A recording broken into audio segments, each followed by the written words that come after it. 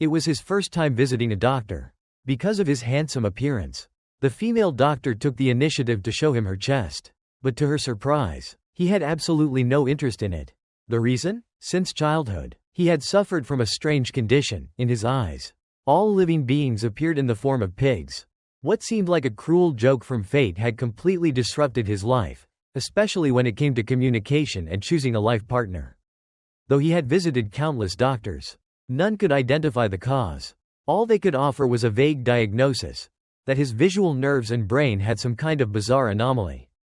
However, everything changed on the day he participated in the job awakening ceremony at the academy. Among hundreds of students anxiously awaiting their results, Yi Chuan shocked everyone when he awakened a rare god-tier profession, only for it to be god-tier pig butcher. This marked the beginning of a hilarious yet heartbreaking journey. A young man with an overpowered ability, misunderstood as mentally ill, must learn how to wield his unique strength to face the world. And when the whole world looks like pigs, perhaps Yi Chuan is the chosen one, destined to butcher the truth behind it all. On a bright morning at a major hospital on Earth, in the neurology department, a young doctor stared at the patient in front of her and asked, as if to confirm, "If I heard you right, you said everyone you see looks like a pig?" Yi Chuan remained silent. He neither denied it nor offered an explanation. But his silence said enough to the doctor. Her face flushed slightly red. She leaned in closer, tilting her head and asked, "Are you messing with me? Are you saying I look like a pig to you too?" Yi Chuan calmly looked up at her, then nodded with the same composed expression to confirm it was true. That beautiful face, now in his eyes, was simply a glittering pink pig. The female doctor froze, flustered and slightly embarrassed as she muttered, "This is the first time I've heard of a case like this."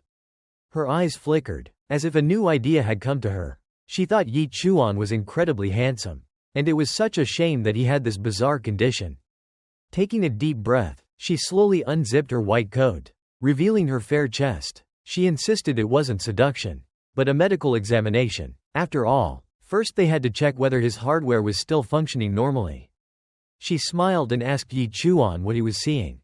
With confidence, she declared, "I'm this attractive. Even someone mentally unstable wouldn't possibly see me as a pig." But in Yi Chuan's eyes, those two alluring hills on her chest were two pig heads. Strangely enough, they were even smiling at him. Aside from his wide eyes showing a bit of shock, Yi Chuan remained composed and confirmed once again, he was indeed seeing two pig heads. In his mind, a desperate question echoed. How the hell am I supposed to feel aroused by two pig heads? The female doctor gasped and quickly covered her chest. Not only that, she stepped back several times before yelling, "You psycho." After a moment, the awkward atmosphere began to dissipate. The female doctor pointed at a spinal model on her desk and began analyzing. "Your spine, it really does have serious issues. Look here, this part is totally different from a normal person's. There are even some deformations pressing on your nerves, seriously affecting your visual cortex and brain function. That's probably the reason you're seeing everyone as pigs." Yi Chuan nodded. Clearly, he wasn't waiting for these empty diagnoses anymore. What he wanted was a cure. But in response to his silent hope, all he got was a sigh. The doctor admitted helplessly, "The only solution is to adjust your spine and brain. But the success rate is extremely low. If it fails, you could be paralyzed from the neck down, for life." Hearing that, Yi Chuan gave a slight nod, as if he were listening to someone talk about the weather.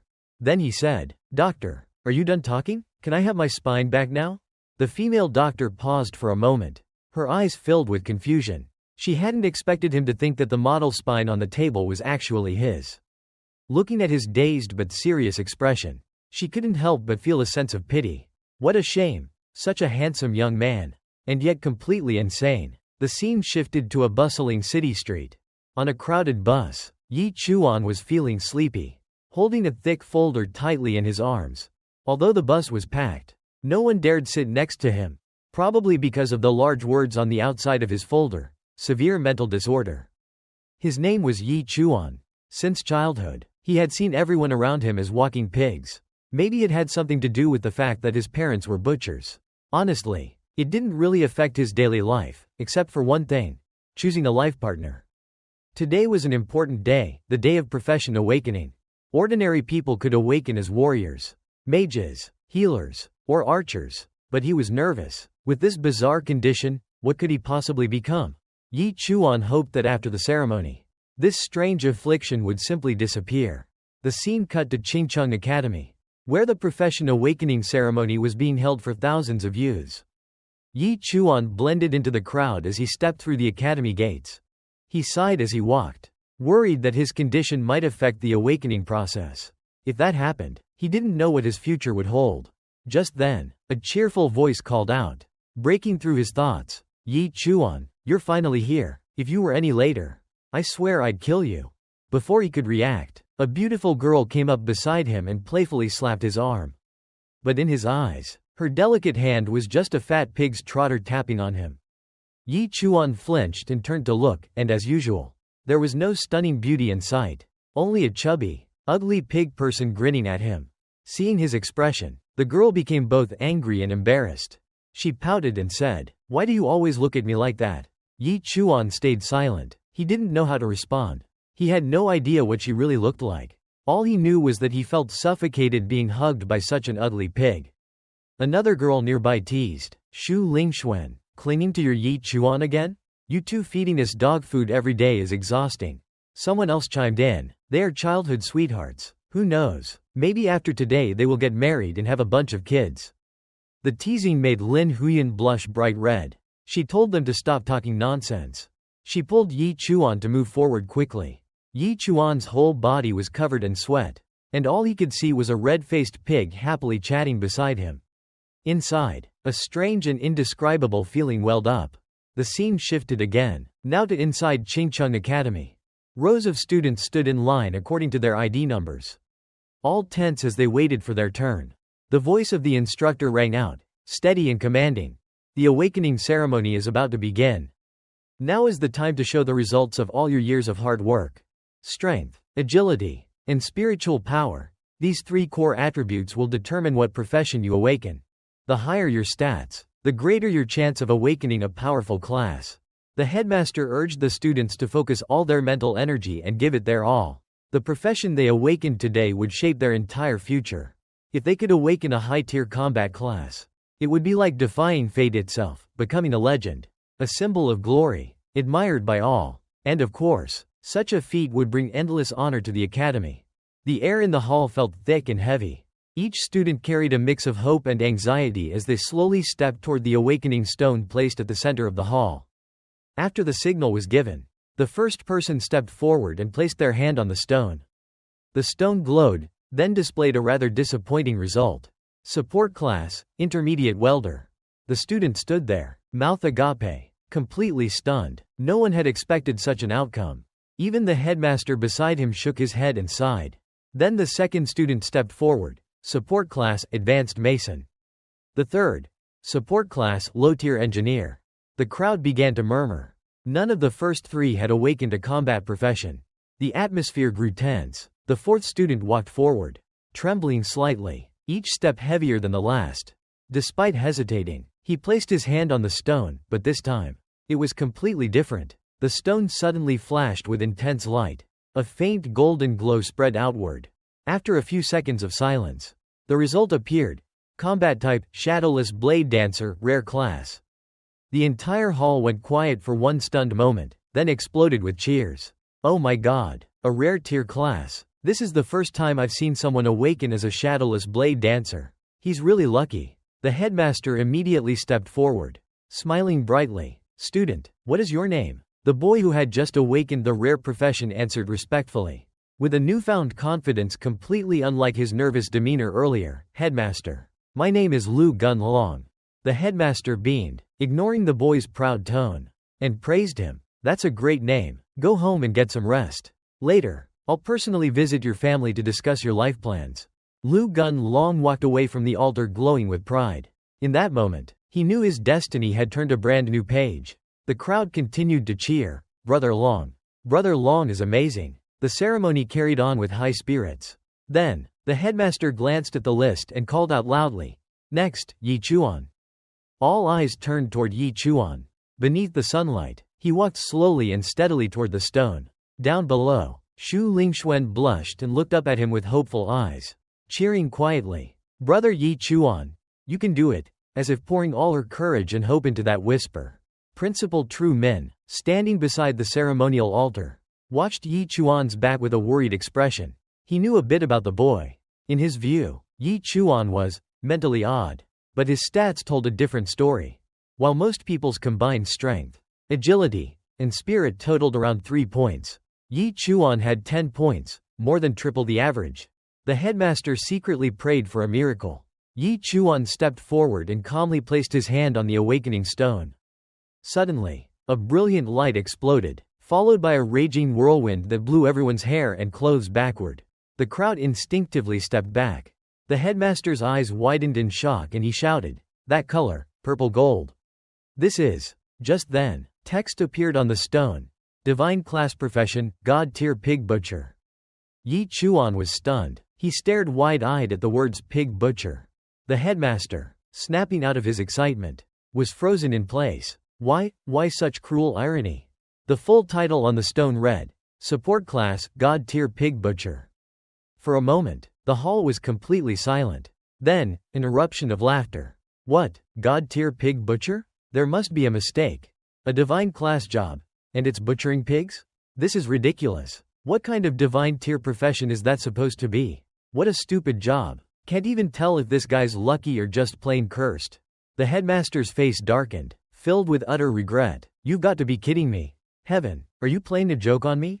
In all my years as a headmaster, after all the hardship, I finally witnessed someone awaken a divine tier profession, and it turns out to be a pig butcher, the most useless job there is. Even if he had awakened a blacksmith, a potion master, or a healer, I could have held my head high. But this? The greater the hope, the deeper the disappointment. With a heavy sigh, the headmaster told Yi Chuan to step down from the platform. At that very moment, a flicker of light appeared in Yi Chuan's eyes. In front of him, a system interface appeared, displaying detailed information. Profession system activated. Name, Yi Chuan. Rank, Apprentice Level 1. Attributes, Strength 5, Agility 3, Spirit 2. Small Diamond Profession Talents. Nemesis of the Pigkin, deals 50% more damage to Pigkin-type enemies. Gain plus 1% talent growth with every Pigkin killed. Takes 50% less damage from Pigkin attacks. Butcher God's Blade. Choose a weapon to designate as your pig butcher's knife. Each Pigkin killed using this weapon grants plus 0.1 free attribute points. Small Diamond Profession Skills.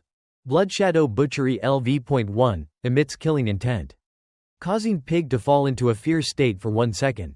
Yi Chuan froze for a few seconds. Then he began to tremble slightly. He read every line carefully. And when he reached the line, deals 50% more damage to pig. He couldn't help but smile. For the first time in his life, his bizarre condition actually seemed like a blessing. He looked up at the crowd around him. As always, in his eyes, they were all pigs. Pigs everywhere. The moment Yi Chuan stepped down, all kinds of complicated expressions, shock, disdain, mockery, regret, were cast upon him, along with a flurry of whispers. He had awakened a god-tier profession, yet it turned out to be a pig butcher. The blow felt like a fall from heaven straight into hell. Had Yi Chuan awakened a god-tier combat profession, top-tier schools would have scrambled to recruit him, throwing all their resources into nurturing his potential. Jinglong shook his head with a mocking tone, his eyes openly gleeful. Ha ha, I really thought our Qingcheng High School had finally produced a dragon, but it turned out to be just a pig butcher. Exactly, all that commotion for what?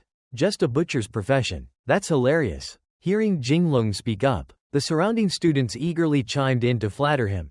A trash job like that. What's the point of it being god tier? It's not even as useful as a high-level alchemist. Brother Jinglong, Qingcheng High only has one true dragon, and that's you.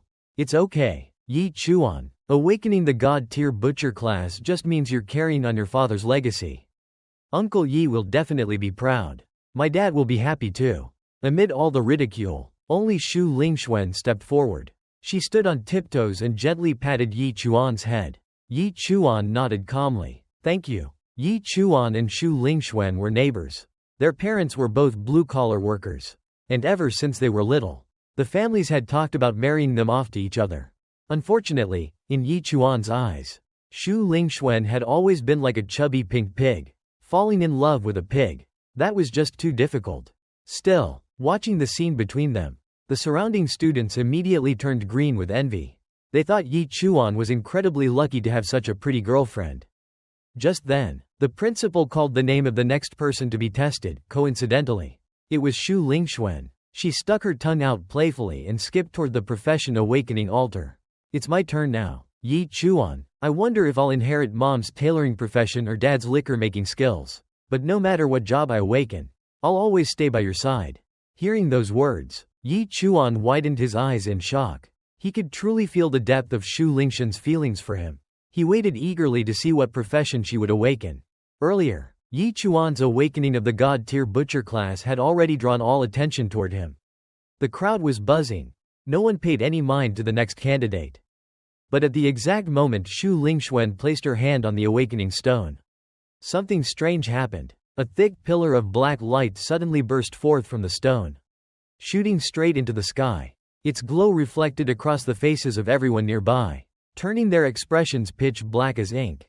In an instant, the schoolyard that had been buzzing with noise just moments ago suddenly fell into a deathly silence.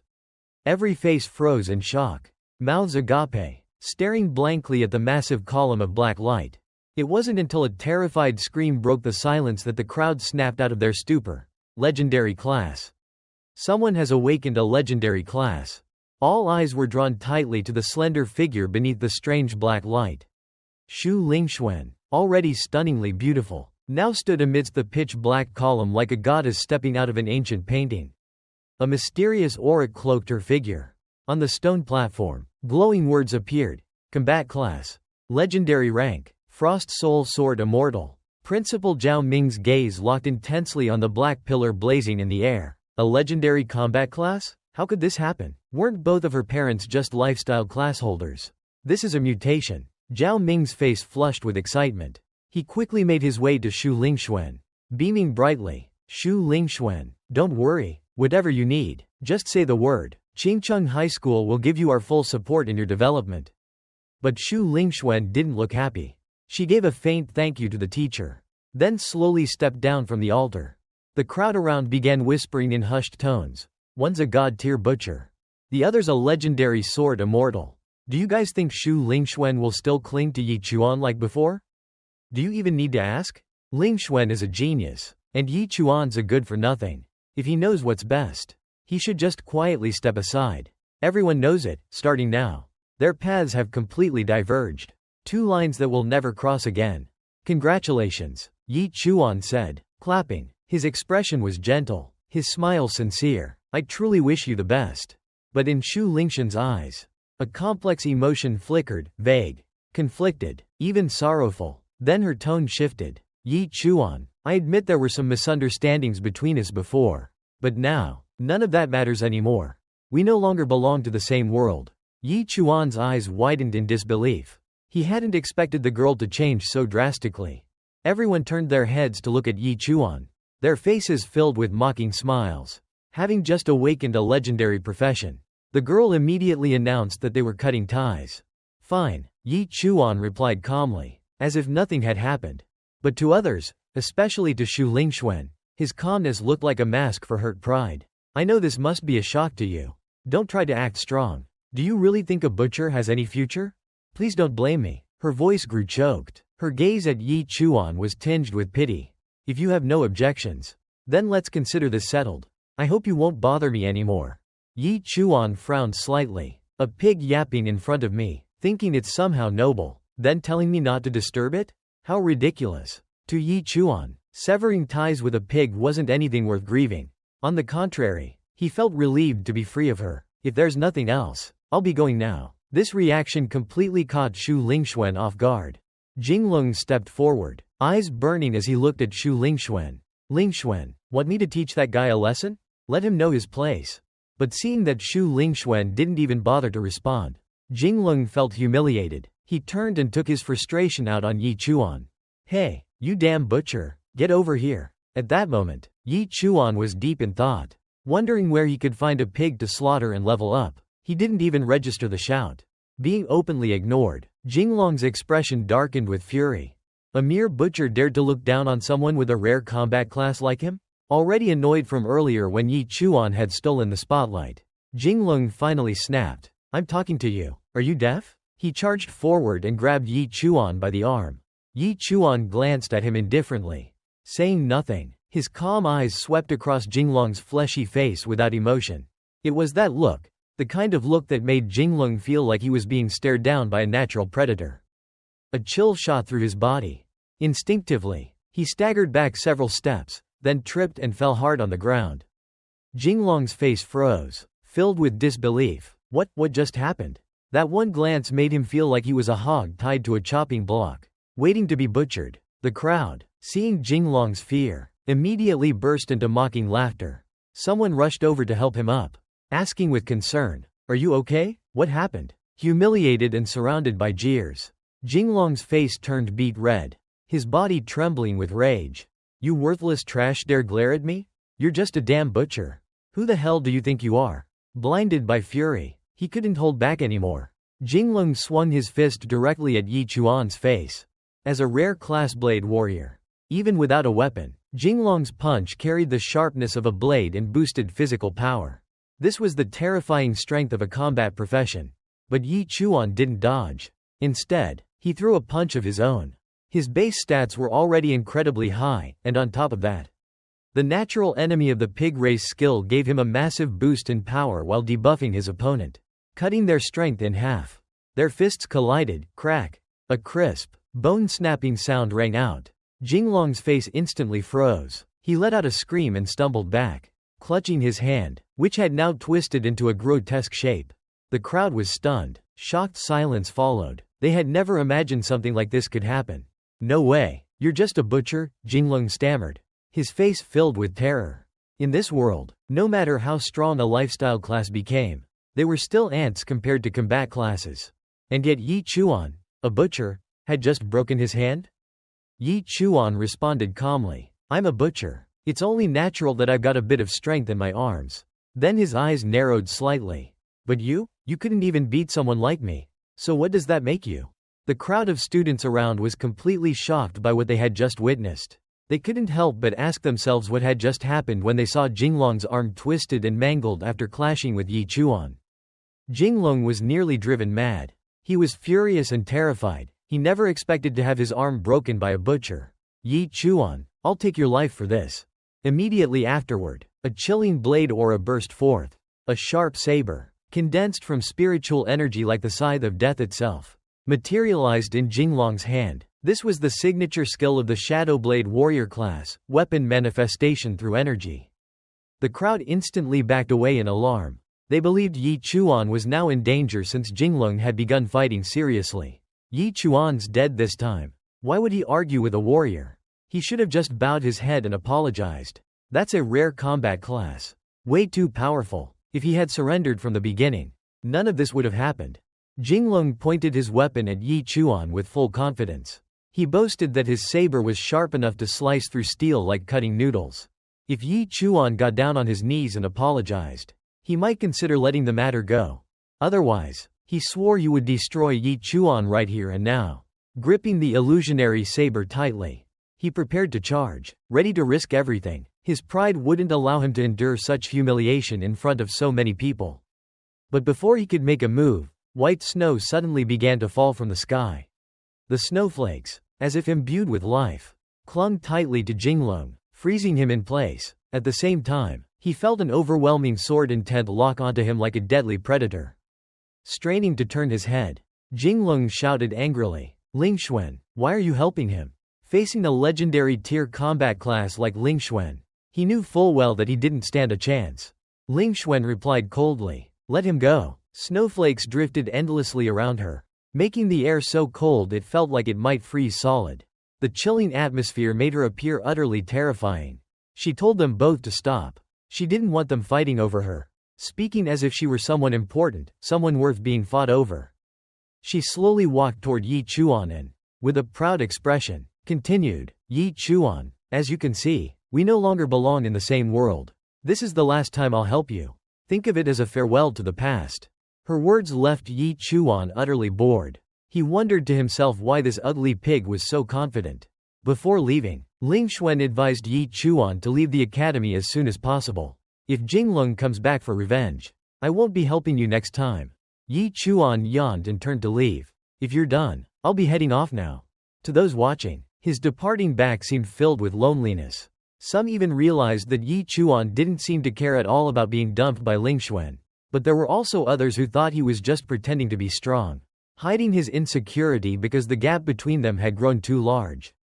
On his way home, Yi Chuan walked alone down the street in silence, lost in thought about the system he had just obtained, and how to level up as quickly as possible. As he turned a corner, a sudden barking rang out. A gray, shaggy dog, off its leash, bared its teeth and blocked his path. Behind the dog, its owner showed no intent of stopping it. On the contrary, the woman actually smiled. The loud barking made Yi Chuan's ears ache. In his eyes, there was a four-legged pig and a two-legged pig in front of him, and both were staring at him with the same nasty, unfriendly look. Trying to stay calm, Yi Chuan spoke politely. "Ma'am, could you please pull your dog back? It's blocking my way." The woman screamed in his face. "Is this your private road or something? Do young people today have no love for animals at all? You're so big and strong. Why are you picking on a little dog? What does a dog even understand? It's not like it bit you. Do you even have any manners?" Yi Chuan sighed. He was far too exhausted to argue with this woman, and right now, he had something else he needed to test.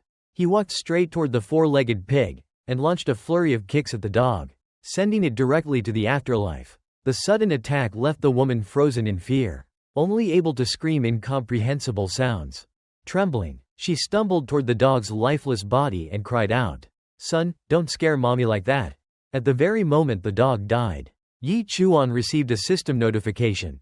Butcher Yi Chuan has killed a piglet. EXP plus 0.1%. Bonus damage against Pig Clan increased by +1. Just as he expected, Yi Chuan couldn't help but feel a surge of excitement. His mental disorder had now become the very foundation of his power. Because to him, everything looked like a pig. His skill Pig Slayer's nemesis was effective against all living creatures. Even dogs weren't exempt. Just then, the woman snapped out of her shock. Enraged, she charged at Yi Chuan, screaming, "You bastard! How dare you kill my son? Are you bullying the elderly now? I'll fight you to the death." Yi Chuan remained calm. He pulled a medical file out of his pocket and stated, "I'm mentally ill." The woman froze on the spot. When she saw Yi Chuan's official medical record, her vision went dark. Seeing her reaction, Yi Chuan knew his problem had been solved. He asked her, "Do you still have anything to say? If not, I'll be on my way." The woman stood motionless, like she had turned to stone. She never expected to run into a lunatic. Forget about him killing her dog. If he suddenly lost it and chopped her up too, she'd die for nothing. Her attitude changed instantly. A cheerful smile appeared on her face, and she assured him everything was fine. She even reminded Yi Chuan to take care of his health. Yi Chuan tucked the medical file away and continued on his way home. After arriving, he told his parents about the legendary class butcher profession he had just obtained. However, Wu Jingzhu and Yi Qiyuan didn't seem surprised at all, nor did they feel disappointed in his profession. They accepted the news with quite pleased smiles. Yi Qiyuan thought it was great that Yi Chuan could take over the family trade.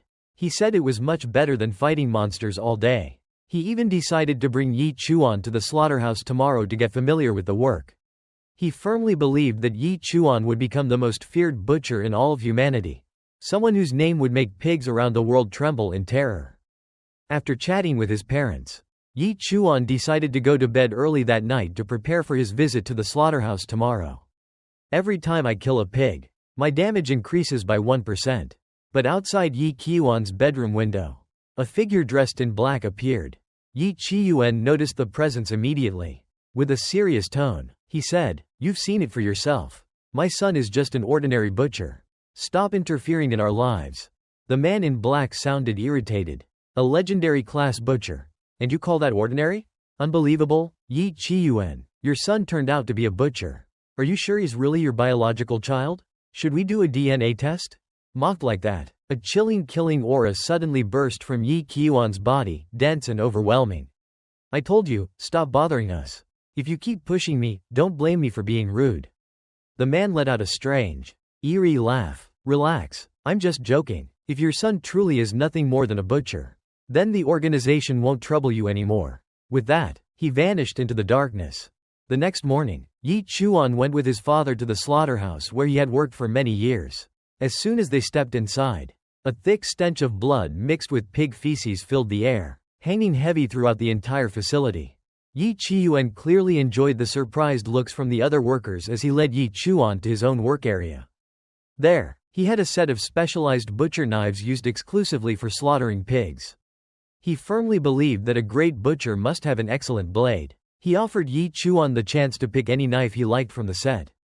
Yi Chuan walked over to the rack and picked out a thick, heavy knife. The moment it was in his hand, he felt its incredible weight, so much so that even the blunt side could likely crush a human skull. Just then, the system suddenly sent out a notification. Specialized butcher knife selected. Effect: God-slaying blade, activated. Every pig killed with this blade will grant you 0.1 free attribute points. At that moment, Yi Chuan's gaze shifted to a pig hanging upside down on the conveyor. It was struggling and letting out angry squeals. Yi Chuan explained that the first thing a butcher must learn is how to properly use the knife. He instructed Yi Chuan to try killing the pig based on his instincts, to aim for its weak point and take it down in a single strike. Yi Chuan slowly walked toward the pig, his heart filled with anxiety. After selecting his knife and activating the divine butcher blade, Yi Chuan, eyes cold and emotionless, slowly walked toward the pig hanging on the rack. Thanks to his overwhelming strength, he swung the blade down with force. The pig let out a blood-curdling screech that echoed throughout the slaughterhouse. Fresh blood sprayed out like a fountain, splattering across the ground. 3 seconds later, the poor pig finally stopped breathing. The system immediately displayed a notification. Pig-slaying god Yi Chuan has successfully butchered a fat pig. Gained 1% experience. Damage against the pig tribe increased by 1%. Plus 0.1 free attribute point. Yi Chuan burst into laughter. Well done, he said. He acknowledged Yi Chuan's strength but noted with slight disappointment that the strike lacked precision. It failed to instantly kill the pig. He reminded Yi Chuan to target the main artery. If the blade was fast and ruthless enough, the pig wouldn't even have time to make a sound. Yi Chuan nodded to show he understood, though his face remained mostly expressionless. Seeing that his son didn't seem excited about slaughtering pigs, Yi Chuan encouraged him. I know butchering pigs over and over like this can feel boring, but this is the trade we depend on to make a living. Before he could say anything more, Yi Chuan interrupted him with a gesture, pointing toward the herd of pigs and asking for permission to slaughter the rest. Seeing his son take initiative, Yi Chuan grinned with pride. That's my boy. If you want, you can even butcher Uncle Lee's and Uncle Tran's pigs too. And so began Deep Suyen's journey as a slaughterhouse butcher. He repeated the process over and over until he became skilled. At first, he had to use abilities and multiple strikes to finish the job. But as he grew more proficient, Yi Chuan could cleanly slaughter a pig in just 3 swings. Sometimes, with his dominant hand, it only took 1, sending the pig off without so much as a squeal. Just like his father. As time went on, Yi Chuan's butchering skills noticeably improved. He no longer needed to rely on any abilities. The number of strikes required continued to decrease. And of course, each time he killed a pig, the system would notify him. Pig-slaying god Yi Chuan has successfully butchered a fat pig. Gained 1% experience. Damage against the pig tribe increased by 1%. Plus 0.1 free attribute point. By the end of the day, he had slaughtered a total of 49 pigs. His damage bonus against the pig tribe had reached 100%, and his 3 core attribute stats had increased from 10 to 14.9. If his arms hadn't been so sore that he could no longer lift them, he would have gladly continued slaughtering a few more. The co-workers around Yi Chuan were amazed. They were shocked at how fast his son learned. Some even questioned whether Yi Chuan was truly his biological son. After all, he had completed in one day what took them a full week. Proud of the praise his son was receiving, Yi Chuan beamed with joy. Don't be so surprised, he told them. My son is a god-tier butcher. Fortunately, Yi Chuan's profession was limited to pig slaughtering. Otherwise, Yi Chuan truly believed that this son of his could become a butcher so terrifying that the entire world would tremble before him.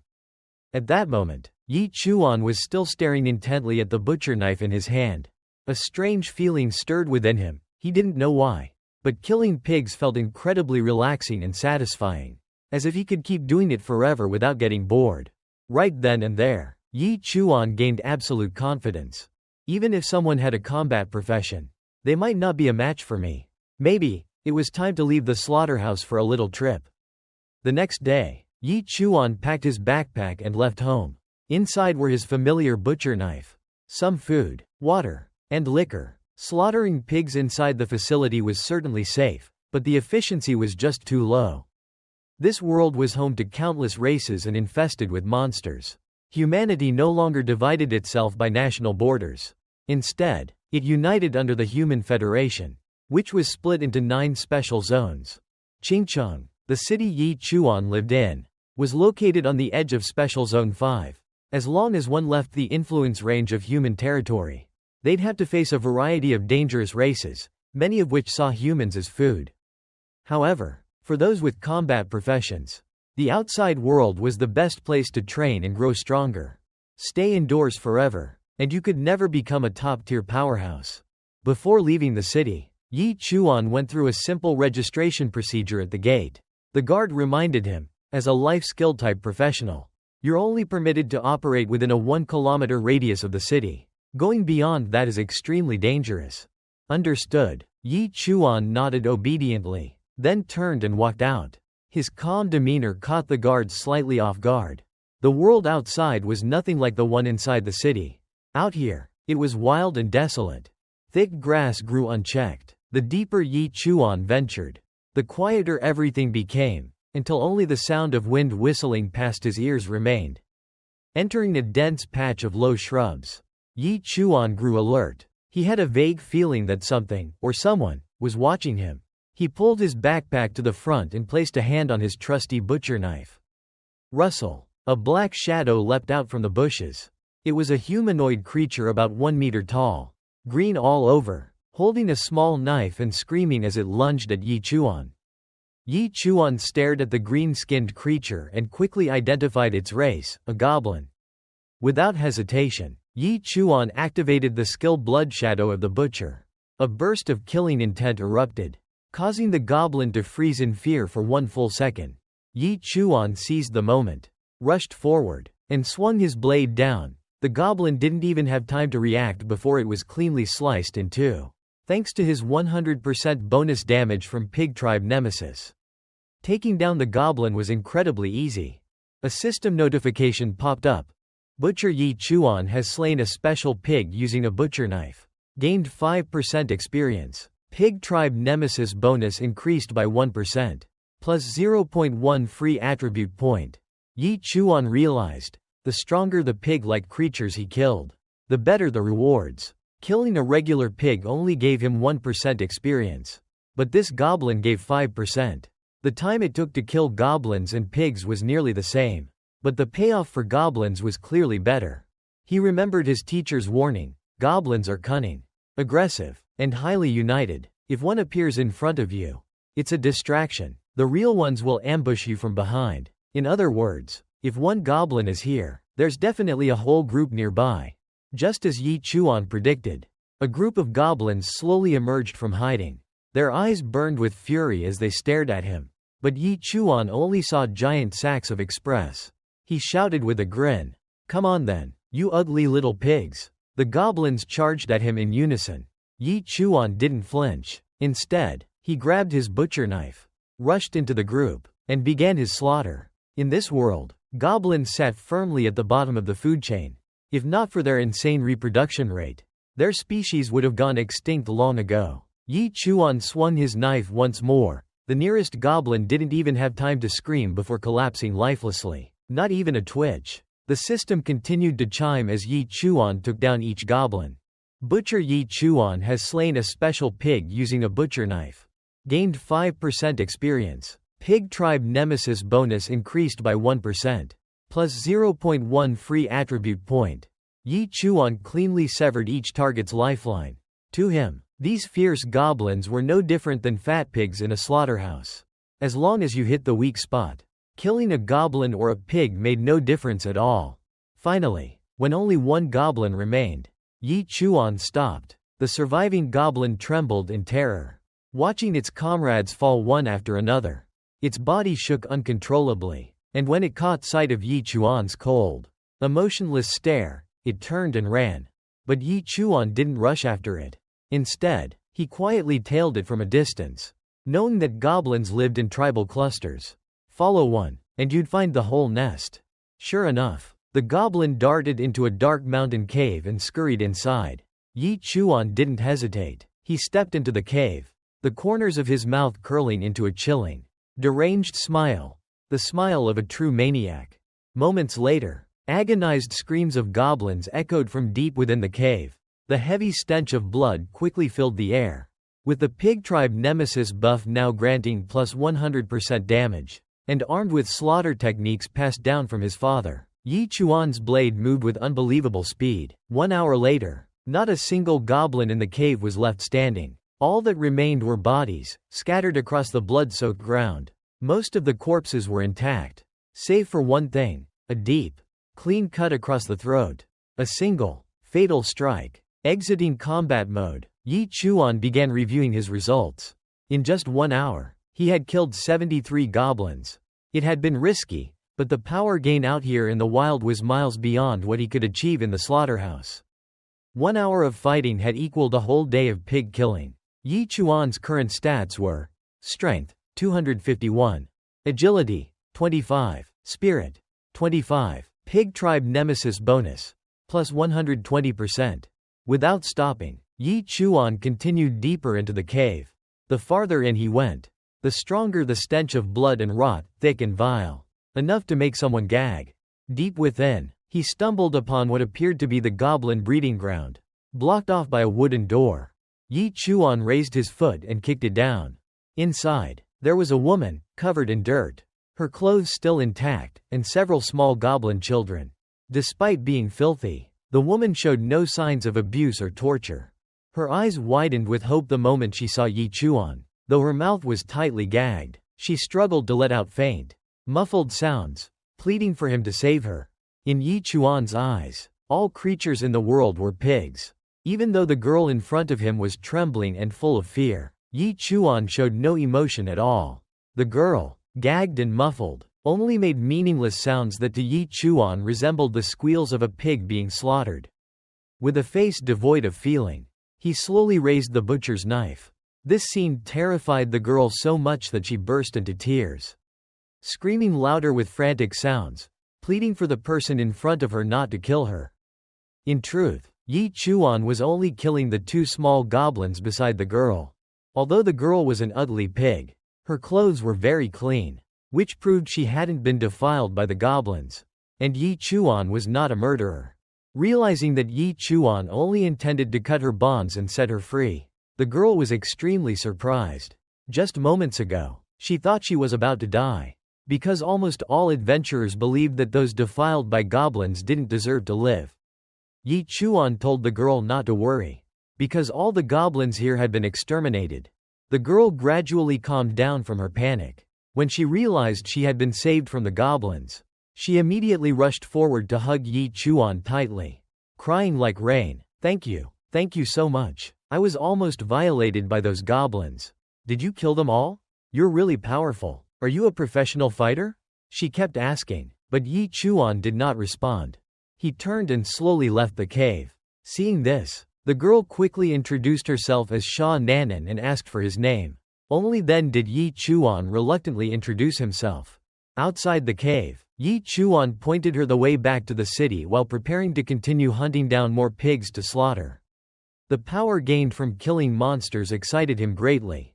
But not long after, Yi Chuan realized Sha Nanan was silently following behind him. When she let her guard down, Yi Chuan silently approached. The sudden appearance made the girl scream in fright. Yi Chuan asked why she wasn't returning to the city but was following him instead. Was she a spy for the goblins?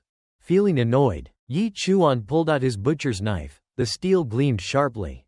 Sha Nanan immediately turned pale as a sheet of paper.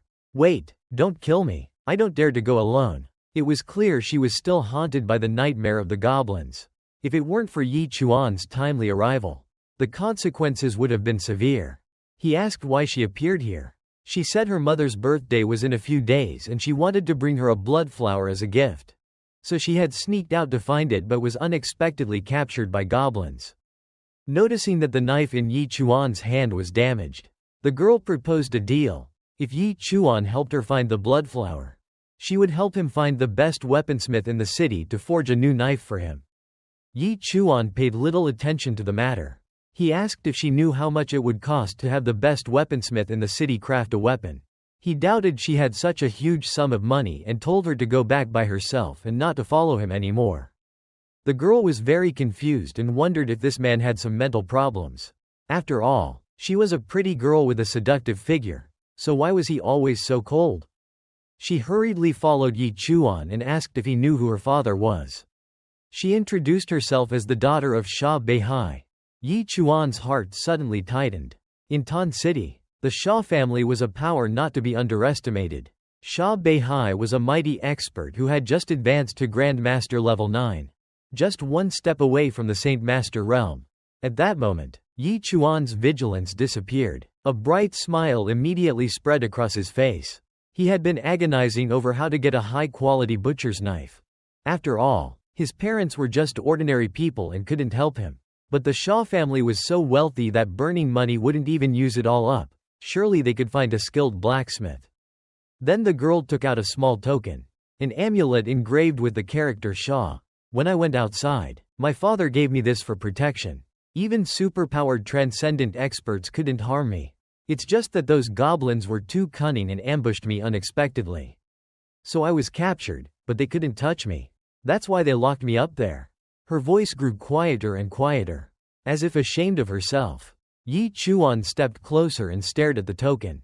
He immediately recognized it as a genuine artifact of the Shah family. Yi Chuan put away his butcher's knife in its sheath. Miss Shah, rest assured, from this moment on, your business is my business. I'll help you find the flower. And when it's done, you'll help me get a new knife forged. No problem at all. It's a deal. Shah Nanan agreed right away. Both laughed heartily, each thinking they had gotten the better end of the bargain. Shah Nanan pulled out a map and gently spread it out before them. I bought this from someone else. It marks where the blood moon giant serpent once appeared. If we find that, there should be blood moon flowers nearby. She pointed at a spot on the map. When Yi Chuan heard monster, he asked, "Is that blood moon giant serpent a giant snake?" The girl nodded and said that according to the survival handbook, that giant serpent's power was equivalent to a level 9 apprentice. She worried that with her current strength, she wouldn't be able to defeat it. But Yi Chuan didn't care at all. Excitement appeared on his face at the thought of seeing a giant snake.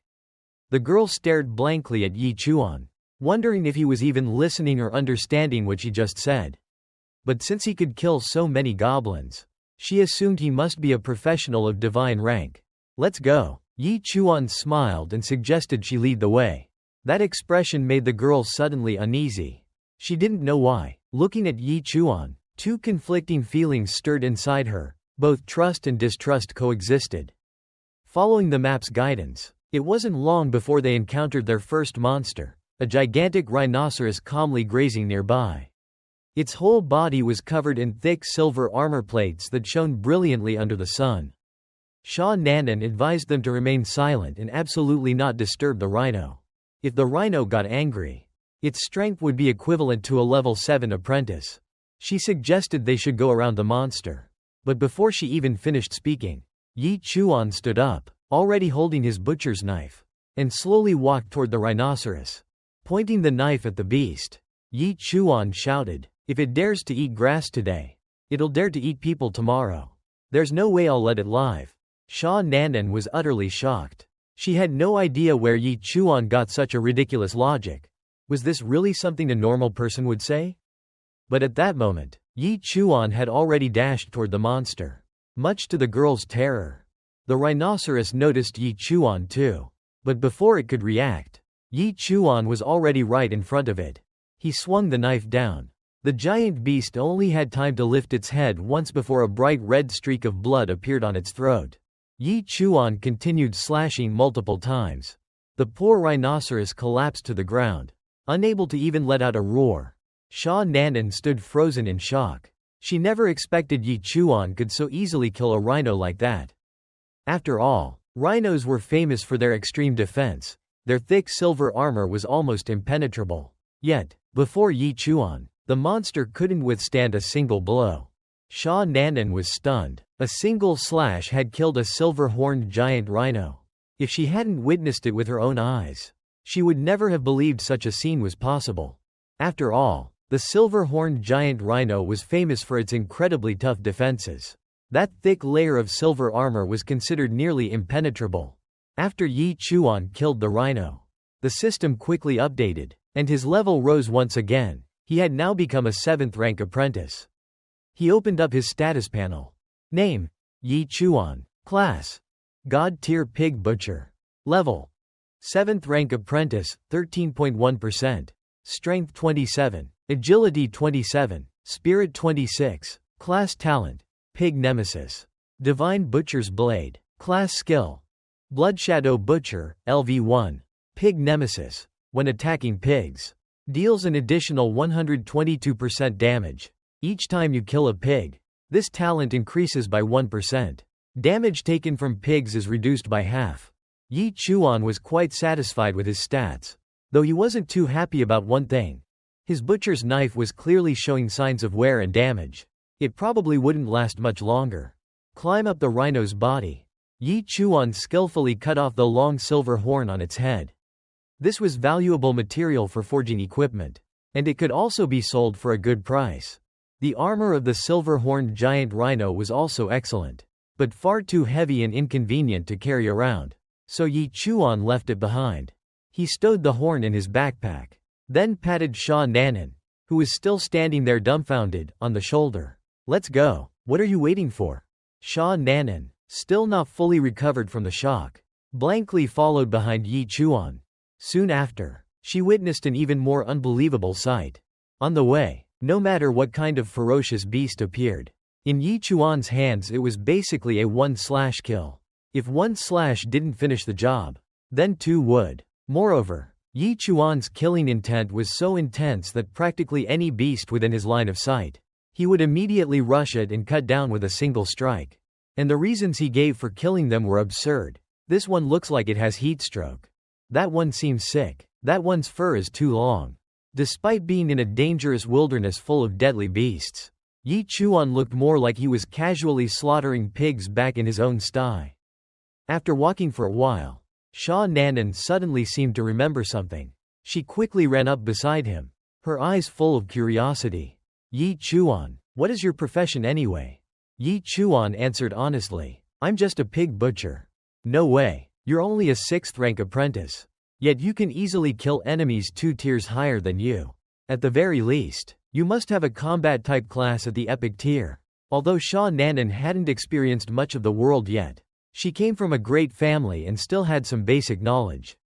"Believe it or not, I don't care." Yi Chuan shrugged. His relationship with Sha Nanan was purely transactional, so he had no obligation to clear up her doubts.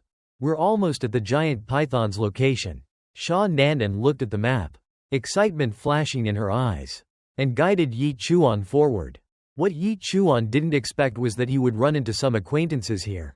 Not far away, a group of people was also out training. It was Principal Zhao Ming, along with Xu Lingxuan, Lu Jinglong, and several students who had awakened combat classes. Clearly, Zhao Ming was leading them on an outdoor training exercise. With his strength, as long as Xu Lingxuan and the others didn't wander off recklessly, their safety was guaranteed. Zhao Ming reminded them to observe carefully and learn from combat experience, since their progress represented the future of the academy. At this moment, Lu Jinglong's attention was only on Xu Lingxuan. Just being by her side was enough to make him happy. However, Xu Lingxuan found his attitude utterly irritating. As they were walking, Zhao Ming suddenly shouted, "Wait a moment. There's someone up ahead." "Who's there? Come out. Now, don't sneak around in the shadows. Or don't blame me for showing no mercy." Yi Chuan remained silent, slowly walking forward. The moment he and Sha Nanan appeared, both sides froze. Yi Chuan himself hadn't expected to run into this group here. "Yi Chuan? Why is it you? What are you doing here?" Lu Jinglong exclaimed in shock. Ever since Yi Chuan had humiliated him in front of a crowd, Lu Jinglong had been itching for revenge. But what was a life skills class like him doing in the wilderness? There were no pigs out here for him to butcher. Just passing by. Yi Chuan replied truthfully. Passing by? Yi Chuan, do you even believe that nonsense yourself? I think you just can't let go of Sister Shu Lingxuan. So you've been shamelessly tailing us all the way here. Isn't that right? A slightly chubby girl standing behind Shu Lingxuan mocked. The moment she said that, everyone's expressions shifted as if they just understood everything. No wonder a life skills class like Yi Chuan had shown up in such a remote wilderness. If he came here just to pester Shu Lingxuan, then it all made sense. Hearing this, Yi Chuan felt incredibly dejected. He silently wondered if there was really anyone on Earth who would actually be interested in a pig's head. If there really was, please leave a comment below. The group murmured amongst themselves. At first, Shu Lingxuan hadn't thought much about it. But after hearing everyone's words, her gaze toward Yi Chuan grew impatient. Yi Chuan, I thought I made myself perfectly clear last time. Why are you still clinging to me? Between us, there can never be any kind of relationship. We've long been people of two different worlds. Please stop bothering me. At those words, Yi Chuan's hand began to tremble. Right then, he truly wanted to butcher these idiotic pigs who thought they were always right here on the spot. But considering Zhao Ming was standing nearby, he suppressed the urge. He didn't like arguing with pigs anyway. Sooner or later, given the chance, a single slash would be enough. Yet in the eyes of those around him, his silence was taken as weakness. Lu Jinglong laughed even more wickedly as he stepped forward. Yi Chuan, you still dare show up in front of me? Good, very good. I was worried that if you ran off, I wouldn't be able to find you. A long saber appeared in Lu Jinglong's hand. The instant the blade left its sheath, it flashed with a chilling, terrifying gleam. That saber of Brother Jinglong's, could it actually be a spirit weapon now? Yes, my uncle's a blacksmith. I've seen spirit weapons before. That blade has already reached low-grade royal rank. Spirit weapons are worlds apart from ordinary weapons. Even Zhao Ming was surprised. In just a few short days, Lu Jinglong had already reached 4th rank apprentice. With that spirit weapon, he could probably stand against even a 6th rank apprentice. Zhao Ming felt that he had judged his student's potential correctly after all. Shu Lingxuan, however, only shook her head indifferently. Yi Chuan, I already warned you, leave Qing City. This time, I won't help you. She thought she had been harsh enough with her words last time. Yet Yi Chuan had still followed her like a leech all the way into the wilderness. If she helped him again, wouldn't that only make him mistakenly believe she still had feelings for him? Seeing the atmosphere grow tense, Sha Nanan stepped closer to Yi Chuan and whispered, Yi Chuan, do you have some sort of grudge with these people? But instead of fear, Yi Chuan's face showed nothing but blazing intensity. His eyes locked onto the saber in Lu Jinglong's hand, and he asked her, how much is that weapon of his worth? The question stunned Sha Nanan for a moment. But then she answered, a low-grade royal rank spirit weapon, it could sell for a few $100,000. But honestly, the quality of his blade is only average. Yi Chuan, do you even realize how dangerous your situation is right now? A few $100,000? That's enough. Yi Chuan nodded in satisfaction. His father had swung a butcher's knife at the slaughterhouse all year long and still couldn't make that much. Hearing Yi Chuan treat his spirit weapon as though it were already in his pocket made Lu Jinglong's rage explode. You filthy pig butcher, who do you think you are? Lu Jinglong roared, raising his saber as he charged. With a slash faster than the eye could follow, the blade howled through the air. He was determined to reclaim his lost pride. Yi Chuan raised his butcher's knife to block. Clang! With a sharp metallic crash, sparks flew everywhere. The butcher's knife in Yi Chuan's hand snapped cleanly in two. Half of the blade spun a few times in the air before stabbing straight into the ground. Meanwhile, Lu Jinglong's saber remained perfectly sharp. Not a single nick or scratch upon it. Compared to a spirit weapon, ordinary steel was as fragile as paper. Ha ha ha ha ha. Your butcher's knife is broken. From now on, you won't even be able to kill pigs anymore. Lu Jinglong laughed wildly, finally venting all the humiliation and resentment he had bottled up inside. Watching as Lu Jinglong prepared to kill Yi Chuan, Zhao Ming made no move to intervene. In his eyes, Yi Chuan was far too foolish for provoking someone both strong and well-connected like Lu Jinglong. But to everyone's shock, Yi Chuan simply tossed aside the broken blade and said flatly, "To deal with you, I don't even need a knife." Lu Jinglong's expression twisted with fury. "So you still can't accept reality? Fine, don't blame me for being merciless." Once again, Lu Jinglong charged forward, saber raised, this time intent on killing Yi Chuan. In this world, the strong killing the weak in the wilderness was nothing unusual. And with his family background, he believed no one here would dare report him anyway. Yi Chuan clenched his fist, braced his leg, and launched a punch straight into Lu Jinglong's chest. In that instant, Lu Jinglong didn't even have time to react. Crack, crack, crack, a series of bone-snapping sounds echoed, making everyone's teeth ache. Lu Jinglong's body shot back like a kite with its string cut, sent flying by Yi Chuan's single punch. He screamed in agony as his chest caved inward in a grotesque arc. His ribs were clearly shattered. The sight left everyone frozen in place. None of them could have imagined that a mere pig butcher like Yi Chuan could so easily defeat Lu Jinglong. A life skills class defeating a combat class? This was simply absurd. Even Zhao Ming stared at Yi Chuan in shock. You've already reached 7th rank apprentice? The moment he spoke those words, the faces of the Qing City High School students filled with disbelief. Even Xu Lingxuan was no exception. At this time, Yi Chuan stepped forward and picked up Lu Jinglong's blade. It wasn't a butcher's knife, but at least it was a spirit weapon, far better than the ordinary blade he had been using before. A male student hurriedly asked, "Yi Chuan, are you really already a level 7 apprentice?"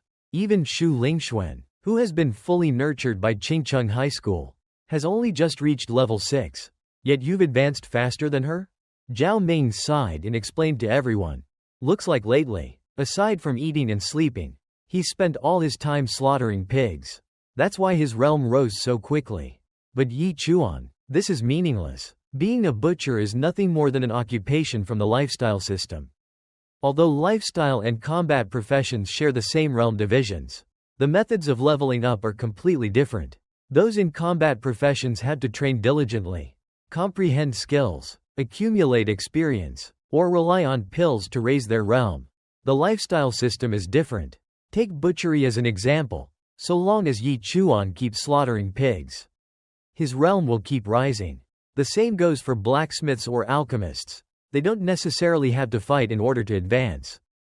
Yi Chuan was originally a god-tier butcher. If, at the apprentice level, he devoted himself solely to killing pigs, then his realm would indeed skyrocket. Hearing this, Xu Lingxuan looked at Yi Chuan with eyes full of disgust. So, he relied on the rapid growth of his 3 basic stats from killing pigs to defeat Lu Jinglong? Isn't this kind of leveling far too unfair to those in combat professions? Zhao Ming shook his head and continued. Every time Yi Chuan wants to level up, he has to slaughter countless pigs. But once he reaches the Ascension realm, or even the Grand Master realm, the number of pigs required just to advance a single level will be astronomical. At that point, advancing in this butcher profession will be as difficult as climbing to the heavens. Meanwhile, those in combat professions can just keep training to improve their strength. Fast or slow, it's only a matter of speed. There's no such thing as being unable to advance at all. Hearing Zhao Ming's explanation, the students immediately understood. In other words, while Yi Chuan can easily defeat Lu Jinglong now, in just a few years, Lu Jinglong will be the one to surpass him? Zhao Ming nodded in confirmation. A butcher is still only a lifestyle profession. As the realm rises higher, those in combat professions will gain more skills and techniques. So what if his realm is higher? At the end of the day, all he knows is how to slaughter pigs. Listening to these pigs chatter on and act as if they knew everything was utterly exhausting. Yi Chuan finally spoke up, drawing everyone's attention. If there are no other questions, then I'll be leaving. At this moment, Xu Lingxuan frowned as she looked at Yi Chuan, shaking her head helplessly. Yi Chuan, why put yourself through this? Have you really spent all your time just killing pigs? And now you appear here in the wilderness, just to flaunt your realm and try to cling onto me? Let me tell you the truth. I've already been specially admitted into Celestial Palace Academy. In just a few days, teachers from the academy will come to pick me up. You and I already belong to two completely different worlds. In Shu Lingshan's beautiful eyes were filled with coldness. The way she looked at Yi Chuan was no different than looking at a stranger. She had no choice but to make him understand the distance between them. Deep down, Shu Lingxuan thought to herself, Yi Chuan, don't blame me. I'm only doing this for your own good. Yi Chuan didn't pay her the slightest attention. But beside him, Sha Nanan could no longer hold back. As the eldest daughter of the Sha family, when had she ever suffered a loss before anyone? Hands on her hips, she slowly stepped forward. Haven't you people said enough? Yi Chuan came with me to search for the blood moon flower. Running into you was nothing more than coincidence. Stop spouting such ridiculous nonsense. Seeing Sha Nanan step out to defend Yi Chuan, those who wanted to curry favor with Shu Lingxuan immediately shifted their fire toward her. Oh ho? A man Sister Lingxuan despises. Yet someone actually treasures him like a gem? Your eyes must really be blind. What ability does Yi Chuan have? He's only good at picking up girls. Didn't take long, and he's already hooked another one. Ha ha, a loose woman and a dog. A match made in heaven. Smack, smack, smack. Crisp slaps echoed out. Before they could even finish their words, Sha Nanan had already stepped forward and gifted each one of them a slap across the face.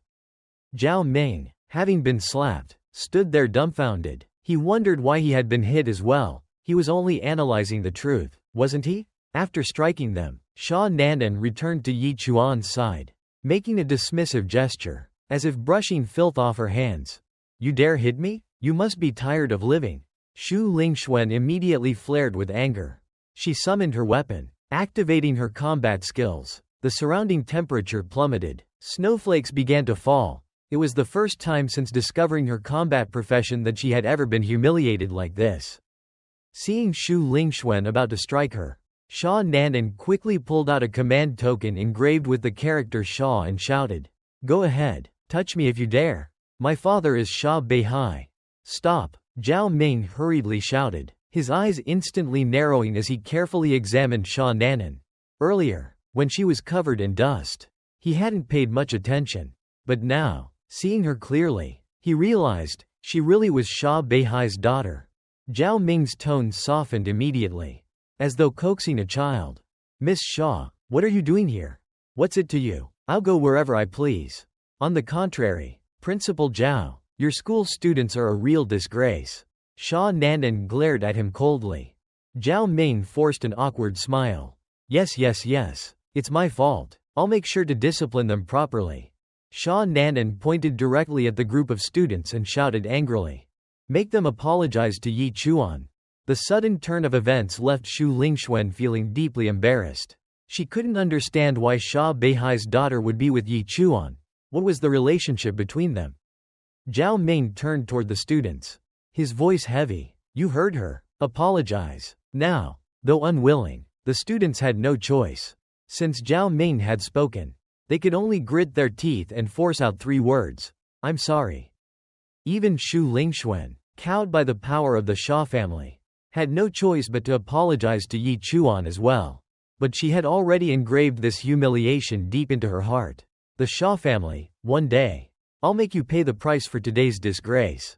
At that moment, Yi Chuan finally spoke. Forget it, let's go. He had no desire to waste his time on these people.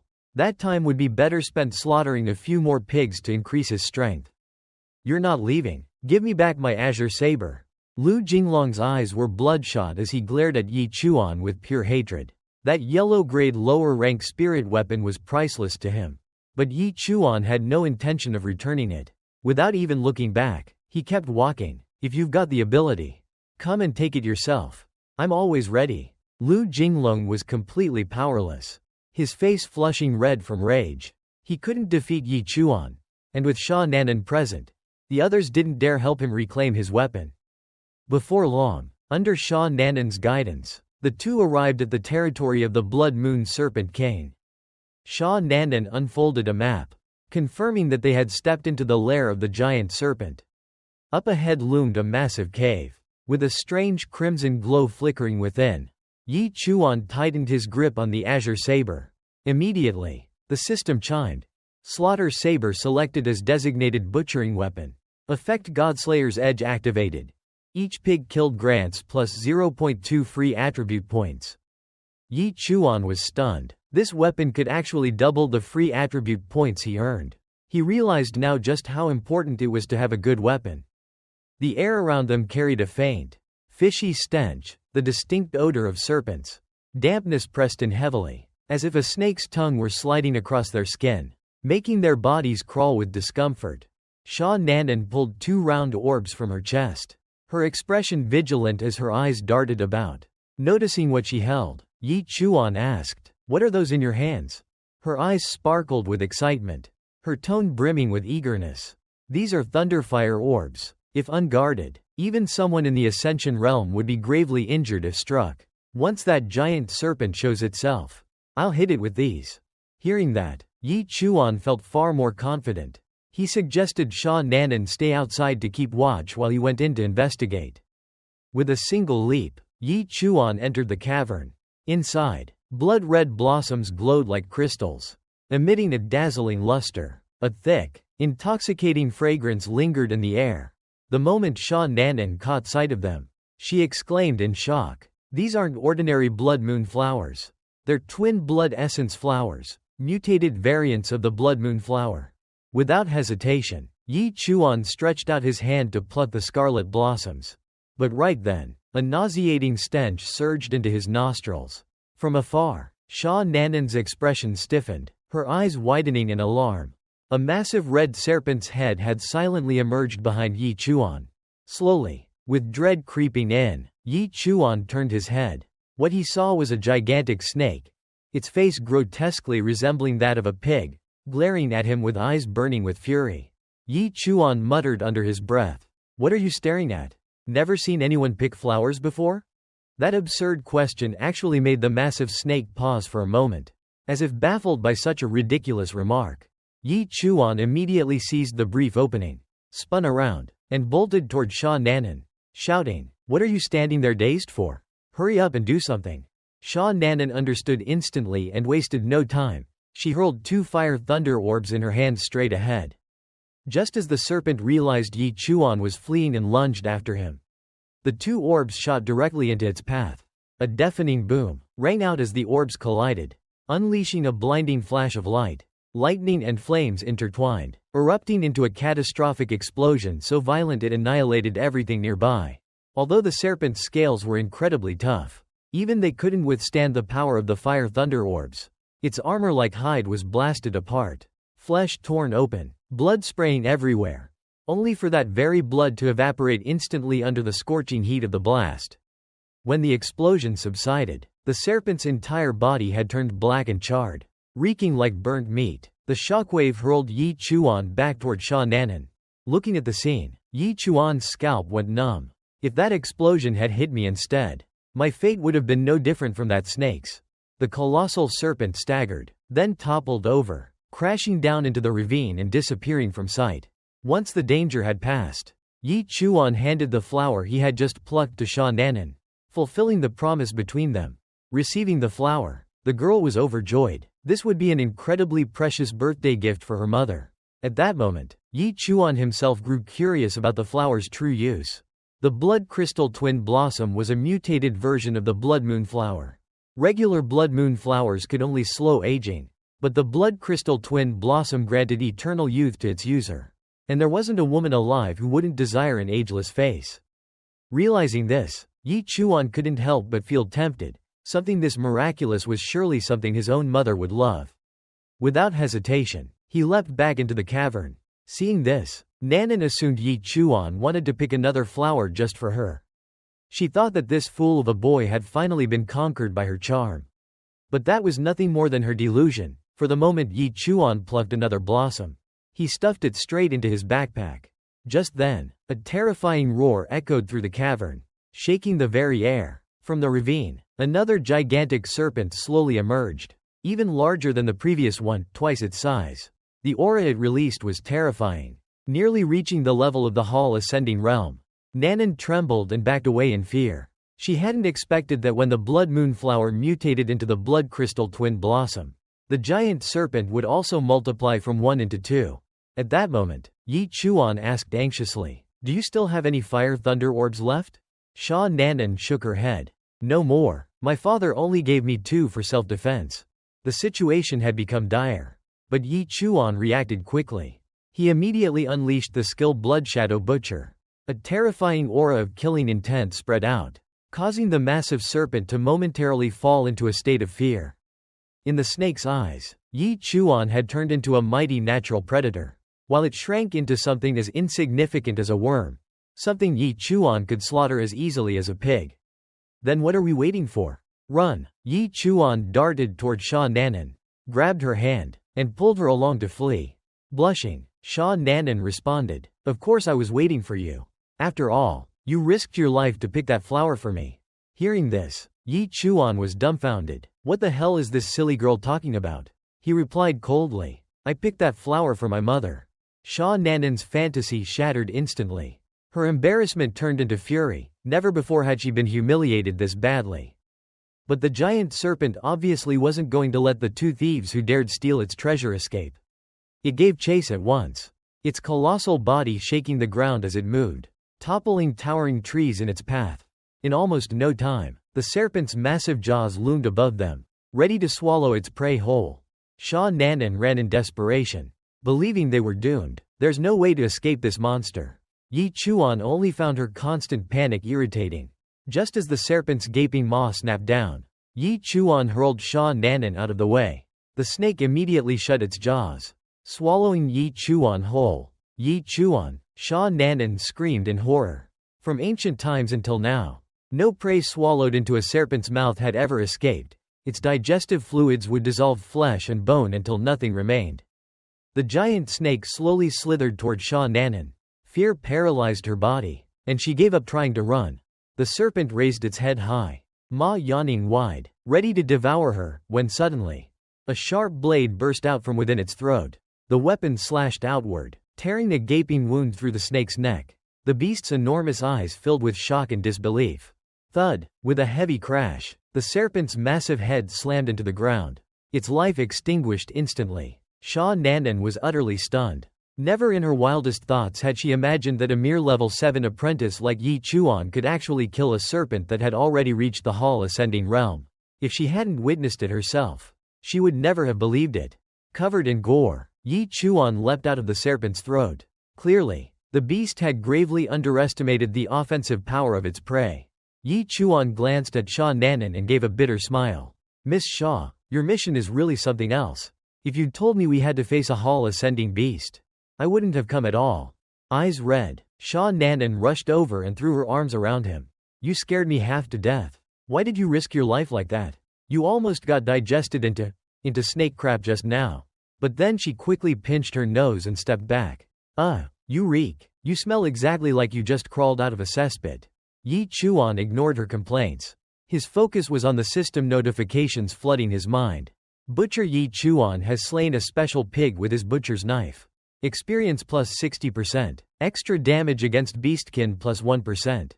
Free attribute points plus 0.1. After slaying the giant serpent, Yi Chuan's cultivation surged. He had broken through to apprentice level 8. "Let's go. We can head back now." The moment they stepped through the city gates, a group of people from the Shah family, dressed in lavish clothes and looking anxious, rushed forward to surround them. Leading the group was a clean-shaven, pale-faced middle-aged man. "Heavens, my young lady, where have you been? The master has been worried sick." Sha Nanan lowered her head apologetically. "Uncle Zhao, I'm sorry for making everyone worry. I went to look for this. I'm sure mother will be very happy." As she spoke, she took out the crimson blossom. Uncle Zhao's face was still tight with concern. "Young miss, if you wanted flowers, you should have sent servants to fetch them. The area outside the city is far too dangerous." He let out a sigh of relief, then turned his gaze toward Yi Chuan. "And this young man is?" Sha Nanan quickly introduced him. "Uncle Zhao, this is Yi Chuan, the one who saved my life. Thanks to him, I was able to return safely. He's really amazing." "Oh, so that's how it is. In that case, thank you very much, young man Yi." Uncle Zhao smiled politely. "Might I ask, what is your profession?" "Butcher." Yi Chuan answered honestly. "I slaughter pigs." "Butcher?" Uncle Zhao froze, his expression momentarily darkening. He knew full well that the place where such flowers grew was guarded by giant serpents. There was no way he could believe a mere butcher had slain those creatures. In his eyes, Yi Chuan must have tricked and endangered Nanan somehow. Still, he quickly removed a ring and handed it to Yi Chuan. You truly are outstanding for someone so young. Mr. Yi, this ring holds 200,000 coins. Take it as our family's gratitude for saving the young lady. No need. Yi Chuan pushed it back. Escorting your young lady home was merely fulfilling the agreement between us. I only want the reward we had agreed upon beforehand. Zhao Ba raised his eyebrows, his eyes showing a trace of caution. He didn't know what kind of reward this young man wanted. At this moment, Sha Nanan, who was standing beside him, quickly explained, Steward Zhao, what Brother Zan wants is to find the best blacksmith in Qing City to forge him a spirit weapon. I see, miss, leave this matter to me. You should head home first. The master is very worried. Sha Nanan hesitated for a moment, casting a reluctant glance at Yi Chuan before finally following the members of the Sha family back home. If she delayed any longer, her father might storm this place himself. After Sha Nanan left, Zhao Ba's smile faded, replaced by a colder expression. Young Master Dai, I am truly grateful for saving our young lady. We can fulfill any request you have. However, you and our young lady are not of equal standing. I hope you won't harbor any improper thoughts. Otherwise, things may not end well for anyone. Zhao Ba was a shrewd man. Otherwise, he wouldn't have been able to serve as the steward of the Sha family. The look in Miss Nanan's eyes when she gazed at Yi Chuan earlier was clearly unusual. And he had to crush this seedling of trouble before it could sprout. Yi Chuan looked a bit puzzled. Who in their right mind would have worldly desires toward a pig's head? But how was he supposed to explain that? Should he really tell Zhao Ba that in his eyes, the Sha family's young lady looked like a pig's head? No problem. I can assure you I won't be speaking with her again. All I want is a high-grade spirit weapon. Zhao Ba nodded and instructed. You can rest assured, what the young lady promised you will naturally not be taken back. The best smith in Qing City, Master Ironheart, has a very close relationship with our Sha family. I'll make arrangements when I return. Tomorrow, you can go directly to find Master Ironheart. Meanwhile, out in the wilderness on the outskirts of Qing City, beside the corpses of the two serpents Yi Chuan had slain, a tall barefoot woman appeared. This woman had horns atop her head, long tapered ears, clearly not human. Her cold, beautiful eyes first landed on the body of the blood moon giant python, before she strode over to where the blood crystal twin flower had once been. The spirit flower she had painstakingly nurtured was now gone, leaving only a shallow pit in the soil. You killed my pets, stole my spirit herb, human. You are truly bold, but I have remembered your scent, and you will never escape my hunt. Suddenly, a dazzling and eerie blood-red radiance erupted from the woman's body. Even the moon in the sky was stained crimson in that instant, as if sensing her fury. Every single ferocious beast in the wilderness outside Qing City dropped to the ground, trembling in fear. At this time, Yi Chuan was making his way to the Qing City trading market. This trip outside the city had yielded him a large number of slain beasts and alien creatures, and he still had plenty of valuable spoils to handle. Carrying a large sack, he arrived at the trading market, a place considered one of the busiest hubs in Qing City. In the Human Federation, every city had its own trading market. Here, one could trade not only for materials, spirit weapons, medicinal pills, and heavenly treasures, but even for certain protective items as well. Yi Chuan walked straight to a counter, placing the contents of his sack onto the table. Hello, I'm here to sell beast materials. As he spoke, he pulled out a rhino horn. Behind the counter sat a slightly chubby young woman. The office uniform she wore accentuated the alluring curves of her figure. She told him that they could purchase the rhino horn for $10,000. Yi Chuan couldn't help but sigh. Killing alien beasts was really a fast way to make money. His father, working at the slaughterhouse, only earned $100 for butchering a pig. Just one rhino horn was already worth the same as killing 100 pigs. At that moment, his gaze was drawn to an item on display nearby. He wanted to know if the $10,000 he had would be enough to buy it. The salesgirl smiled and praised him for his sharp eye. It's a soft armor, crafted from the scales of a flame serpent. Not only does it have amazing defensive power, but it also keeps you warm, resisting temperatures as low as -20 degrees. Unfortunately, the price is $150,000. That price shocked Daizan. With such a massive sum, his father would have to slaughter 1,500 pigs to earn it. The salesgirl was also surprised by how strongly he reacted. At that point, Yi Chuan placed the azure wind saber on the counter, wanting to know how much it could fetch. He intended to trade it for the armor. The saber was too thin, he wasn't comfortable using it. A heavy butcher's knife suited him far better. A low-grade yellow-rank spirit weapon? The salesgirl was astonished. Her gaze toward Yi Chuan grew even more heated. Moments later, she personally helped him try on the armor. Her gestures full of flattery. Of course it's enough. This armor fits you perfectly. As if it were made just for you. Her hands lingered as she pressed herself close to him. In her mind, if Yi Chuan could hunt such ferocious beasts, it meant he was a high-ranking combat profession holder. Add to that his handsome looks. If she could seduce him, she would never have to worry about her future again. Unfortunately, in Dai Zan's eyes, she was nothing more than a beautiful-bodied pig's head. Still stroking his body, the salesgirl whispered softly, "According to the rules, a transaction like this requires a $10,000 service fee. But since you're so handsome, I'll waive it for you. However, you'll have to find a way to thank me later. By the way, can you tell me what your profession is?" Yi Chuan calmly replied, "I'm a pig butcher." The answer left the salesgirl petrified, as if turned to stone, partly from shock, and partly from regretting the service fee she had just waived. Leaving the trading market, Yi Chuan immediately returned home. "Mother, this is for you." Once home, he handed the blood crystal twin flower to Wu Jingzhu. "This is the blood crystal twin flower. Where did you get it? Did you steal it from somewhere?" Wu Jingzhu was astonished. Yi Chuan scratched his head awkwardly. "I went outside the city for a bit, just to see what the world out there was like. I happened to see two red pythons fighting. They battled until both died. I noticed this flower on the ground and picked it." "You foolish boy, how could you wander outside the city like that? Do you even know how dangerous it is out there? You must never go again." Though Wu Jingzhu scolded Yi Chuan harshly, her heart was warmed. Her son had grown up. He now knew how to care for his mother. For any woman, a treasure like the blood crystal twin flower held an irresistible allure.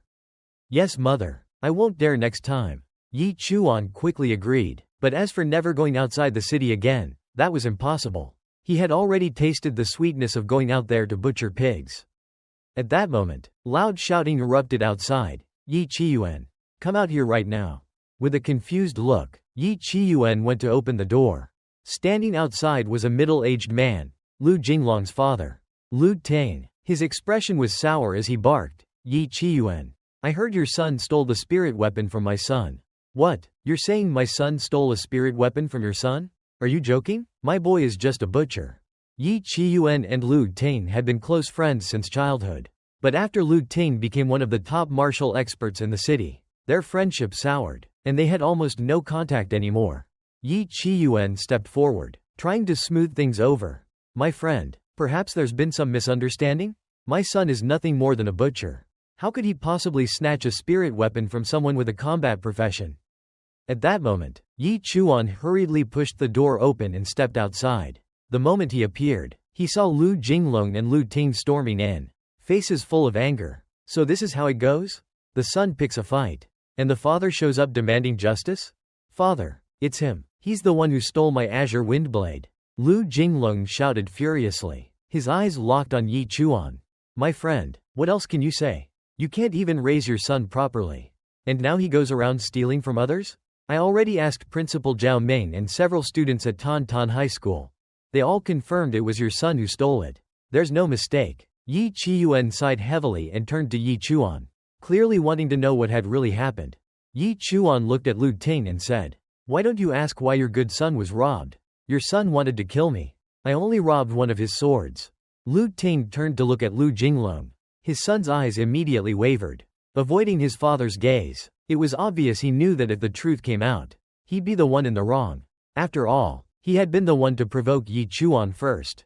Flustered, Lu Jinglong quickly denied it. "Nonsense. When did I ever try to kill you? I only wanted to spar with you." Seeing his son's reaction, Lu Ting more or less understood the situation. Still, he turned back to Yi Chuan and said firmly, "Whatever the reason, the fact remains that you stole my son's spirit weapon. That's undeniable. Hand over the blade, and I'll consider this matter settled. The blade's already been sold. If you want it, go to the trading hall and fetch it yourself." Yi Chuan shot him a cold glance, unwilling to waste more words. If he truly were just an ordinary butcher, Lu Jinglong would have cut him down long ago. Sold. That one word made both Lu Ting's and Lu Jinglong's faces turn extremely ugly, while Yi Chiyuan could only smile bitterly in helplessness. Hearing this, Lu Ting's face turned extremely ugly as he shouted, "Sold it already? Fine then. Since it's sold, pay compensation, 1 million. Transfer the money to my account and this matter will be considered settled." 1 million? Yi Chiyuan was stunned. Are you kidding me? A low-grade spirit weapon, at best, only goes for about 300,000 on the market. You think I'm negotiating with you? A murderous gleam flashed in Lu Ting's eyes as the powerful aura of a Stage 6 Ascension Realm expert erupted. The pressure instantly made it difficult for the 3 members of the Yi family to breathe. Seeing this, Yi Chuan grew furious and wanted to rush forward to attack, but Yi Chiyuan quickly stopped him. Yi Chiyuan said he would compensate, but 1 million was far too much. He needed time to prepare. Yi Chiyuan, since you don't know how to discipline your son, I'll help you teach him a lesson. I'll give you 2 weeks to come up with the money. If you can't pay in 2 weeks, don't blame me for being ruthless. Come on, son, let's go. Lu Ting turned to leave, and Lu Jinglong immediately followed. Before walking out, he glanced back with a smug smile at Yi Chuan. Yi Chuan's face turned ashen. Both fists clenched tight. He hadn't expected Lu Jinglong's father to be a Stage 6 Ascension Realm powerhouse. With his current strength, he struggled even against a first-rank transcendent, let alone someone at the 6th rank. Within half a month, he absolutely had to raise his cultivation to the Ascension Realm. Only then would he have the qualification to confront Lu Ting. For Lu Ting to come straight to their house and directly threaten his parents, this had crossed Yi Chuan's final bottom line. At this moment, Yi Chiyuan sat heavily on a chair, his brows tightly furrowed. Though the family had some savings, 1 million was a sky-high figure for them. Wu Jingzhu suggested that Yi Chiyuan try pleading with Lu Ting one more time. After all, they had been childhood friends. Yi Chiyuan replied that he would do his best.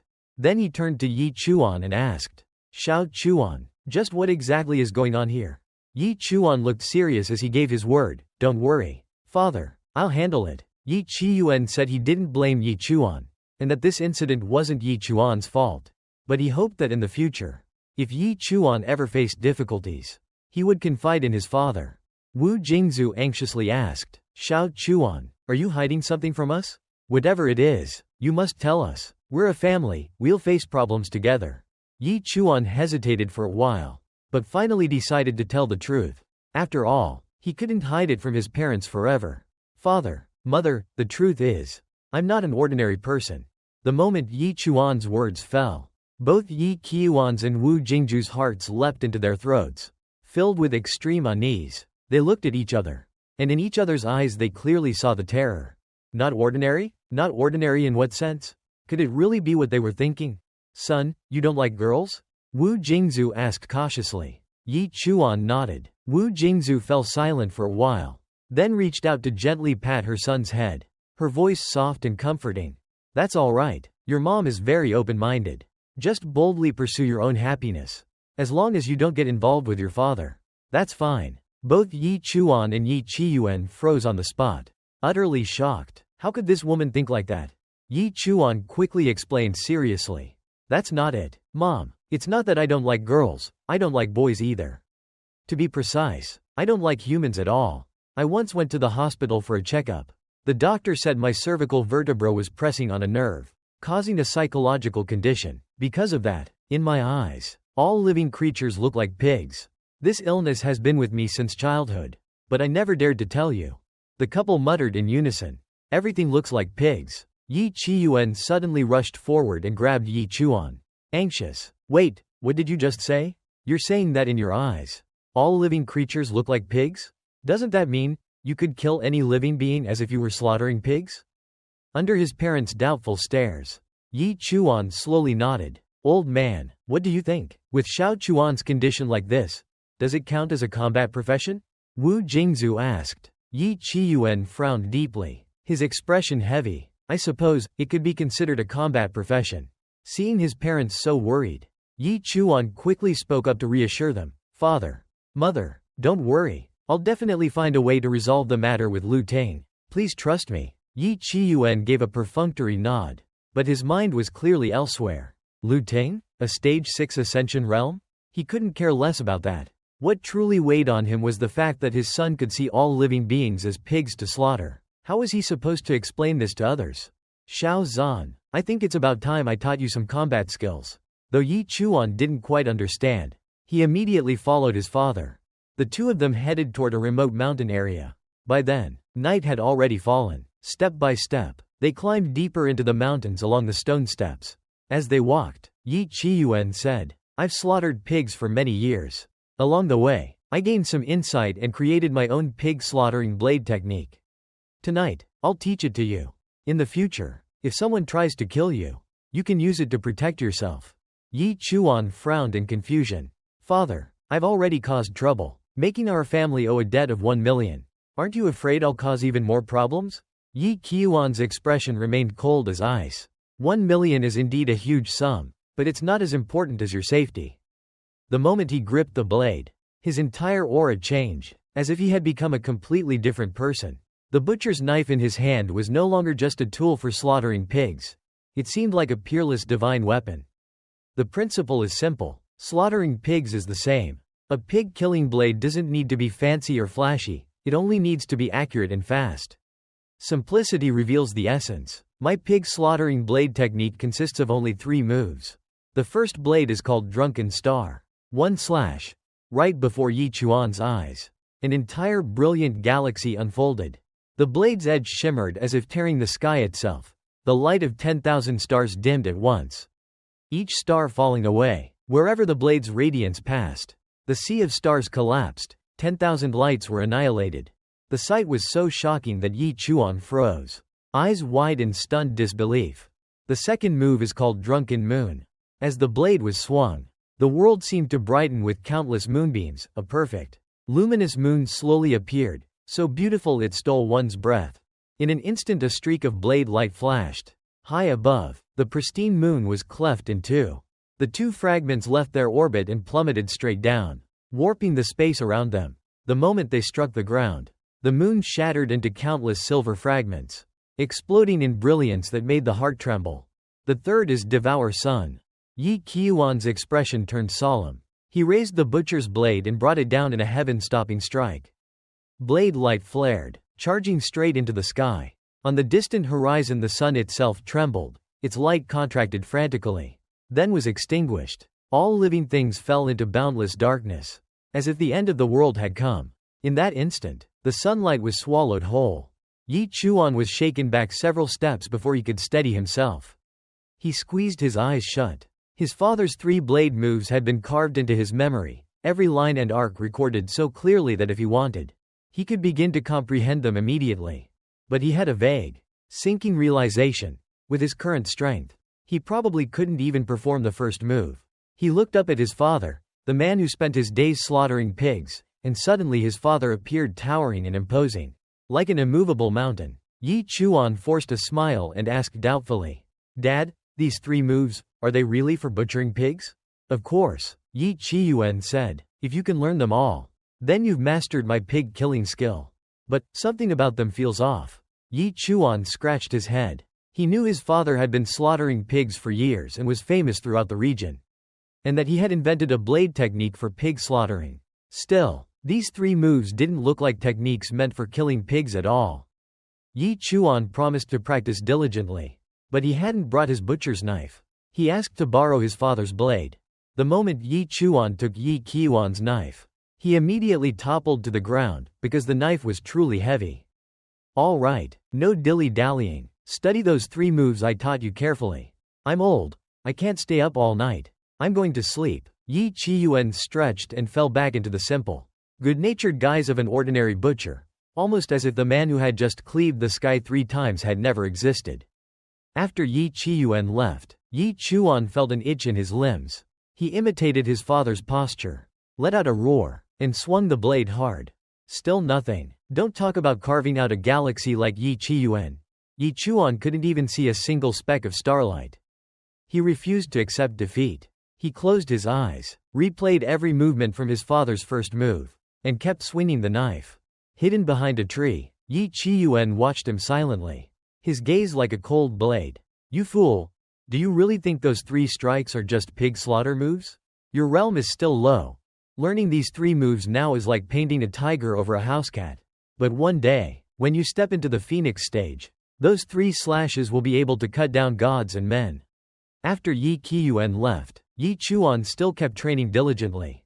He closed his eyes, once again recalling every detail of that first slash his father had just demonstrated. Then he continued to practice. Once, twice, 100 times, 1,000 times. No one knew how many times he had already repeated it. Yi Chuan's whole being seemed to sink completely into a state of pure training. The sky gradually brightened. The first rays of dawn tore apart the heavy darkness. In that moment, Yi Chuan remembered Lu Jing's threats against his family, and his anger surged violently. That anger seemed to touch upon something mysterious and indescribable. He swung his blade one last time with all his might. All of his strength was instantly drained away. The explosion shook the entire mountain. His body staggered, and just before he blacked out, he vaguely saw a streak of the Milky Way flash across his eyes. At that very moment, a fierce blade light burst out from the sword's edge, cleaving away an entire section of the forest. Yi Chuan smiled, realizing he had succeeded. Then his vision went dark, and he lost all awareness. At that instant, the system announced that Yi Chuan's level had increased to apprentice rank 9. Strength, 55. Spirit, 55. Agility, 55. Specialized skill Bloodshadow Butcher advanced to level 2. New skill acquired, Fallen Star. When Yi Chuan woke up, he found himself lying on a hospital bed. At that moment, the doctor was speaking to Wu Jingzhu. Your son doesn't have any major issues. He only fainted from overexertion. The examination report shows that, within a very short time, he engaged in extremely high-intensity exercise, which led to severe hypoglycemia and anemia, causing him to pass out. Extremely high-intensity exercise? Wu Jingzhu was puzzled. The female doctor pushed up her glasses, her face serious. Based on the amount of lactic acid buildup in his body, I suspect he performed 1,000 sit-ups, 1,000 push-ups, 1,000 squats, and on top of that, probably ran about 100 kilometers all in a single night. Hearing this, Wu Jingzhu's eyes widened in shock and then flared with anger. How could a normal person possibly do something like that? She thought furiously, blaming Yi Qiuan for letting Yi Chuan push himself so recklessly. She swore she would deal with him as soon as she got home. Just then, the doctor continued, of course, an ordinary person couldn't possibly manage that. But judging from your son's mental state, I find this completely reasonable. Therefore, I strongly recommend admitting Yi Chuan for long-term hospitalization, so I can personally oversee his treatment and psychological adjustments. By now, Wu Jingzhu could no longer contain her fury. She had already decided, once she got home, she would deal with Yi Qiuan immediately. Torment him until no one would even recognize him. The woman's reaction caught the doctor off guard. But very quickly the female doctor's attention shifted to another matter. She hadn't expected Yi Chuan to possess such remarkable physical strength, if it had been an ordinary person. Overexertion like that could very well have killed them. Maybe I should give him a private lesson tonight. An indecent thought flashed through the female doctor's mind, made her lick her lips lightly because of pleasure. But when she returned to the ward, Yi Chuan was already gone. Leaving the hospital, Yi Chuan walked along the street, deep in thought. The new skill he had just acquired consumed an enormous amount of energy whenever used. If it wasn't absolutely necessary, he would never dare to use it. If he were to pass out in the wilderness, he would surely be slain by a wild beast. Then he suddenly remembered that today he was supposed to visit Master Tai Shin's forge to collect his weapon. Excitement stirred within him, wondering just how powerful the weapon would turn out to be. Yi Chuan quickly arrived at the blacksmith shop. His request had already been submitted and confirmed earlier by the Shah family, who had informed Master Tai Shin in advance. Sorry to trouble you, I've come to pick up my knife. Yi Chuan greeted politely. Master Tai Shin had a burly frame with thick hair and beard, the very image of a true blacksmith. Yet in Yi Chuan's eyes, the man resembled a wild boar walking on 2 legs. The young man's sudden appearance left the blacksmith slightly surprised. You're Yi Chuan? He asked, his fierce, boar-like face making Yi Chuan a little uneasy as he confirmed. Then Master Tai Shin grinned broadly. You've come at just the right time. The knife is finished. I worked through the night forging it according to your specifications. I heard you're a butcher. Honestly, I never expected the Shaw family would spend such a huge sum just to forge a butcher's knife for a pig killer like you." As he spoke, the master lifted out a large square case and set it before Yi Chuan with deliberate solemnity. "Are you perhaps the illegitimate son of the Shaw family's head?" he added as he opened the case, revealing the blade inside. Yi Chuan paid no attention to the blacksmith's words. His gaze was fixed solely on the beautiful knife lying in the box. But before he could reach out to touch it, Master Tai Shin snapped the case shut again, adopting a mysterious air. "Don't be so hasty. This blade was forged from millennium-old cold iron, and it only came into being after 49 days of continuous forging. Its quality is worth more than the finest gold. This knife already has its own spiritual awareness. It can recognize its true master. If your cultivation level isn't high enough, not only will you fail to use it, you won't even be able to lift it." Hearing this, Yi Chuan grew even more curious. Once again, he reached out and grasped the knife. Instantly, his expression changed dramatically. The blade weighed at least 100 catties. From within the knife, a frigid, murderous aura poured out, like an invisible blade brushing against his skin, leaving his entire body tingling with pain. Yi Chuan's pupils contracted sharply. He steadied himself, exerted strength once more, and this time, he managed to lift the knife with surprising ease. The movement was so effortless that even Master Tai Shin couldn't help but feel astonished. The blade gleamed with a chilling light. Silver patterns twisted along its body, carrying with them a sinister aura. Like ancient, congealed blood, the hilt and the blade were forged as a single piece of metal, with wooden grips on either side to prevent slipping. What surprised Yi Chuan most was that this knife felt much lighter than the one his father used. Looking at Master Tai Shin, Yi Chuan said he liked the knife very much, and asked what its name was. Ironheart answered cautiously, "As long as you like it, that's what matters. In that case, why don't you give it a name? From this day forward, it will be your personal weapon." "A name?" Yi Chuan gazed at the knife and spoke clearly. "Then let's call it Dragon Slayer." Even with his normally steady temperament, Master Tai Shin couldn't maintain his composure at that moment. "A butcher's knife? And you call it Dragon Slayer? Planning to slay dragons in the heavens, are you? Well, whatever suits you." He gave Yi Chuan an indescribable look. But in the end, what could he do? Yi Chuan was the one paying. And if the boy wanted to, then so be it. After leaving Master Tai Shin's forge, Yi Chuan headed straight for the city gate. 10 days had already passed, leaving only 5 days before Lu Jing's deadline. Within those 5 days, he had to break through to Ascending Hall Realm, Level 1. Only then would he have the qualifications to face that man. As he approached the city gate, Yi Chuan immediately noticed countless injured people gathered around the area. "Damn it, the outside's gone crazy lately. Those alien tribes and vicious beasts attack anyone they see, it's freaky as hell. No kidding, I passed by an iron-armored ox, and they say it's supposed to be a herbivore. I kept my distance, thought I'd be fine. Who knew the damn thing would chase me for dozens of miles? Lucky I was faster than my teammates, or I'd be dead meat by now. Something big's going on, but there's been no announcements from above. Best not to go outside right now. The beasts out there aren't just fiercer. Their numbers have multiplied. Stepping out now is basically the same as seeking death." From these conversations, Yi Chuan realized that the feral beasts and alien tribes outside the city weren't just increasing in number. They had also become far more savage. Yet, for him, this was actually good news. After all, he had been worrying about not having enough beasts to test his new knife on. In the astonished gazes of the crowd, Yi Chuan finished the formalities and immediately left the city. At this moment, he was itching to test the power of his new blade. But he hadn't gone far before he realized someone was following him.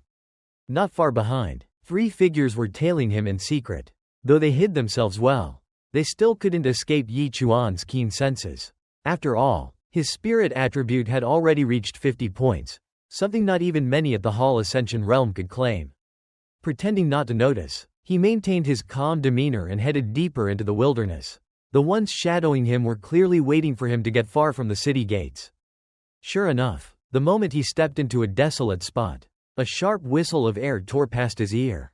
Yi Chuan instantly ducked, and a slim throwing blade whizzed just over his head, shearing off a few strands of his black hair. The 3 stalkers no longer bothered hiding. They stepped out of the brush and slowly advanced toward him. All 3 were fighters at apprentice level 6. You even dodged my sneak attack? Sneered a curly-haired youth, holding a gleaming knife, clearly the one who had just struck. The fat, stocky one jeered. Lu Ting really called it. The brat actually dared to leave the city. Looks like he plans to abandon his parents and run off alone. What a piece of trash. The buzz-cut thug cracked his neck with a series of sharp pops. Kid, you've been slippery. I'll give you that. We've been camping at the city gate for 10 whole days. And finally, you walk right into our net. Lu Ting said it clearly. Once you set foot outside, we're to cut your tendons and drag you back. Yi Chuan slid a hand into his pack, gripping the hilt of his blade. Slowly, he drew it out. At the same time, the system chimed in quietly. Weapon equipped. Butcher's Godslayer blade. Each pig slaughtered with this blade grants 0.3 free attribute points. Yi Chuan's eyes widened in surprise. He hadn't expected that equipping the weapon would give him triple the normal attribute points. A good weapon truly made a world of difference. He cast a calm glance at the three men. The corners of his lips curled into a radiant smile. Originally, he thought the dragon-slaying blade's first taste of blood would be that of beasts or alien tribes. He hadn't expected it would be human blood instead. The three thugs froze. The curly-haired one pointed at the knife and asked in disbelief. What did you just say? You're calling that thing Dragon Slayer? Only Yi Chuan knew the true value of the blade. To the three of them, though, the sight of a slaughtering knife being called Dragon Slayer was too much. They burst into wild laughter. Ha ha ha ha. That thing? You dare call that a dragon-slaying blade? Isn't it just a butcher's knife? A butcher's knife dressed up as a dragon slayer. Buddy, there's something wrong with your head. You think you're some kind of legendary hero or what? Mocked and ridiculed, Yi Chuan only laughed louder. His booming laughter instantly drew the attention of the three men in front of him. Ha ha ha, the truth is, I'm not some so-called legendary hero. I'm just a butcher. The moment he spoke, Yi Chuan activated his swinebane skill. A terrifying murderous aura erupted from him, spreading outward in waves. In his grip, the butcher's knife seemed less like a mundane tool and more like a cursed weapon, an ancient blade that had once drunk the blood of countless lives and was now thirsting to be unleashed again. Aside from the curly-haired youth, the other two didn't even notice the change in Yi Chuan's presence. They kept laughing hysterically at the mention of his butcher's profession. But just as the fat one was still cackling, Yi Chuan closed the distance. Swish! A dazzling flash of the blade appeared, and vanished just as quickly. The fat man's laughter cut off in an instant. His eyes widened, his expression frozen in disbelief. Somehow, at his throat, a razor-thin red line had appeared, like a thread of blood. Trembling, he raised a hand to touch it. That small movement was the final straw. The moment his fingers brushed against the wound, blood gushed forth like a burst dam. Spraying wildly, his body collapsed backward to the ground, lifeless on the spot. System prompt. Executioner Yi Chuan has slaughtered a two-legged swine with a butcher's knife. Rank progress. Plus 5%. Swinebane damage. Plus 1%. Free attribute points gained. Plus 0.3. The two remaining men were utterly dumbstruck. Their mocking smiles froze solid. Their faces a twisted mix of shock and horror as they stared at their companion's corpse. He's dead? How is that possible? The curly-haired youth muttered in disbelief. They all had roughly the same level of strength. Yet Yi Chuan had butchered him with a single swing of that knife, as if slaughtering an actual pig. They hadn't even been able to see his movement clearly. Didn't that mean Yi Chuan could kill them just as easily? Run! The curly-haired youth shouted, bolting away in terror. No one in their right mind would gamble with their own life now. Damn it! The buzz-cut one cursed as he saw his companion abandon him. Panic surged through his veins. He too wanted to run, but by then, Yi Chuan was already upon him. With a swift strike, the butcher's blade came down. The cut was so clean and smooth it gleamed like a mirror. In the next moment, his head tumbled to the ground. System prompt. Executioner Yi Chuan has slaughtered a two-legged swine with a butcher's knife. Rank progress. Plus 5%. Swinebane damage. Plus 1%. Free attribute points gained. Plus 0.3. Now only the curly-haired youth remained. Driven mad with fear, he fled with everything he had. Realizing Yi Chuan was no man, he was a monster. Fortunately, he had always been quick-witted. And when it came to running, no one was faster than him. But before he could get far, a heavy butcher's knife pierced straight through his chest, pinning him against the trunk of a tree. His body crumpled to the ground, Lifeless. Yi Chuan calmly walked over and yanked the blade free. His eyes narrowed. So, Lu Ting actually sent men to ambush me right at the city gates. Good thing I got my new blade, otherwise. Taking down 3 pigs at the peak of apprentice rank 9 all at once might have been a bit troublesome. The system updated once again. System prompt. Executioner Yi Chuan has slaughtered a 2-legged swine with a butcher's knife. Rank progress. Plus 5%. Swinebane damage. Plus 1%. Free attribute points gained. Plus 0.3. After killing the 3, Yi Chuan began looting for the very first time in his life. Since all 3 were job changers, their bodies were bound to carry some valuable items. Sure enough, hidden beneath one of their undershirts was a skill scroll. Yi Chuan couldn't contain his excitement. I didn't expect something this good. Normally, every time a job changer advanced to a major realm, they would unlock a skill unique to their profession. Aside from that, there were only 3 ways to learn additional skills. Create one yourself. Have someone else pass it down. Use a skill scroll. A skill scroll was essentially the condensed experience of predecessors, sealed away so that future generations could inherit it. The moment you used a scroll, the skill became yours instantly. Without hesitation, Yi Chuan activated the scroll. System prompt. You have acquired the intermediate movement skill, Nether Shadow Step. Effect. Upon activation, agility increases by 30% for 30 seconds. Just an intermediate movement skill. Huh? Still, not bad. Especially for free. Yi Chuan chuckled. Skill ranks followed the same tiers as professions: basic, intermediate, advanced, rare, epic, legendary, and divine. For someone as poor as him, picking up a free intermediate skill was practically a miracle. But just then, Yi Chuan sensed something approaching. Instantly, he leapt up into the branches of a tall tree to get a better view. The thick stench of blood must have attracted predators. Sure enough, before long, several strange creatures appeared. These monsters were known as bone fiends, a low-ranking species of the demon clan. They crawled on all fours like gorillas, their entire bodies bristling with sharp, exposed bone spines. When faced with mortal danger, they could fire every single spine in a deadly volley. One of them crept toward the 3 corpses, sniffing several times before scanning its surroundings warily. Then it opened its fang-filled jaws and clamped down on the buzz-cut man's head, gnawing it apart without hesitation. Yi Chuan smiled faintly. In his eyes, any monster that ate humans had no right to exist. The sound of bones crunching echoed in the clearing. The bone fiend devoured while remaining on guard, completely unaware that a shadow had already leapt down from above. By the time it realized Yi Chuan was upon it, it was far too late. The bone fiend shrieked in terror and launched all of its bone spines in a desperate bid to drive him back. But Yi Chuan would never give it the chance. He twisted mid-air, curling into a ball with his back facing the attack. The spines slammed into his back, yet none could pierce through. His flame-scale soft armor shone with resilience, blocking the entire barrage. In the very next instant, Yi Chuan spun around, his butcher's knife flashing in a clean horizontal arc. A seamless chain of movements, swift, precise, lethal, ended the bone fiend's life on the spot. System prompt. Executioner Yi Chuan has slaughtered a special swine with a butcher's knife. Rank progress. Plus 5%. Swinebane damage. Plus 1%. Free attribute points gained. Plus 0.1. Glancing at the cluster of sharp spines still lodged in his armor, Yi Chuan smirked. Feels like I just got a free acupuncture session. After slaying the first monster, Yi Chuan lay sprawled on the ground, his entire body bristling with spikes like a hedgehog. His recent actions had drawn the attention of the 2 remaining monsters. They turned to look at him, their expressions a mix of confusion and curiosity at Yi Chuan's strange posture on the ground. Yi Chuan remained still, pretending to be a corpse, and to his surprise, the act actually fooled the 2 creatures. Watching them return to devouring the carcasses nearby, Yi Chuan smirked inwardly. These things are really that stupid.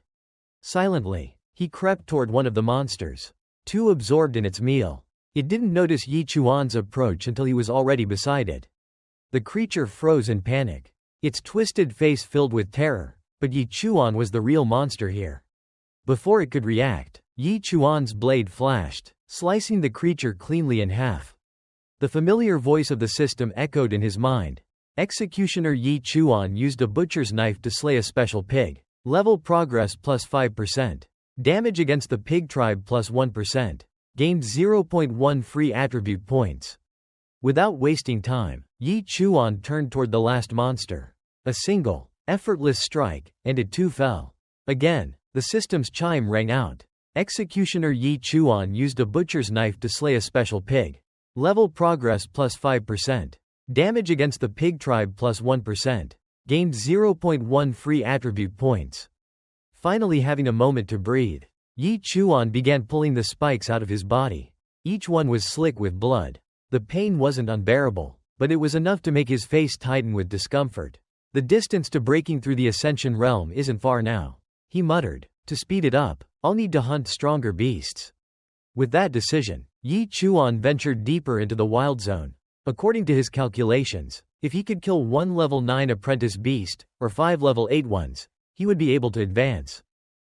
But before he could get far, the ground beneath his feet began to tremble violently. Moments later, a whole section of forest was blasted apart, and a massive rhinoceros emerged. Its path of movement just happened to cross directly with Yi Chuan's.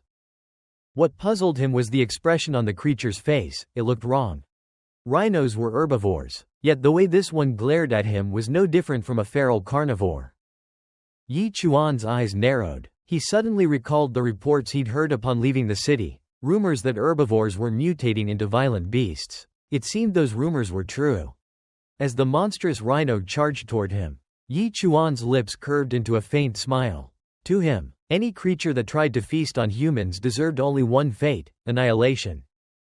He carefully observed its movements, then drew his weapon. In one swift motion, he swung his blade down with full force. The razor-sharp edge cleaved through the rhino's tough hide, sparks flying as steel scraped against bone. The system chimed again. Executioner Yi Chuan used a butcher's knife to slay a special pig. Level progress plus 5%. Damage against the pig tribe plus 1%. Gained 0.1 free attribute points. But before Yi Chuan could celebrate, something strange happened. Half of the rhino's corpse suddenly began to slide away, dragged by unseen force. Looking closer, Yi Chuan spotted dozens of sticky spider threads latched onto the body, pulling it rapidly into the forest's depths. Driven by curiosity, he followed the trail. Soon he found the carcass being dragged down into a massive pit in the ground. Without hesitation, Yi Chuan kicked the rhino's body aside and jumped in after it. Inside, the sight that greeted him was horrifying. The cavern walls were lined with countless web cocoons, each one containing decomposing remains of humans and monsters alike. The stench of rot was suffocating. As Yi Chuan stood there, stunned by the grotesque scene, a chill crept up his spine. From the darkness behind him, 8 crimson eyes slowly opened. A moment later, a golden spider leg shot out of the shadows, thrusting straight toward Yi Chuan. But this ambush didn't go unnoticed. Yi Chuan sensed it in time. He swung his blade backward, narrowly intercepting the incoming strike. Sparks exploded in the dark night, but the blade failed to sever the golden leg. That leg is tough, Yi Chuan thought, momentarily stunned. Then, from the shadows, the creature revealed itself, an enormous spider, nearly 5 meters in diameter. Its 8 legs gleamed with a metallic, golden sheen, each one sharp enough to slice through steel. Yi Chuan's pupils contracted sharply. Now he understood why he hadn't encountered any other beasts on the way here. This spider was omnivorous. It devoured both humans and other monsters. What stood out most, though, was how valuable those golden legs looked. If this had been before, Yi Chuan would have turned and fled without hesitation. But now, his eyes burned with killing intent and greed. He wanted those golden legs. More than that, he knew that killing this creature would guarantee his breakthrough to the Ascension realm. The giant spider, enraged by the intrusion into its territory, reared up on its hind legs. Its massive body loomed overhead as 4 spear-like forelegs thrust toward Yi Chuan in rapid succession. Clang, clang, clang. Steel clashed against chitin, scattering showers of sparks. Yi Chuan gritted his teeth. He knew he couldn't overpower it head-on. He had to dodge and strike at its body instead. But his calculations failed. While he was mid-air, the spider fired sticky silk threads toward him. Unable to dodge, Yi Chuan was quickly entangled, his movements restricted as the silk tightened around him. Before he could react, The spider lunged and bit into his leg. A surge of venom flooded into his bloodstream. Pain ripped through Yi Chuan's body, forcing him to the ground. The system's alerts echoed in his mind. You've been poisoned. Analyzing. Venom may cause mental instability and madness. His consciousness began to fade. Screaming in agony, Yi Chuan strained his muscles, tearing through the webbing that bound him. His eyes turned an eerie, glowing blue, and foamy green liquid dripped from his mouth. Freed from the spider's silk, Yi Chuan glared at the monster with eyes so cold and twisted that even the spider hesitated. It could feel his killing intent. This time, Yi Chuan took the offensive. He charged forward, unleashing a relentless flurry of slashes. The enormous spider staggered backward, barely managing to block with its hardened legs. But the more the venom coursed through his veins, the more feral Yi Chuan became. His strength and speed increased dramatically. His attacks wild and violent. He fought like a beast possessed, no, like a monster himself. The spider trembled in fear. It finally decided to flee. But Yi Chuan wasn't about to let that happen. The creature had barely taken a few steps before its body jerked to a halt. Yi Chuan had ensnared it with its own silk. With a brutal pull, he dragged the spider back toward him and brought his blade down. One powerful strike, and the massive spider was split cleanly in two. Yi Chuan's face twisted into a grotesque, terrifying grin. Then, utterly drained of energy, he collapsed to the ground unconscious. The system chimed again. Butcher Yi Chuan used the butcher's knife to slay a special pig. Level progress plus 15%. Damage against the pig tribe plus 1%. Gained 0.1 free attribute points. An hour later, Yi Chuan awoke. The giant spider lay dead beside him, and he realized he had successfully broken through to the Ascension realm. Lighting a small campfire, he decided to rest and eat before heading back to the city. He was still a bit dazed, apparently. The venom had erased part of his memory, because he couldn't recall how exactly he'd killed the spider. He roasted one of its golden legs over the fire and took a bite. The taste was surprisingly good, but as he ate, his thoughts darkened. He had already killed 3 of Lu Jing's men. If he didn't return soon, that bastard might take revenge on his parents. Just as Yi Chuan was about to take another bite, a gentle voice spoke beside him.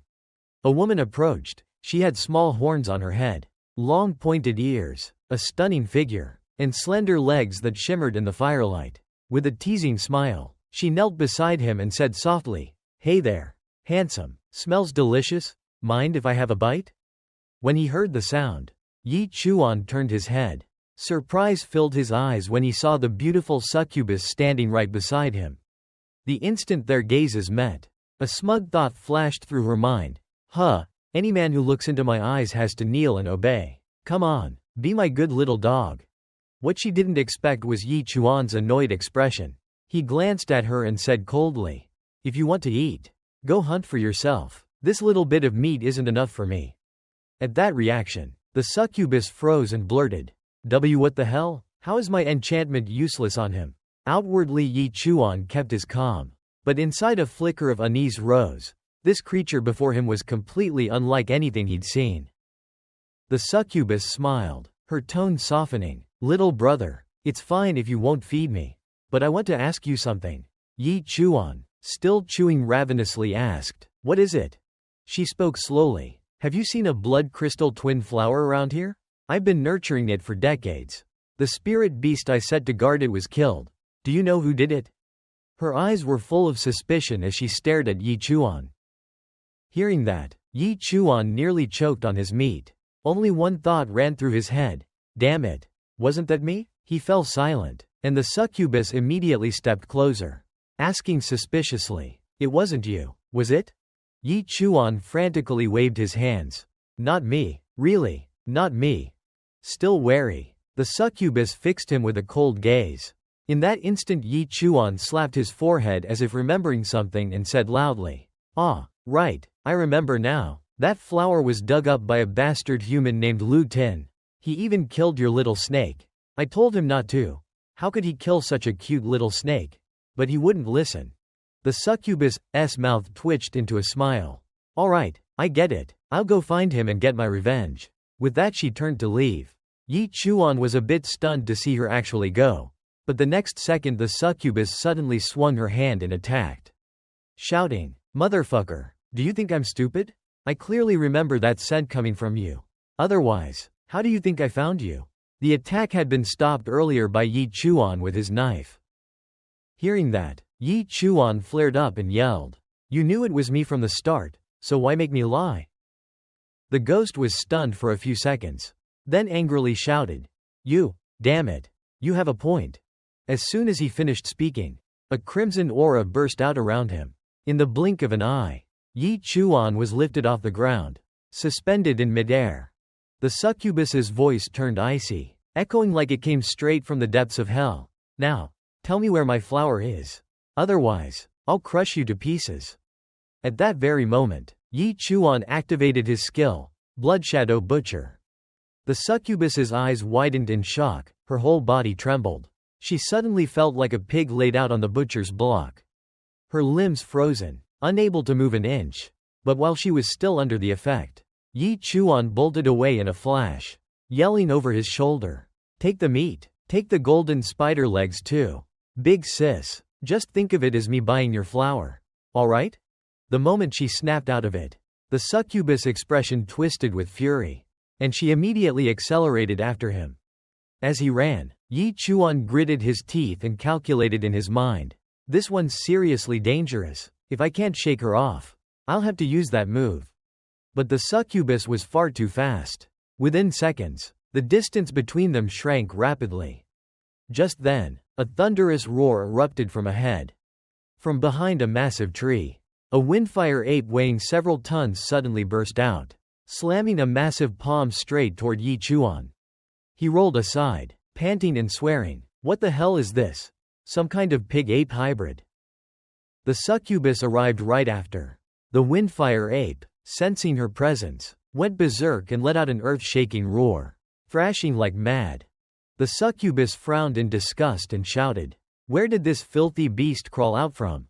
Get the hell out of my way." A surge of crimson energy coiled around the ape's head. In the next instant, she thrust her palm forward, boom. In less than 2 seconds, the massive creature collapsed to the ground, dead. The succubus turned back coldly, only to freeze in place. Yi Chuan wasn't running anymore. He stood there, motionless, staring straight at her. His eyes were sharp as blades, and the aura radiating from him made the air itself tremble. A chill ran down the succubus's spine. Her voice wavered as she gasped, "Wait, that can't be." Before she could finish, Yi Chuan raised his blade high. His deep voice echoed like thunder, each word striking the earth like a hammer. Meteorfall. The moment the succubus realized that Yi Chuan was about to unleash Meteorfall, her expression turned utterly terrified. She couldn't believe that in this era, someone still knew how to use that ancient technique. At first, she thought Yi Chuan was only bluffing, but at the same time, a dreadful fear crawled up her spine. What if he really could use it? If she guessed wrong, she would die before she could even scream. Just then, from a distance, a group of people was approaching. They seemed to have noticed that something unusual was happening ahead. Both Yi Chuan and the succubus turned their heads, only to see 3 figures slowly emerging from the forest. The succubus panicked instantly. She thought these people were Yi Chuan's accomplices, that he had lured her into a trap on purpose. Relying on her keen instinct for survival, she immediately transformed into a streak of light and shot up into the sky, leaving behind only a furious shout, "You bastard. Next time, I'll definitely kill you." Yi Chuan stood frozen in place, completely dumbfounded. He had no idea why she suddenly ran away, but with his quick wit, he came up with the most reasonable explanation. Maybe she was just in a hurry to go home for dinner. As for the 3 strangers who had just appeared, he had absolutely no clue who they were. At that moment, the man called Uncle Tian spotted the corpse of the flamefire monkey and shouted, "Miss Jiang, the flamefire monkey that escaped from us, this guy killed it." Hearing that, Yi Chuan immediately panicked. He waved his hands frantically and explained, No, I just happened to pass by. This has nothing to do with me." However, Jiang Tian didn't seem to hear him at all. Instead, she calmly stepped closer and asked in a soft tone, "What's your name?" Yi Chuan became instantly alert. These people are clearly trying to extort me, he thought. In this kind of situation, no matter what I say, they won't believe me anyway. So, he reluctantly told them his name, Yi Chuan. Just as he was about to explain further, Jiang Tian interrupted him. Yi Chuan, I hope you'll consider joining the Nine Heavens Alliance. What bothered Yi Chuan the most at that moment wasn't her invitation. It was the fact that she was holding his hand. To him, that delicate, manicured hand felt no different from a well-polished pig's trotter. Only then did he recall that in Tan, there were 3 top powers, the Ha family, the Thunderlord Union, and the Nine Heavens Alliance. So this woman standing before him was actually a member of the 3rd faction. At this point, Uncle Tian spoke up again. To think that a level 7 flamefire monkey, a beast of the ascension stage, was slain by you in a single move. You must be quite talented. We're currently recruiting new members. With your strength, you'd be a perfect fit. Hearing this, Yi Chuan began to calculate his options. That succubus earlier was terrifyingly strong. If she ever came back for revenge, having the Nine Heavens Alliance as a backer wouldn't be such a bad idea. Seeing him hesitate, Jiang Tian continued, we're preparing to challenge the Blazing Blade King. We could really use someone like you. Blazing Blade King? Yi Chuan asked curiously. Who's that? Her eyes widened slightly. How could a combat-type warrior not know such a famous name? Still, she patiently explained. The professional realms are divided into Apprentice, Ascension, Master, and Grandmaster. Each realm has 9 sub-levels. Once you surpass the 9 sub-levels of the Grandmaster stage, you'll reach the King realm. The Blazing Blade King is someone with power at that very level. Yi Chuan nodded thoughtfully. I see. So, what's the reward for beating him? The swordsman beside them curled his lip in mockery. You seriously don't know anything? Defeat a king-level powerhouse, and you can inherit both his title and his realm. But that kind of feat isn't meant for weaklings. Yi Chuan pretended not to hear the taunt. A single thought flashed through his mind, if I succeed, wouldn't that be like soaring straight into the heavens? He suddenly felt an irresistible urge to give it a try. So Yi Chuan decisively replied, all right then, I'll join the Nine Heavens Alliance. Jiang Tian's face instantly lit up with a bright smile. Excellent. That means our team has one more member. We're one step closer to success. The swordsman, however, frowned slightly, secretly thinking that his lady was an adorably foolish girl. Meanwhile, Yi Chuan noticed Uncle Tian dealing with the corpse of the flamefire monkey and asked, are you skinning that big monkey? Jiang Tian nodded. That's right. To get close to the Blazing Blade King, we need the flamefire monkey's hide to craft a fire-resistant armor. Otherwise, the moment we set foot in his domain, we'd melt from the heat before even taking a step. She sighed softly before continuing. We caught this beast earlier just for its hide, but it broke free from the chains and escaped. Hearing that, Yi Chuan immediately offered, let me handle the skinning. Jiang Tian looked at him in surprise. You even know how to do that? Yi Chuan nodded confidently. Of course, I've got plenty of experience. Without wasting another second, he walked up to the flamefire monkey's body, drew his dragon-slaying blade, and in an instant, flashes of cold steel danced through the air.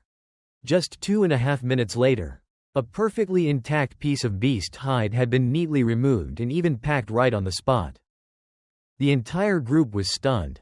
Someone couldn't help blurting out, good heavens, you're a real professional. Watching you work, anyone would think you're a butcher by trade. Even Jiang Tian couldn't hide her admiration. Truly impressive. That kind of skill isn't something just anyone can learn. Not long after, the group decided to return to Tan. As Uncle Tian slung the hide over his shoulder, he said excitedly, once we get back and finish forging that fireproof armor, we'll be ahead of everyone else. The right to inherit the king's title will be ours for sure. But just as he finished speaking, 3 figures suddenly appeared in front of them, blocking their path. The moment Jiang Tian saw the insignia on their clothes, her expression changed drastically. They were from the Thunderlord Union. The man in the lead smiled wickedly and said slowly, Miss Jiang, I wonder, would you be so kind as to hand over that flamefire monkey hide to us? Hearing that, Zhang Xian's tone hardened. So, You already knew about our mission and deliberately ambushed us here, waiting for us to arrive, didn't you? Lei Gang didn't even bother denying it. He let out a cold chuckle and said, Miss Zhang truly lives up to her reputation. Then you must also know what will happen if you refuse to hand it over. As he spoke, he twirled the 2 daggers in his hands, making it clear he could strike at any moment. The threatening words enraged Qian Li, who shouted, just try moving, and you'll find out, my hammer doesn't have eyes. Suddenly Jia Wan standing behind them spoke up. For everyone's safety, let me take the Windfire Ape pelt back first. I'll call for reinforcements. Without thinking much, Qian Li tossed the pelt over. But in the very next instant, Yi Chuan suddenly dashed forward and caught it midair. Seeing this, Jia Wan barked, what are you doing? Hand it to me. Yi Chuan calmly replied, this is something I skinned with my own hands. Naturally, I'll feel safer keeping it myself. Jia Wan was furious and about to make a move, but Zhang Xian quickly warned him, watch your words and actions. Seeing this scene, Lei Gang smirked coldly. Looks like your 9 Heavens alliance isn't so united after all. Being a quick thinker, Zhang Xian immediately noticed something off about Jia Wan. The situation was already dangerous, yet his concern was solely focused on the pelt. Realizing this, she shouted sharply, Jia Wan, you dare betray the 9 Heavens alliance. Panicked, Jia Wan stammered, Miss Zhang, why suspect me instead of that newcomer? Doesn't he look far more suspicious than I do? Yi Chuan was completely confused by his words, but Zhang Xian said firmly, just by looking at Yi Chuan's face, I can tell, he's not the type to betray anyone. At that moment, Qian Li, fuming with rage, swung his giant hammer and roared from behind, traitor! Go to hell! Realizing he'd been exposed, Jia Wan let out a cold snort. I've just had enough of your spoiled, self-righteous attitude, Miss Zhang. A man who doesn't look out for himself is doomed. The Thunder League promised me a top-grade yellow-tier spirit weapon and a set of high-level skill scrolls if I gave them your location. Who knew that brat would ruin everything? He dodged Qian Li's furious attacks as he spoke. Jia Wan quickly moved to stand beside Lei Gang, saying anxiously, Lord Lei, we were so close to succeeding. It seems we'll have to use force now. Qian Li charged again, his giant hammer descending straight toward Jia Wan's head. Jia Wan, you know how I deal with traitors. Jia Wan sneered, you big dumb brute, with my speed, it'll be a long time before any of you can even touch me. Just as Qian Li's hammer was about to strike, Lei Gang raised his right hand and made a light chopping motion. A flash of lightning erupted. Qian Li was instantly blown back several steps. Then Lei Gang ordered coldly, kill Yi Chuan and take the pelt. Bring it back to me. Staring in shock, Qian Li shouted, You've already broken through to second-rank Grandmaster level. Lei Gang's lips curled into a savage grin, his aura surging like a storm. To deal with your 9 Heavens alliance, we've been preparing for a long time. Today, none of you are leaving here alive. Under that ferocious assault, Qian Li could only grit his teeth and defend himself. After all, his cultivation level was lower, so he could only barely hold on. Without Qian Li to stop him, Jia Wan turned around and rushed straight towards Yi Chuan, intending to take back the Windfire Flame Ape's pelt. Just as he leapt high into the air, ready to swiftly finish Yi Chuan, nearby, Zhang Xian's 10 slender, jade-white fingers gently rested upon the translucent strings of her zither. Her fingertips brushed lightly across them. Melodious notes flowed out, like the sound of a mountain stream, pure, serene, and utterly mesmerizing. Yet hidden beneath that graceful melody was a deadly killing intent that made one's hair stand on end. Each time Zhang Xian plucked a string, dozens of sound waves condensed into tangible force, slicing through the air like invisible blades toward Jia Wan. Struck by the sound waves, Jia Wan stumbled backward several steps and roared, "Stop that woman, don't let her keep playing." At his command, 2 subordinates immediately unleashed their skills, launching a barrage of attacks toward Zhang Xian, forcing her to split her focus. Explosions erupted across the battlefield as her sound waves clashed with their strikes. While countering their assault, Zhang Xian couldn't help but worry. To her, Yi Chuan was merely a first-stage ascending Hall realm cultivator. How could he possibly defeat Jia Wan, who was already at the 5th stage? At that moment, Jia Wan appeared right in front of Yi Chuan, laughing wildly. Ha ha ha, choosing a useless weakling like this as your teammate. Miss Zhang, you'll pay dearly for your stupidity. Seeing the danger, Zhang Xian cried out, Yi Chuan, be careful. But before her words even finished, a terrifying aura suddenly erupted from Yi Chuan's body, making Jia Wan tremble uncontrollably. His eyes widened in utter horror. It felt as if he had suddenly become a pig awaiting slaughter. At that very instant, a mechanical voice echoed in Yi Chuan's mind. Skill activated, Bloodshadow Butcher. Current level, LV3. In the next heartbeat, Yi Chuan drew his butcher's knife. A flash of cold steel glinted. He slashed straight toward Jia Wan. Startled but still alert, Jia Wan managed to block the first strike.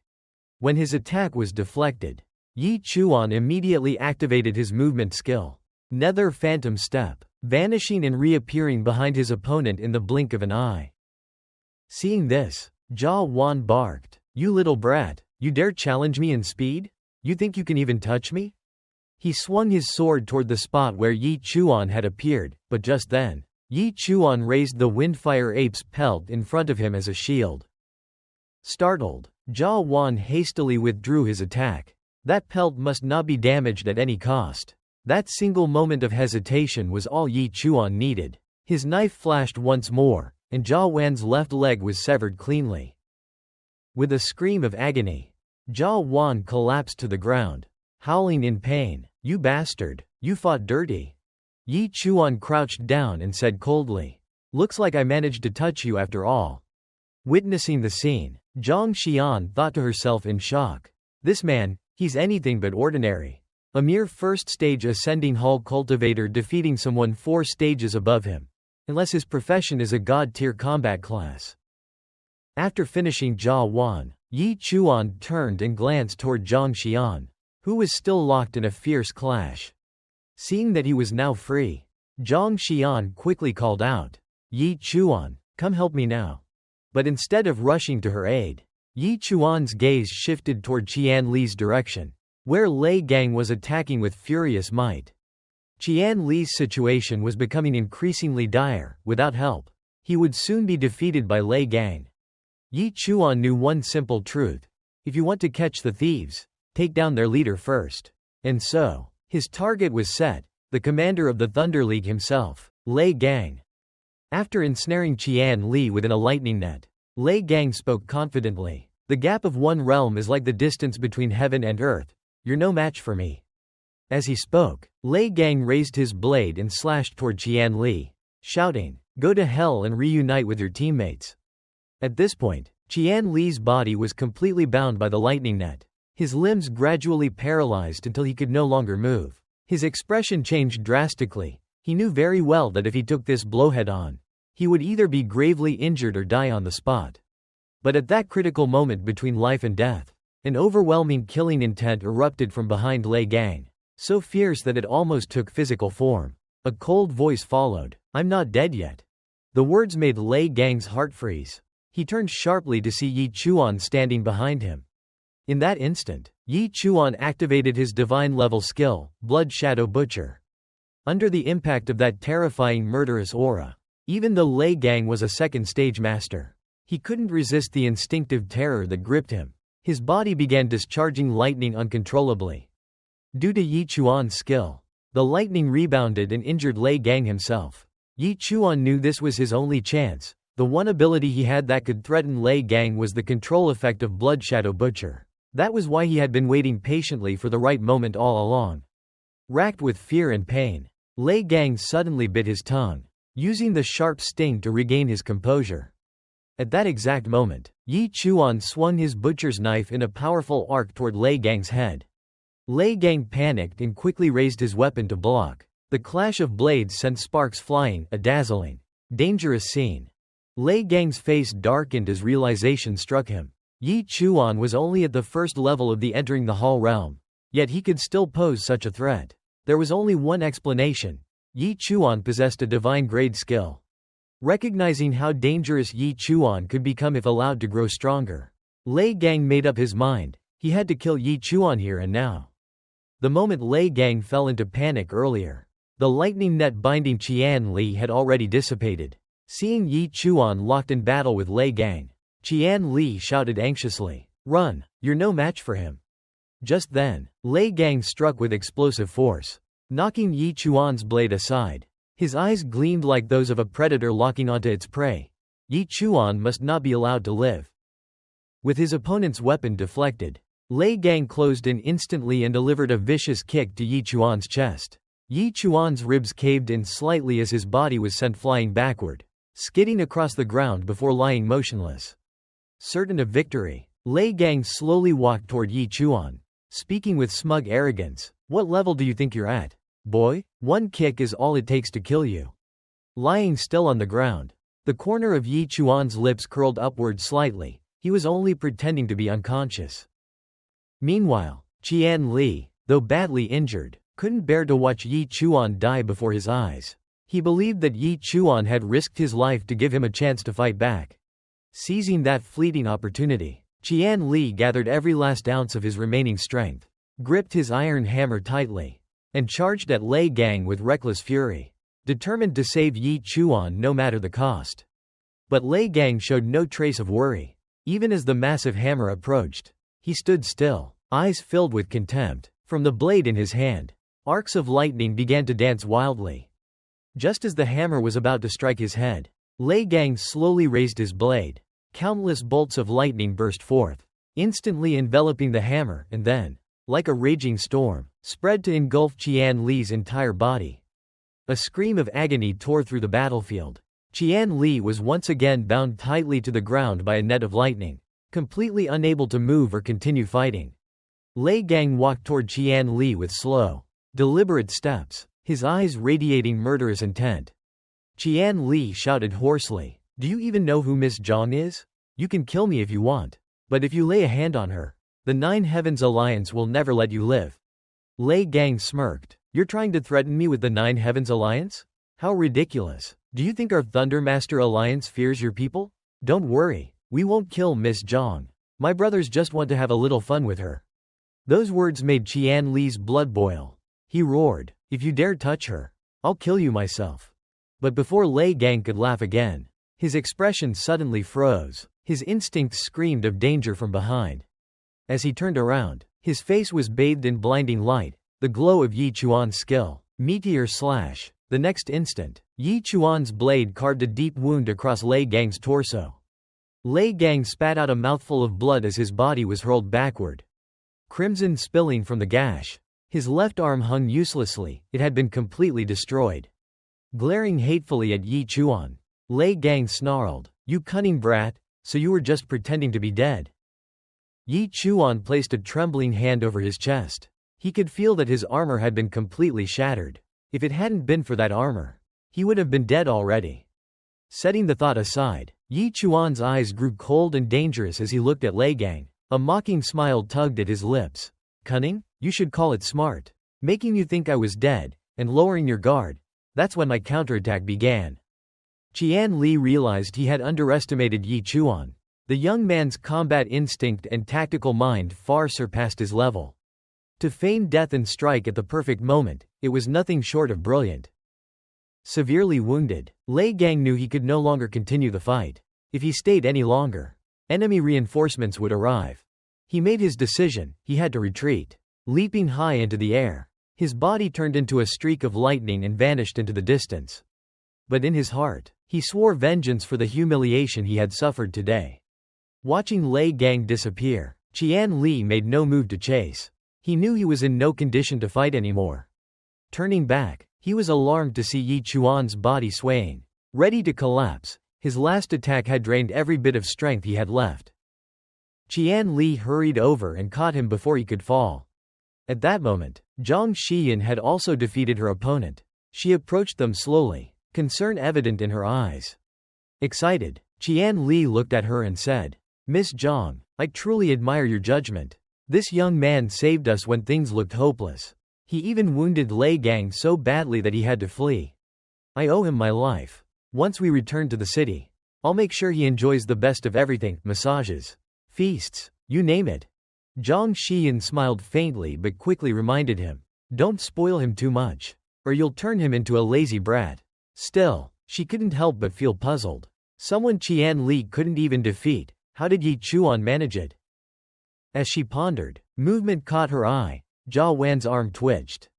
Those others might be allowed to leave, but Jia Wan, the traitor of the Nine Heavens Alliance, could never be forgiven. Without hesitation, Qian Li charged forward, slamming his massive hammer onto the ground and blocking Jia Wan's escape route. His roar echoed with fury. They can go, but you can't. You filthy traitor. Realizing he couldn't escape, Jia Wan dropped to his knees, sobbing and pleading, Brother Qian, please, spare me. I know I was wrong. I really do. I just got married, my wife's pregnant. I beg you, don't kill me. Qian Li's expression turned cold. He gave a chilling grin and said, don't worry, since you called me brother. I will definitely take good care of your wife. And make sure to squeeze some shampoo for your child every night. Then, amidst Jia Wan's terrified screams, Qian Li's hammer came crashing down, smashing his skull to pieces, ending the life of the traitor once and for all. With a single strike of the hammer, Jia Wan's head instantly exploded like a smashed watermelon. At that moment, Qian Li looked at Zhang Xian and said, Miss Zhang, I don't think the Thunder Alliance will let this matter go. We're all injured right now, and there's a good chance we'll be ambushed on the way back to the city. Zhang Xian told him not to worry. She said she had already sent out a distress signal, and people from the Nine Heavens Alliance would quickly dispatch someone to pick them up. As she spoke, she took out 2 golden pills and handed them to the 2 men. These are high-grade recovery pills. After taking them, your strength will recover quickly. Seeing the pills, Yi Chuan's eyes lit up. He recognized that each pill was worth around 50,000. The first thought that crossed his mind was how wealthy the Nine Heavens Alliance must be. Given such good items, Yi Chuan didn't refuse. The moment he swallowed the pill, he immediately sensed how effective it was. A surge of power burst from within the pill and spread throughout his body. In an instant, Yi Chuan felt that all his injuries had completely vanished. He thought to himself, this stuff is amazing, but I definitely can't afford it. I'll need to find a way to make more money. Feeling a little bored, Yi Chuan walked closer to Zhang Xian and said, Miss Zhang, earlier you used sonic waves to attack those Thunder Alliance members. Could you try using them on me a bit? Zhang Xian instantly saw through Yi Chuan's intention. Just call me Xian. You want to use the dense sonic waves to train your movement technique, don't you? That's right. Yi Chuan nodded. Netherworld Shadow Step was a skill he'd learned from a skill scroll. It couldn't be improved by increasing his cultivation realm. It could only be strengthened through continuous practice. Dense, rapid, and continuous sonic waves were the most suitable thing to train that technique. This was also the only movement skill Yi Chuan possessed. If he couldn't keep up with stronger opponents, he would suffer a huge disadvantage in battle. That was why he wanted to use this method to improve the skill as quickly as possible. Zhang Xian hesitated and asked, Are you sure? You really did help me a lot just now, but my cultivation level is much higher than yours. If I'm not careful, you could get hurt. Absolutely sure, Yi Chuan replied, seeing the determination in his eyes. Zhang Xian smiled softly. All right then, but be careful. I'll increase the speed gradually, don't push yourself too hard. Zhang Xian quickly shifted into an attack stance. Seeing this, Qian Li thought to himself, this is a good opportunity to test Yi Chuan's true strength. Based on the battle earlier, he might actually possess a divine-ranked skill. Zhang Xian began to pluck the strings of her instrument. The melodious notes filled the air, and the sound waves condensed into a sharp blade that slashed toward Yi Chuan. Yi Chuan merely shifted slightly and dodged with ease. Xian, you can go a bit faster. Zhang Xian nodded. For the second strike, the sonic blade split from 1 into 3, roaring toward Yi Chuan. While dodging, Yi Chuan shouted, Faster, even faster, keep going. The tempo of Zhang Xian's playing grew increasingly rapid, and the number of sonic blades soon exceeded 20. At this level, a normal first-stage ascending hall realm martial artist would have been seriously injured, or even killed. Yet Yi Chuan moved as leisurely as if he were strolling through a garden, as though the blades posed no threat to him at all. Zhang Xian's eyes flashed again and again with astonishment. Immediately afterward, she unleashed her full power for the final assault. The entire space seemed to be filled with countless sonic blades, all converging at the fastest possible speed toward Yi Chuan. Qian Li widened his eyes as he looked at Yi Chuan. He realized that Zhang Xian had unleashed her full power. If she accidentally killed Yi Chuan, things would become extremely complicated. 25 sonic blades cut toward Yi Chuan at the same time. Netherworld Shadow Step. Yi Chuan's eyes flashed as he immediately activated his skill. His speed exploded, and each movement was angled with extreme precision to evade Zhang Xian's attacks. Zhang Xian and everyone else were stunned. So all this time, Yi Chuan had been dodging without using any skills? Zhang Xian finally understood. When facing Yi Chuan, conventional logic couldn't be applied. Under this intense pressure, the mastery of Netherworld Shadow Step within Yi Chuan grew rapidly. But he didn't retreat. Instead, he deliberately moved closer to Zhang Xian. The closer he got, the smaller the space for evasion became, and the greater the risk. Yi Chuan was clearly pushing himself into danger. Zhang Xian quickly noticed that even as he drew nearer, Yi Chuan's speed increased, to the point that afterimages began to appear.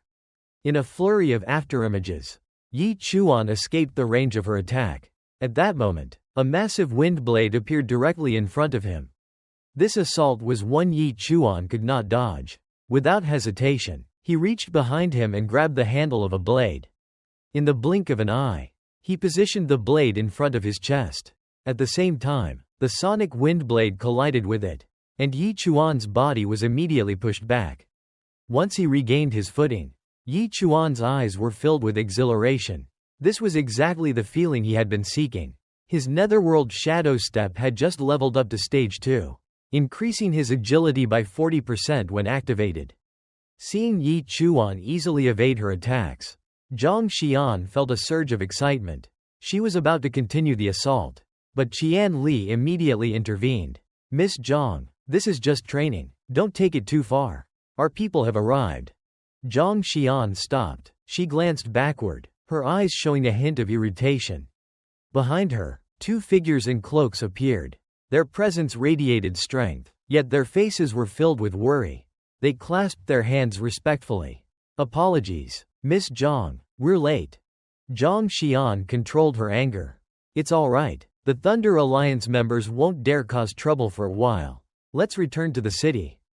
Qian Li immediately hoisted his large hammer and slung a big bag over his back. Preparing to leave, Zhang Xian looked at Yi Chuan and asked if he wanted to return to the city with them. Yi Chuan declined. "I still have some matters to attend to." Zhang Xian didn't press him for a reason. She reminded him to be careful and said that once he returned to the city, he should visit the Nine Heavens Alliance to see her. She would prepare a special gift to welcome him into the guild.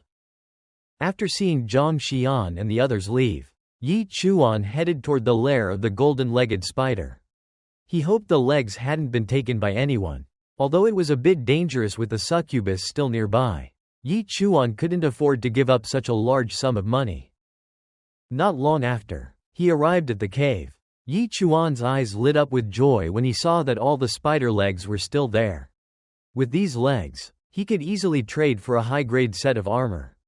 Soon after, Yi Chuan had nearly emptied the lair of the golden-legged spider. Everything left was either useless or too heavy for him to carry. Yi Chuan strapped on a backpack so stuffed it looked like it might burst, leaving the cave with a face full of satisfaction. Yi Chuan returned home, planning to share his joy with his parents. He pushed open the door and called out, "Mom, Dad, I'm home." The excited smile on his face froze instantly. The scene before him was shocking. The entire house was in complete disarray, as if it had just been ransacked. The sofa was overturned, the TV smashed on the floor, and debris from all kinds of furniture scattered everywhere.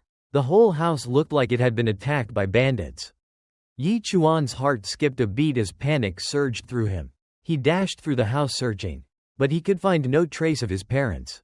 His eyes immediately burned red with fury. No, Calm down. I have to stay calm. He forced himself to regain composure. His father was a pig butcher with some reputation. And his mother was a chef. Both worked in ordinary, everyday trades. Their daily lives and relationships were simple. And they had no enemies. Even the neighbors treated them well. They couldn't have just disappeared on their own, unless it was Lu Ting.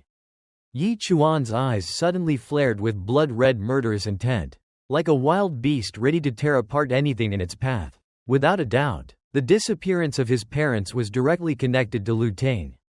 Lu Jinglong's house was located in the wealthy district of Qing City, a neighborhood filled with standalone villas with private gardens, each gated and guarded. When Yi Chuan charged forward, the two security guards immediately rushed out to stop him.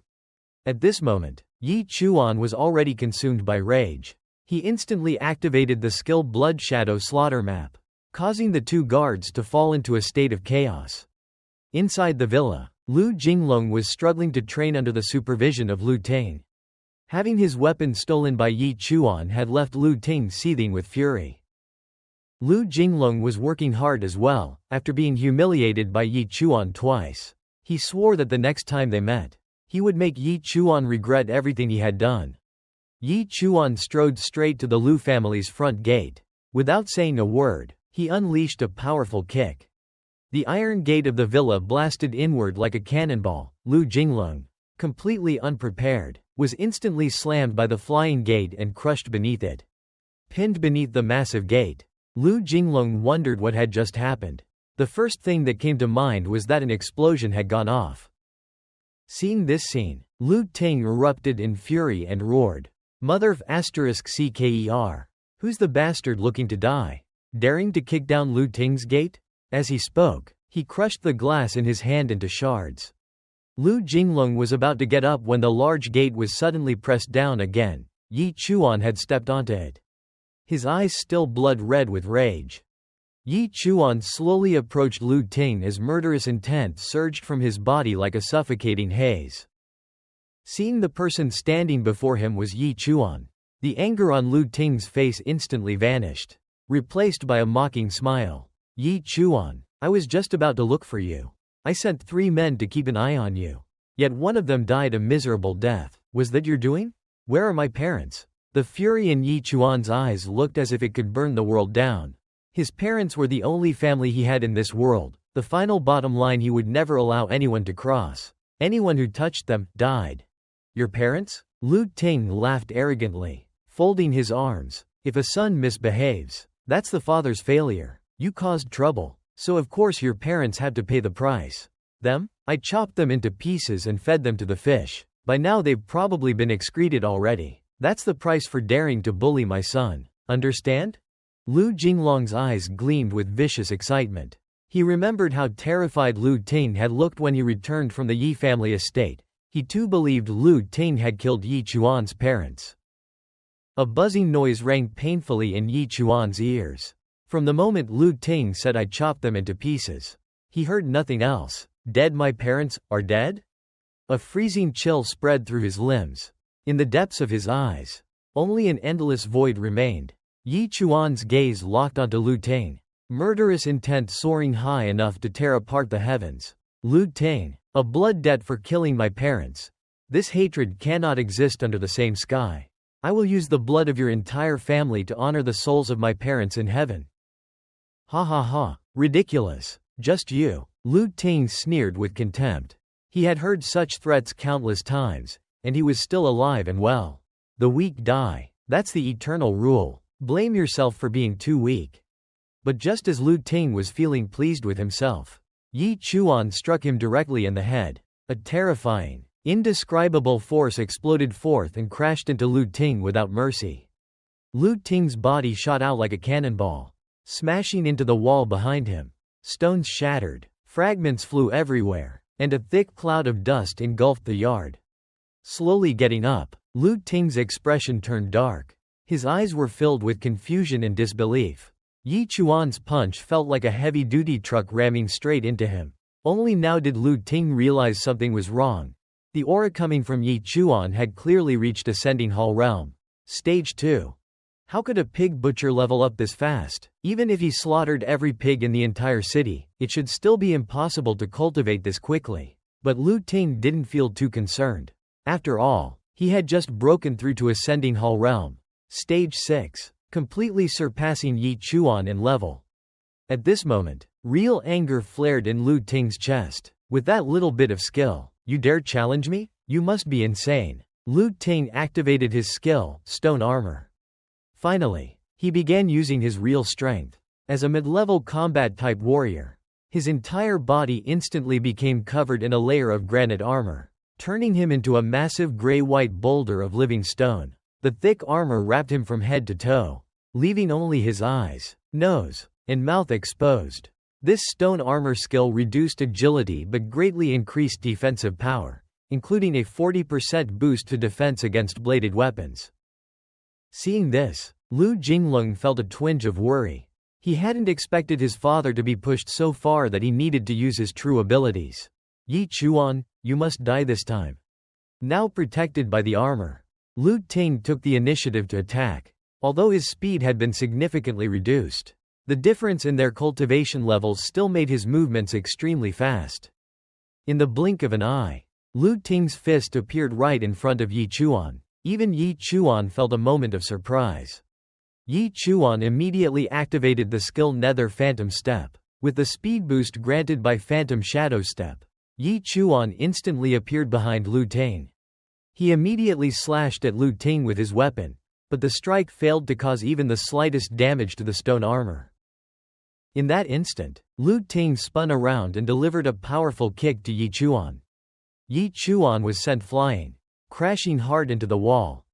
Confident and composed, Lu Ting slowly walked toward him. You need to understand, between you and me lies a gap you can never cross. You can't break my defense. But as long as I attack, you will die. Yi Chuan slowly pushed himself up, his eyes still filled with smoldering resentment. He immediately activated Pig Tribe Nemesis, reducing the damage taken from Pig-type attacks by 65%. Then Yi Chuan suddenly put away his weapon. This scene left Lu Ting stunned. He had used all his power in that kick just now, yet Yi Chuan was still able to stand up? This didn't make any sense at all. At this moment, Yi Chuan clenched his fists. If my blade can't break your stone armor, then I'll use my fists. Hearing that, Lu Ting burst out laughing. Ha ha ha, then go ahead and try. Use your flesh and blood to clash with my stone armor. But suddenly, Lu Ting's laughter stopped. His eyes widened in shock. Because Yi Chuan had suddenly appeared right in front of him. While Lu Ting was completely unguarded, Yi Chuan launched a powerful punch straight into his stomach. With the enhancement of his skill, that punch dealt 500% additional damage. The blow shattered the stone armor on Lu Ting's chest. The pain twisted his face in agony. He never expected Yi Chuan's punch to carry the force of a cannon blast. Yi Chuan looked like a machine programmed solely for destruction, his eyes empty, without a shred of emotion. As he unleashed punch after punch without hesitation, every blow struck the exact same spot. Even when both his hands were torn open, flesh and blood mangled, Yi Chuan showed no sign of stopping. Lu Ting was overwhelmed by the storm of attacks. So stunned he even forgot to counter. At first, he still had enough strength to raise his arms to protect his head. But as the barrage continued, each punch grew heavier, stronger, more violent. Finally, Yi Chuan shattered the stone armor protecting Lu Ting's head. In just moments, Lu Ting's head had swollen like a pig's head. Yi Chuan grabbed him by the collar, and panic filled Lu Ting's eyes. He had never imagined Yi Chuan could be this strong. Before Lu Ting could speak a word, Yi Chuan hammered him with another flurry of brutal punches and roared, "Tell me immediately, where are my parents?" Under the relentless strikes, the stone armor covering Lu Ting's body shattered completely, and it felt as if his bones were breaking apart. Lu Jinglong was terrified out of his mind. He knew that if Yi Chuan didn't stop, his father would definitely die. Even though he was scared, Lu Jinglong knew he had to step in to stop Yi Chuan. But the moment he tried to move, he realized his legs wouldn't obey. He was too terrified to take even a single step. He was afraid that if he went near, Yi Chuan would kill him too. Yi Chuan had gone insane. Lu Ting's swollen eyes, reduced to narrow slits, now held nothing but desperate terror. Yi Chuan truly intended to beat him to death right then and there. In a panic beyond control, Lu Ting screamed, "Wait! Stop! I didn't kill your parents. It wasn't me. They might not be dead yet." Lu Ting's words made Yi Chuan's raised fist freeze in midair. In his lifeless eyes, a flicker of vitality suddenly appeared. Then, "Where are my parents?" As Yi Chuan opened his mouth, he realized his voice had become extremely hoarse. I don't know." Lu Ting shook his head. Seeing Yi Chuan's fist about to swing down again, Lu Ting panicked and screamed, "I really don't know. The day I found out you killed my 3 men, I wanted to go capture your parents. But when I arrived at your house, aside from your parents, there were several people in black cloaks inside." Yi Chuan frowned. "People in black cloaks? What kind of people in black cloaks? Are you trying to trick me?" He clearly remembered that he had never seen anyone in black cloaks in his home before. As he spoke, Yi Chuan's urge to strike Lu Ting surged again. A look of overwhelming terror flashed through Lu Ting's eyes. Like a lamb facing a hungry tiger. I couldn't see them clearly. Those people completely hid themselves under their hoods, so I couldn't even tell if they were men or women. But there's one thing I'm absolutely sure of. Those people in black cloaks were incredibly strong. Extremely strong. Just the cold aura leaking from them was enough to make it hard for me to breathe. There's absolutely no expert in this city who has reached that level. It seemed like those people in black cloaks had some kind of conflict with your parents. They were arguing, but I couldn't hear what they were saying. Oh right, there was a demonic face symbol on their cloaks. I wanted to get closer to see what was happening, but at that exact moment, one of the men in black noticed me. He glanced at me once, and I immediately passed out. When I woke up, your house was completely empty, only a mess remained. Everything I said is true. What happened to your parents really has nothing to do with me. Lu Ting desperately explained, his face full of terror as though death was breathing down his neck. Yi Chuan frowned. And how can you prove what you said is the truth? Seeing the way Yi Chuan looked at him, like a butcher eyeing a piece of pork, Lu Ting shuddered and stammered. When I woke up, I went into your house to look around. As he spoke, he crawled toward a pile of clothes and rummaged through it.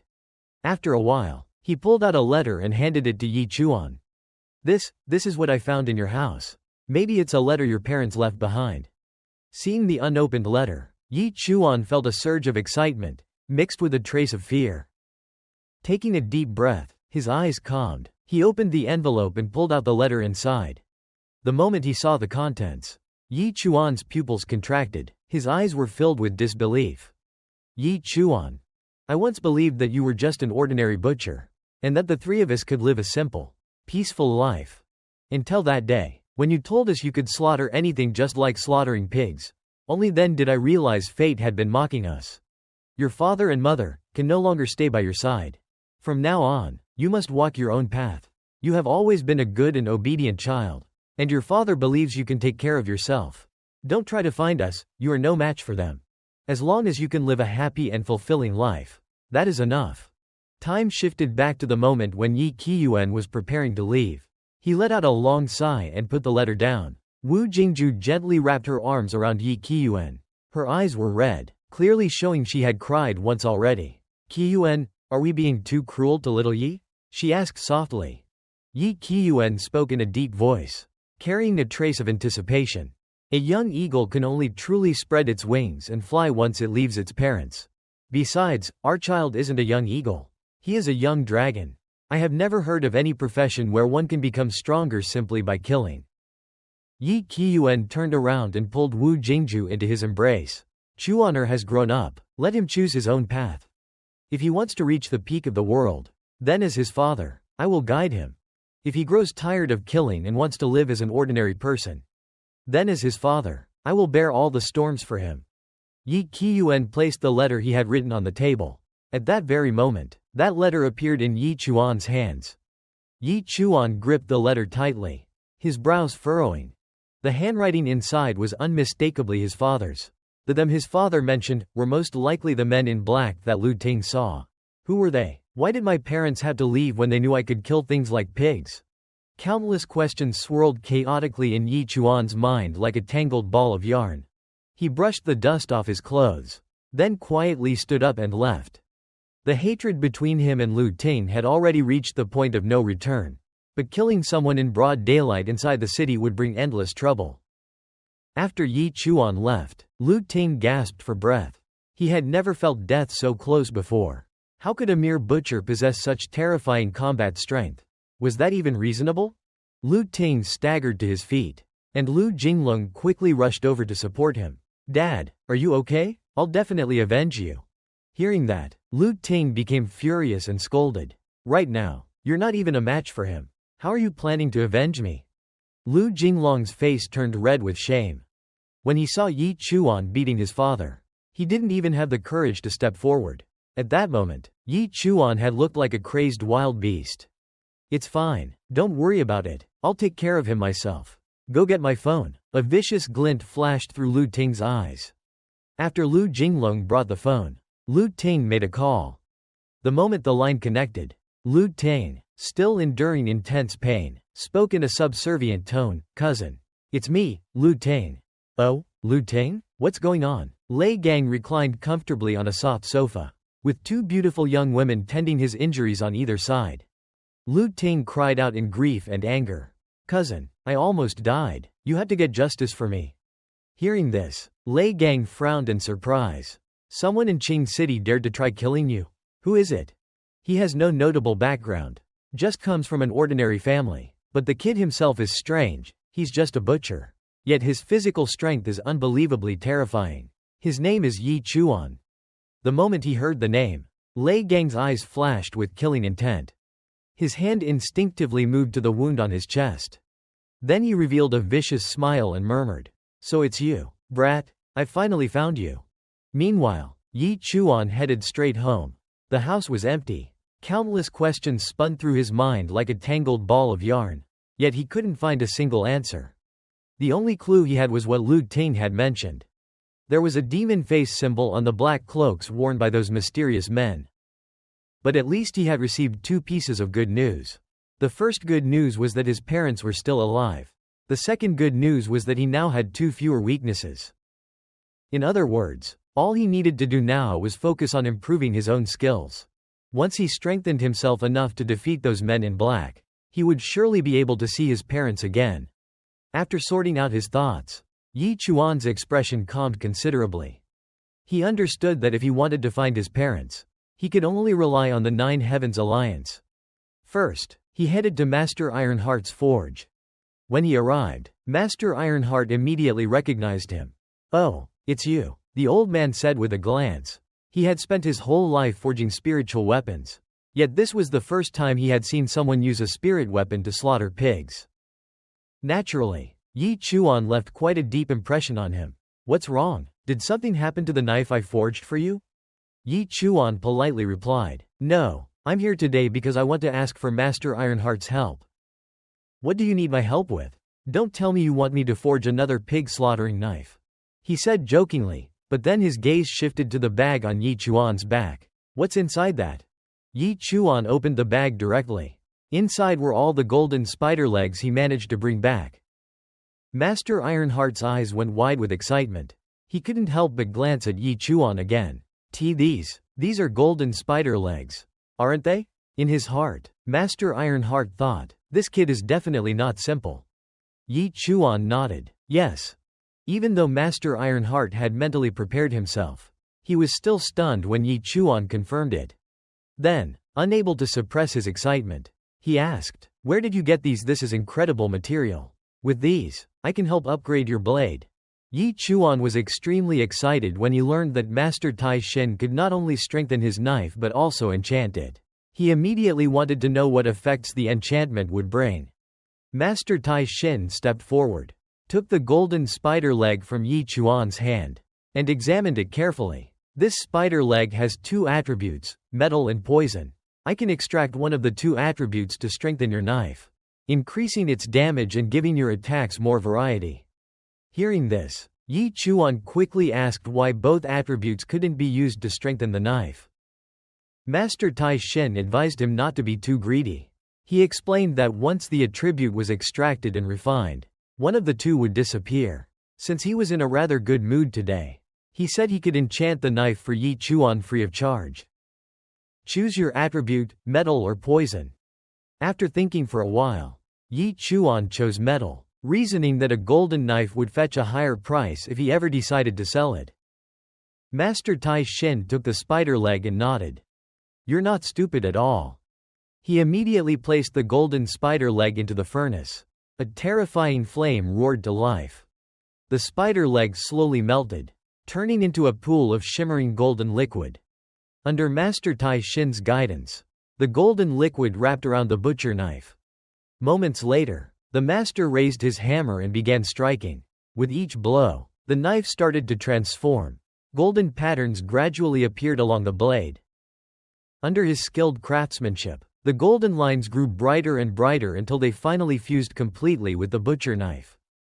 The enchantment is complete. Looks like your luck is pretty good today, Master Tai Shin said as he wiped the sweat from his forehead, his eyes full of satisfaction. Yi Chuan grinned. He quickly thanked the master. When he held the knife, he could clearly feel that its weight had increased significantly. Yi Chuan asked, Master Tai Shin, what's the effect of the enchantment on this knife? The master smiled and explained. Most enchanted weapons are activated based on the number of attacks. Since your knife has been enchanted with the metal attribute, it will probably trigger critical strikes. This information surprised Yi Chuan. He felt even more certain that he had made the right choice. A knife capable of critical strikes, combined with his system, would make his attacks overwhelmingly powerful. Immediately, he began swinging the knife repeatedly. But something felt off. Apart from his strikes becoming slightly stronger, no special effect seemed to appear. Just then, the system notification rang out. Butcher knife has been successfully enchanted. Enchantment effect. After delivering 9 consecutive slashes, the 10th slash will deal 200% damage. Yi Chuan was pleasantly surprised. He hadn't expected the golden spider leg to produce such a powerful effect. Thank you, Master Tai Shin. If you ever need my help in the future, I will definitely not refuse. After expressing his gratitude, Yi Chuan left the blacksmith shop. Master Tai Shin waved him off, thinking silently to himself, Yi Qiuan, this is all I can do for you. After leaving the shop, Yi Chuan headed straight toward the Nine Heavens Alliance. But halfway there, someone suddenly blocked his path. It was none other than Principal Zhao Ming. Seeing Yi Chuan, the principal looked quite surprised. Yi Chuan? What are you doing here? Yi Chuan was also taken aback. Principal, what are you doing here? Zhao Ming frowned, a little annoyed. Don't repeat what I just said. I'm here to recommend students to the Nine Heavens Alliance. You should know that being able to join the alliance is a great honor for any student of our school. Yi Chuan nodded calmly, showing no particular emotion. Zhao Ming cleared his throat, adjusted his mood, and continued, Yi Chuan, don't blame me, but your name isn't on my recommendation list. After all, your profession isn't part of the combat department. The only problem was that the Nine Heavens Alliance didn't accept any candidates. Even Shu Lingxuan wasn't accepted. The requirements of the Nine Heavens Alliance were simply too high. But what did you come here for? Yi Chuan reacted quickly and said he was training by carrying extra weight while climbing the mountain. As he spoke, he handed his bag over for Zhao Ming to look at. Seeing that the bag was very small and light, Zhao Ming seemed a bit disappointed. Yi Chuan, it seems your advancement is running into some trouble. But having a lifestyle-type profession is completely normal. I suggest you give up the path of combat and focus on your butchering. Yi Chuan nodded. I understand, Principal. I'll continue butchering pigs. After saying that, Yi Chuan continued walking forward, not intending to speak with someone who had looked down on him. But as the two brushed past each other, the aura coming from Yi Chuan caused Zhao Ming to feel a chill run down his spine. A sudden sense of unease surged in his chest. Immediately, he turned around and asked in an agitated voice, Wait, Yi Chuan, what level have you reached right now? Probably first stage of the entry hall realm. Yi Chuan replied calmly. That answer made Zhao Ming even more shocked.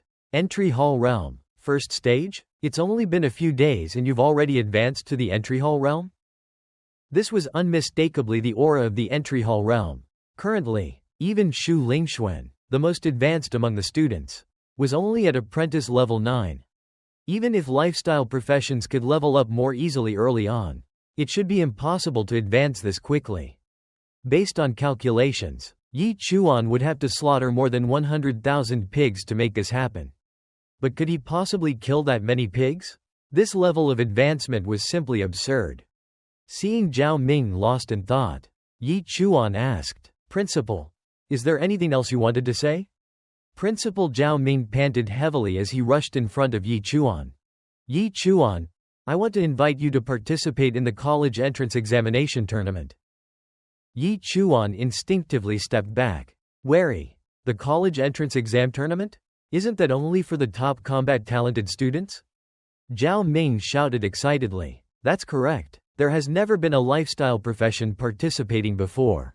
Our school's candidates were supposed to be Lu Jinglong and Shu Lingxuan. But as you know, Lu Jinglong suffered a serious chest injury yesterday. His mental state also seems damaged, so he can't participate. Shu Lingxuan will definitely take first place this time, but that's only her personal ranking. This competition evaluates overall school strength, so it uses a point system. First place earns 10 points, second place 9 points, and so on. 10th place only earns 1 point. Anyone outside the top 10 earns nothing. The total points possible are 55. To put it simply, even if Shu Lingxuan wins first place, if no one else from Qingcheng High enters the top 10, our school still can't win the championship. Yi Chuan nodded. He understood what Zhao Ming was getting at, but he still wanted to know what any of this had to do with him. But principal, are you sure that a pig butcher from the lifestyle department can even join this tournament? Hearing that, Zhao Ming looked at Yi Chuan with absolute seriousness and said, "Is that something you need to worry about? Yi Chuan, if you agree to participate and can make it into the top 3, I will agree to any request you make." Yi Chuan, as long as you agree to participate and can make it into the top 3, I can agree to any request you make. Watching Yi Chuan walk away, Zhao Ming immediately asked, "What is it that you want?" Hearing this question, Yi Chuan stopped. A thought instantly surfaced in his mind, the thing he needed most right now. Yi Chuan held up 5 fingers and said, "I need $500,000. For this condition, Zhao Ming agreed right away, but he added that Yi Chuan must place in the top 3. In his mind, someone with a life skill profession, no matter how high his level was compared to others, would find it extremely difficult to get into the top 3 of this competition. When that happened, he wouldn't have to give Yi Chuan the $500,000 anyway. But when Yi Chuan heard that he had to get into the top 3, he added another demand. Besides the 500,000, I need a spirit armament with storage space. With storage space, even if nothing else, just being able to carry back more beast materials every time I leave the city would already be enough to make tons of money. Yi Chuan, don't you think this request is a bit too much? Zhao Ming's face twisted in pain. A spirit armament with storage space, there wasn't a single blacksmith in all of Azure City capable of forging one. Each item was ridiculously expensive. Even he himself didn't own such a treasure. Then go find someone else. Yi Chuan shook his head. He didn't lack anything else. He could just go out of the city and chop a few boars to get whatever he needed. Wait, don't be like that. Zhao Ming rushed forward and grabbed Yi Chuan's arm. How about this? As long as you make it into the top 3, I'll find a way to get you a spirit armament with storage space. And if you get into the top 10 but not the top 3, I'll still reward you with the 500,000. How's that? Deal secured. Yi Chuan grinned. Of course he could see right through Zhao Ming's little scheme, but he didn't bother pointing it out. Top 3? He remembered very clearly that the first place winner of the advanced ranked combat exam in Azure City would receive a rare grade skill scroll. In 10 days, the exam will begin. When the time comes, just head to the school to gather. These 10 days, make sure you kill more boars. You absolutely must raise your strength to first stage Ascension Realm before the exam. Understand? After sending Zhao Ming off, Yi Chuan headed straight for the Nine Heavens Alliance. Before long, Yi Chuan arrived at the entrance of the Nine Heavens Alliance. The entrance was a massive gate, looking extremely majestic. After he knocked, A man stepped out and asked whom Yi Chuan was looking for. "Hello. Please inform her for me. My name is Yi Chuan, and I'm here to see Zhang Xian," Yi Chuan said politely. Hearing this, the gatekeeper let out a mocking laugh. "Haha, you're quite funny. Miss Zhang isn't someone just anyone can meet." Right at that moment, a pair of pale, delicate hands appeared at the gate, along with a voice, "Let him in." The gate opened. Standing behind it was Zhang Xian, wearing short pants, looking both elegant and noble. Seeing him arrive, her face lit up with joy. "Yi Chuan, you finally came. I've been waiting for you for so long." "Not exactly. I was mostly forced into it. If I didn't come to the Nine Heavens Alliance, I'd probably be lying dead on the street in 2 days." Before Yi Chuan even finished speaking, Zhang Xian grabbed his wrist and pulled him inside, saying that she would show him around the Nine Heavens Alliance. Seeing Zhang Xian cheerfully pull Yi Chuan inside, the gatekeeper trembled in fear, his whole body shaking. Inside the Nine Heavens Alliance, they had everything, almost like a miniature city. The southern area was the residential district, while the northern area was a mixed zone. The east side is the skill training area. You already know this, but aside from each profession's innate skills, all other skills have to be trained constantly to improve proficiency and control, Zhang Xian patiently explained, sounding just like a tour guide. The west side is the combat duel zone. If you want to improve your battle experience, you can go there. There will always be experts from the Nine Heavens Alliance stationed there to provide guidance. Tasks, reward exchanges, and all recreational and relaxation facilities were located in the tower on the north side of the Alliance. Yi Chuan's expression turned odd. He never expected the Nine Heavens Alliance to have such things. Zhang Xian hurriedly pulled Yi Chuan along to register him. Starting today, he would officially be a member of the Nine Heavens Alliance. Suddenly, a large hand landed on Yi Chuan's shoulder.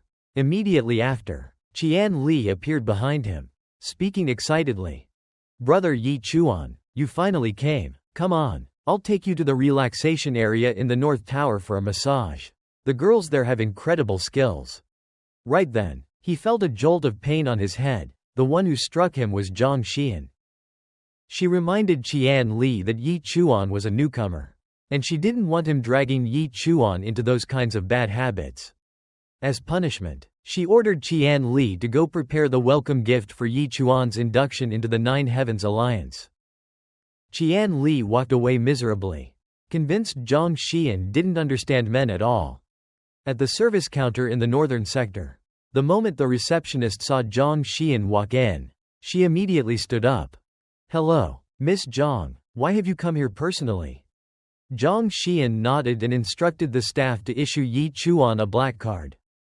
The staff member replied anxiously, "Miss Zhang, the black card is the highest level access card we have. It allows entry into any area of the Nine Heavens Alliance base. Are you sure you want to give this to him?" Zhang Xian frowned in irritation and ordered the staff member to carry out her instructions. The receptionist grew nervous and then looked toward Yi Chuan. "Sir, please register your information here." Under Zhang Xian's watchful supervision, the procedure was completed quickly. The staff member held out the card with both hands and said respectfully, "Congratulations, sir. Starting today, you are an elite member of the Nine Heavens Alliance." Yi Chuan accepted the card with a surprised expression. He wanted to know why he was receiving such a card. Zhang Xian explained that within the Nine Heavens Alliance, authority was determined by contribution points, points earned by completing missions assigned by the Alliance. Only those who accumulated 100,000 points or more were eligible to receive a black card. Yi Chuan looked at the black card in his hand and felt unworthy of owning something like this. Zhang Xian insisted that he was fully qualified to use it. The first reason was that he was personally recruited by her. The second was that during the battle with the Thunder Lion Alliance, Yi Chuan had made an enormous contribution. As she said this, Zhang Xian stepped closer and whispered in Yi Chuan's ear, "I'm expecting great things from you." The sight made Yi Chuan shiver. No normal person would feel happy being stared at with affection by a hideous pig-headed creature. Just then, Qian Li suddenly appeared, breaking the awkward atmosphere and turning both of their faces red. In his hands were the rewards prepared for Yi Chuan. Qian Li quickly handed everything over and whispered, "These rewards were specially prepared for you by Miss Zhang. They're worth far more than what other new members usually receive." Yi Chuan hurriedly thanked Zhang Xian. She smiled and nodded. Then she glanced at Qian Li and told him he could leave. She would accompany Yi Chuan to the residential area to receive his room. Soon after, Zhang Xian led Yi Chuan to a gate with a large sign that read Ghost Lake. Inside was a rather eerie scene, a range of steep mountains and a pitch-black waterfall. Feeling confused, Yi Chuan immediately asked, "Miss Zhang, I thought the residential area was in the southern tower?" Zhang Xian ignored the question. Instead, she looked at Yi Chuan and asked, "You probably still have unhealed injuries in your body, right? This lake will heal all wounds, go on. Get in." At that moment, Zhang Xian had already changed into a very revealing swimsuit and slowly stepped into the water. Yi Chuan slowly stepped down into the lake, his gaze paying no attention at all to Zhang Xian's flawless body, instead staring intently at the surface of the water. He knew that this lake was extremely valuable. Soaking in it would bring tremendous benefits. Seeing Yi Chuan's well-toned body moving toward her, Zhang Xian's face suddenly flushed red with embarrassment. However, when Yi Chuan drew closer, worry appeared in Zhang Xian's eyes as she noticed several scratches on his chest. Unable to suppress her concern, she hurried over to his side, gently reaching out to touch his body as she asked with care, "These wounds are still very fresh. Did you encounter some kind of danger last night?" Being touched by a girl for the first time, Yi Chuan became extremely flustered. He immediately stepped back and submerged himself into the lake, averting his gaze and looking in another direction as he replied softly, "It was just an unexpected incident last night. Don't worry about it."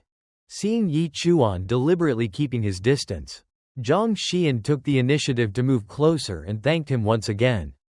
"Thank you, Yi Chuan. If it hadn't been for your help that day, the ape hide would have been stolen by the Thunder Lion Alliance." No matter how Zhang Xian continued speaking and moving closer, Yi Chuan kept inching farther away to maintain his distance. Deep inside, he thought to himself, "If you really want to thank me, then please stay as far away from me as possible." Noticing Yi Chuan's evasive attitude, Zhang Xian had no choice but to change the topic. She pointed at the two newcomer reward items and told him to use them right here, since this lake would greatly enhance the effectiveness of cultivation. Yi Chuan obediently followed her instructions. He picked up one of the boxes and opened it. Inside was a pill whose color was not particularly appealing. Seeing Yi Chuan hesitating as he stared at the pill, Zhang Xian smiled and said, "After taking it, you'll feel healthier, faster, and stronger." Hearing this description, Yi Chuan fell into contemplation once again, because what Zhang Xian had just said sounded exactly like the words printed on the packaging of aphrodisiac feed used for pigs. Seeing that he was still hesitating, Zhang Xian assumed he was worried. She put on a teasing expression and urged Yi Chuan to eat it, saying that the effects would come immediately. Yi Chuan let out a sigh, then gathered his courage and put the pill into his mouth. He found that it tasted like chocolate and was actually quite delicious. But in less than 2 seconds after swallowing it, Yi Chuan's body stiffened. He felt a sudden surge of power erupt within his body, then rush outward violently through every pore. His complexion turned rosy, and all of his wounds completely disappeared. Even the lake water around Yi Chuan was blown away by this burst of energy. Zhang Xian was also stunned by the scene. She hadn't expected the pill to produce such astonishing effects. She explained, "The pill you just took is called the Diamond Pill. It was refined by a high-level alchemy master of the Nine Heavens Alliance, and it takes 6 months to produce a single pill. It can greatly and permanently improve your physique, allowing you to make rapid progress in all 3 aspects." At this moment, the system quietly notified Yi Chuan, "You have now reached the first stage of the Ascending Hall realm. Strength 120, Agility 121, Mental Power 120. Yi Chuan was extremely surprised to find that all of his attributes had increased by around 20 points. Without waiting any longer, Yi Chuan immediately took out the skill scroll to examine it. The moment he opened the scroll, A strand of golden light slowly enveloped Yi Chuan's body, and all the records written on it were automatically engraved into his memory. The system quickly announced, "Congratulations. You have learned a high-level passive skill, Golden Bell Shield. It can remain activated continuously under normal conditions and can block one fatal attack. Once it is broken, it cannot be activated again for 12 hours." Yi Chuan immediately tried to activate the skill. A layer of golden light appeared, wrapping around his body, upon which strange and ancient-looking characters continuously emerged. Seeing this scene, Zhang Xian smiled with great satisfaction. Noticing her smile, Yi Chuan said awkwardly, "Miss Zhang, you've been far too generous to me. I don't know how I should repay you." Zhang Xian gently leaned against the edge of the lake, fully displaying her flawless figure. Then spoke softly, "It will take 1 month to forge a fire-resistant armor from that ape's hide. I hope that 1 month from now, you can join us in conquering the blazing flame demon king. With your help, I believe that expedition will be very successful." Yi Chuan did not agree immediately. Instead, he wanted to know what the success rate would be if he joined. Zhang Xian answered honestly, "Based on the planned lineup, our chance of success is less than 10%. Hearing this, Yi Chuan's expression turned anxious. He felt that with such a low success rate, it would be no different from seeking death. Yi Chuan wondered why, as the daughter of the Alliance Master of the Nine Heavens Alliance, she had to take such a dangerous risk herself. Zhang Xian let out a sigh, a hint of sadness appearing on her face. She explained that precisely because she was the Alliance Master's daughter, she had to go personally. She did not want to live under her father's shadow. Feeling constrained and limited, she needed to prove herself, otherwise, she would rather die. "Since I was young, everyone in my family has looked down on me. They feel it's a pity that someone as powerful as my father only has a daughter as his successor. They think I'm stupid and weak, a disgrace to my father." Yi Chuan gradually understood why Zhang Xian was so determined. In a place that gathered powerful individuals like the Nine Heavens Alliance, the daughter of the leader would bear immense expectations and inevitably face criticism if she lacked sufficient strength. Seeing Yi Chuan lost in thought, Zhang Xian moved closer again and asked softly, "Yi Chuan, are you afraid?" Yi Chuan smiled and replied, "My parents taught me to keep my promises to others, so I will fulfill my promise." After receiving Yi Chuan's acceptance, Zhang Xian smiled happily. Her face flushed red, and a strange glint appeared in her eyes as she whispered, "You really are a good kid. You're still a virgin, right? We might die on that mission. If there's anything you regret, tell me. I guarantee I'll help you fulfill it." As she spoke, Zhang Xian pressed her body close to Yi Chuan, her hands moving towards sensitive areas. This action frightened Yi Chuan, and he hurriedly stood up. Immediately afterward, Yi Chuan roughly shoved Zhang Xian away. His gaze became firm and resolute as he stepped out of the lake and said, "I can't die there, because I still have something far more important to do." Being rejected so bluntly by Yi Chuan, Zhang Xian was left extremely confused and disappointed. She had never expected that her beauty would mean absolutely nothing in his eyes. Stepping out of the lake, Yi Chuan forcefully pushed open the large door and walked outside. Suddenly, he saw Qian Li standing outside. The man's eyes had been secretly peering through a crack in the door, and Yi Chuan's sudden appearance left him utterly flustered. Behind him, Zhang Xian also followed Yi Chuan out. When she saw Qian Li, she immediately asked what he was doing here. Qian Li scratched his head, looking extremely awkward as he replied, "Ha ha, it's nothing. I just came here to heal my injuries. I didn't know you two were inside. I'll be leaving now." After saying that, Qian Li hurriedly turned around and started to walk away. But after taking only 2 steps, Yi Chuan called out, "Uncle Qian, wait a moment, I have something I'd like to ask of you." Qian Li turned back in confusion, his eyes clearly asking what kind of help Yi Chuan needed. Yi Chuan told him not to take it too seriously. What he wanted was for Qian Li to help him train. Hearing this request, Qian Li immediately pulled Yi Chuan toward the training ground. As they walked, he said, "I'm really surprised that you'd ask to spar with me. I understand your eagerness to become stronger. However, if you challenge me, The gap between our levels is far too great, it'll be quite tough for you. Watching Yi Chuan's departing figure, Zhang Xian thought to herself. It seems I made the right choice this time. This child has limitless potential. Very soon, Yi Chuan and Qian Li arrived at the training ground beside the Western Tower. In Qian Li's hands was his familiar massive mace, and the expressions on both of their faces were extremely serious. Yi Chuan knew that only by becoming stronger would he be able to reunite with his parents. Father, mother, please be patient a little longer. Your son will come to bring you home soon. Yi Chuan immediately took out his pig slaughtering knife and asked Qian Li to use his full strength.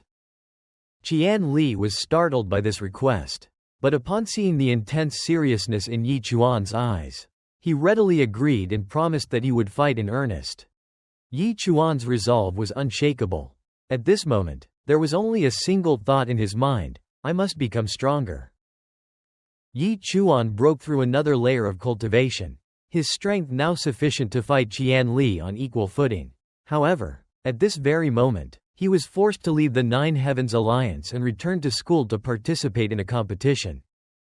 In the blink of an eye, 9 days had passed since Yi Chuan first began training with Qian Li. Looking at the plaza packed with spectators who had come to watch the excitement, Zhang Xian couldn't help but sigh inwardly. These two were truly insane. Every single day, aside from eating and sleeping, they were here fighting non-stop, as if possessed. Yet it was undeniable that these two gave people an overwhelming sense of reliability. At this moment, Yi Chuan was gripping the dragon-slaying saber, hacking wildly toward Qian Li.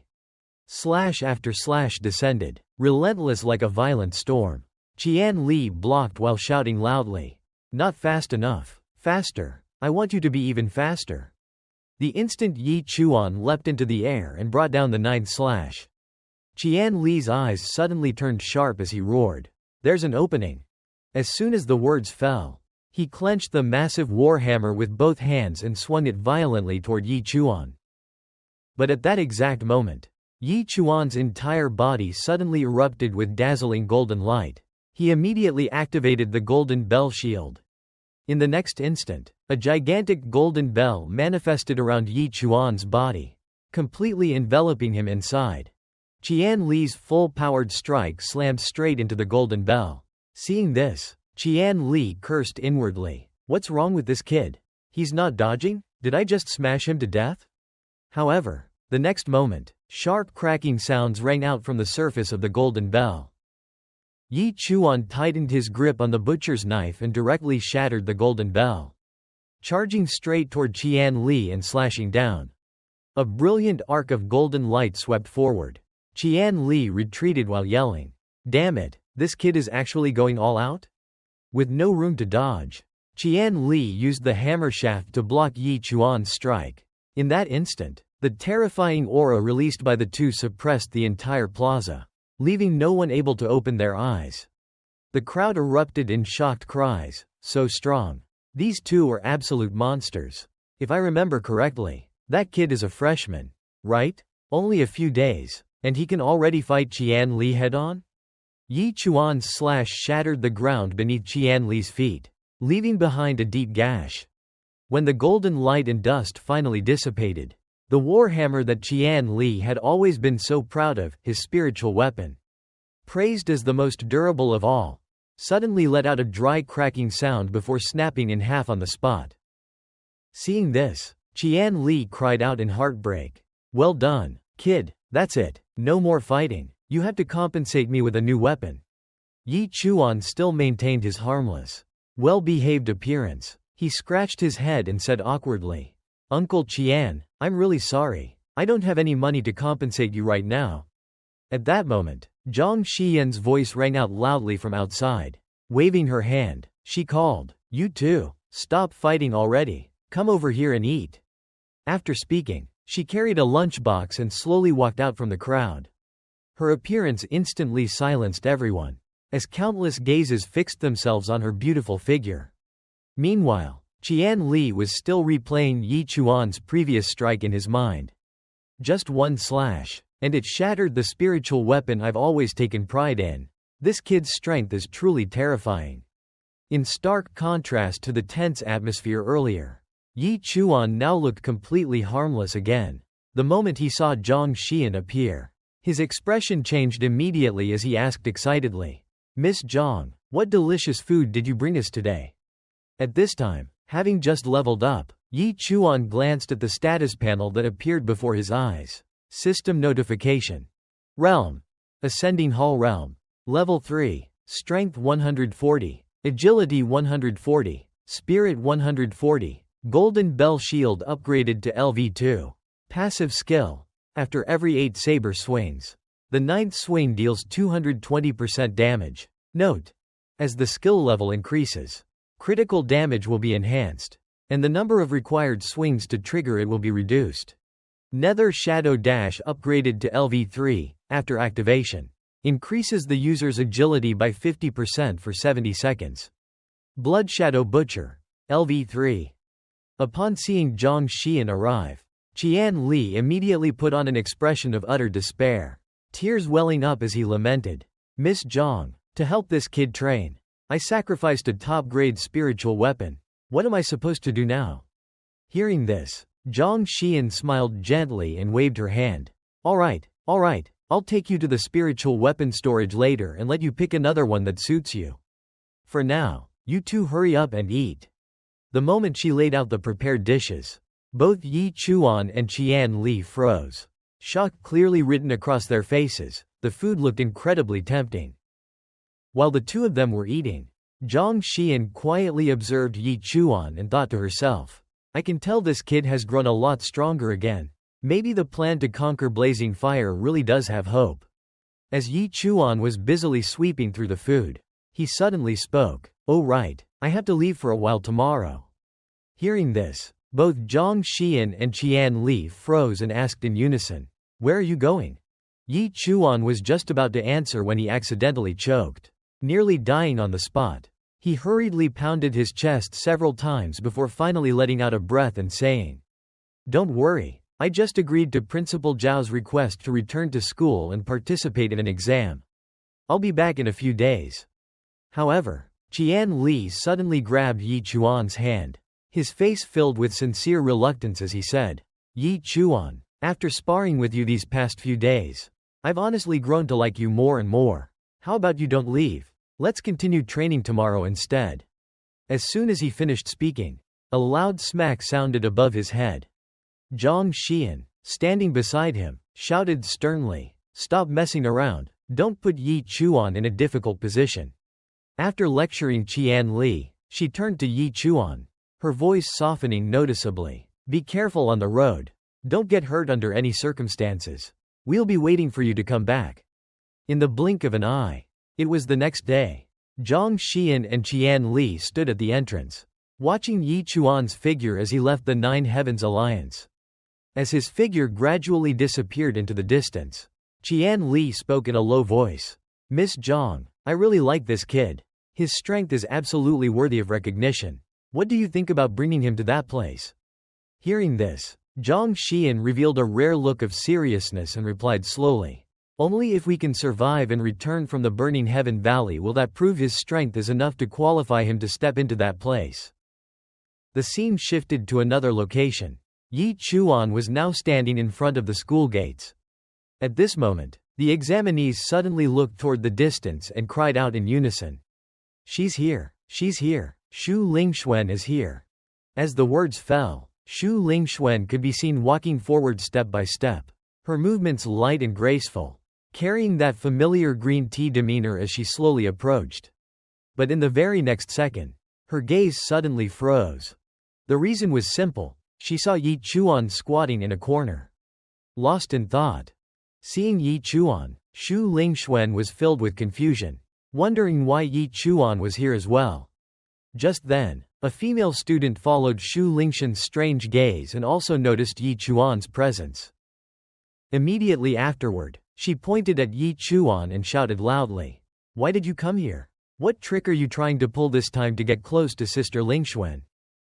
But before she could finish her sentence, Yi Chuan swung his fist and slammed it straight into the wall beside him, causing the wall to crack violently, on the verge of collapsing. Yi Chuan slowly raised his head, his eyes dark as he stared straight at the girl, then uttered a single word: "Get lost." Yi Chuan's gaze and actions terrified her. She hurriedly stepped back several paces and muttered awkwardly, "What a clown, just trying to attract attention. Disgusting." Yi Chuan threw a straight punch at the stone pillar beside him. The thick stone column cracked open, a large hole appearing as fractures spread out like a spiderweb.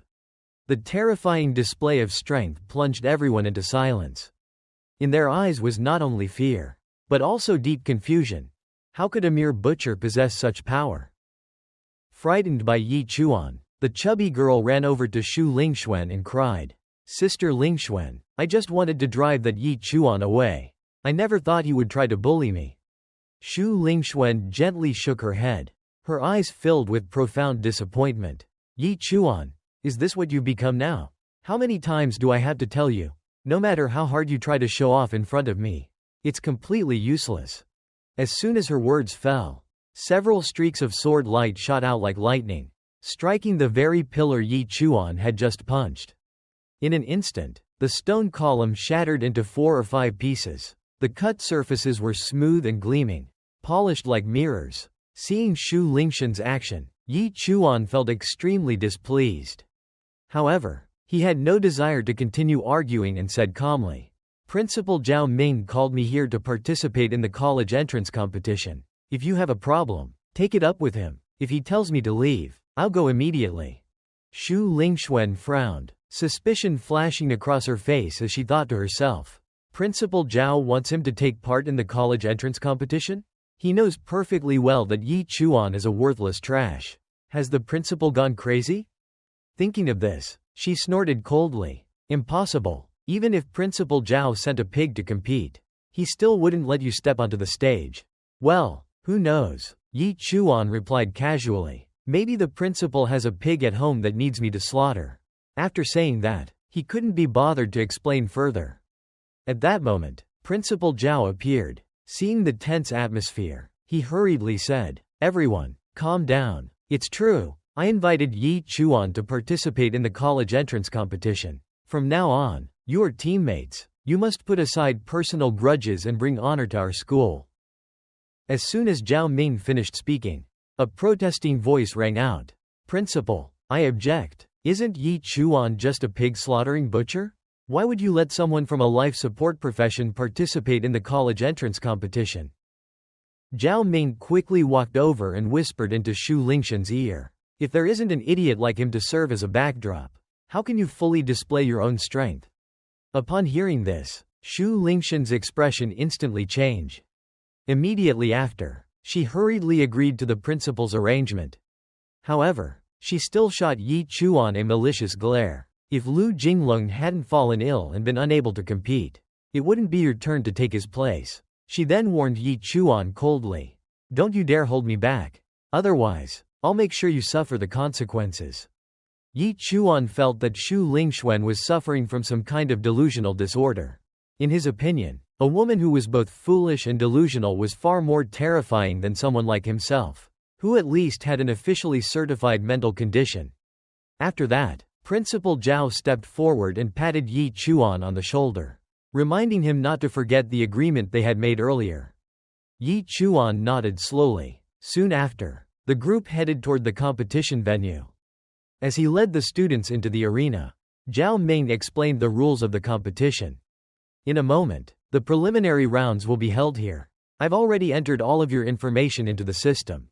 Round 1 follows a random draw system. Win 3 matches and you advance. Lose 3 matches and you're eliminated. From round 2 onward, it will be a single elimination format with a winner's bracket and a loser's bracket. Lose once and you drop into the loser's bracket. Lose again, and you're out. Those who win may remain on the platform to challenge the next contestant. After that, rankings will be determined by the total number of victories. The 4 competitors who fight their way to the end on these 4 arenas will advance to the finals." Seeing the nervous expressions of the students as they glanced toward Shu Lingxuan, Principal Zhao Ming reminded them that during the draw, students from the same school would not be matched against each other. This news immediately put everyone at ease. After all, If they were to encounter Xu Lingxuan on the arena stage, elimination would be almost guaranteed. Upon hearing this, Zhang Xiaoqui instantly spoke up in a flattering tone.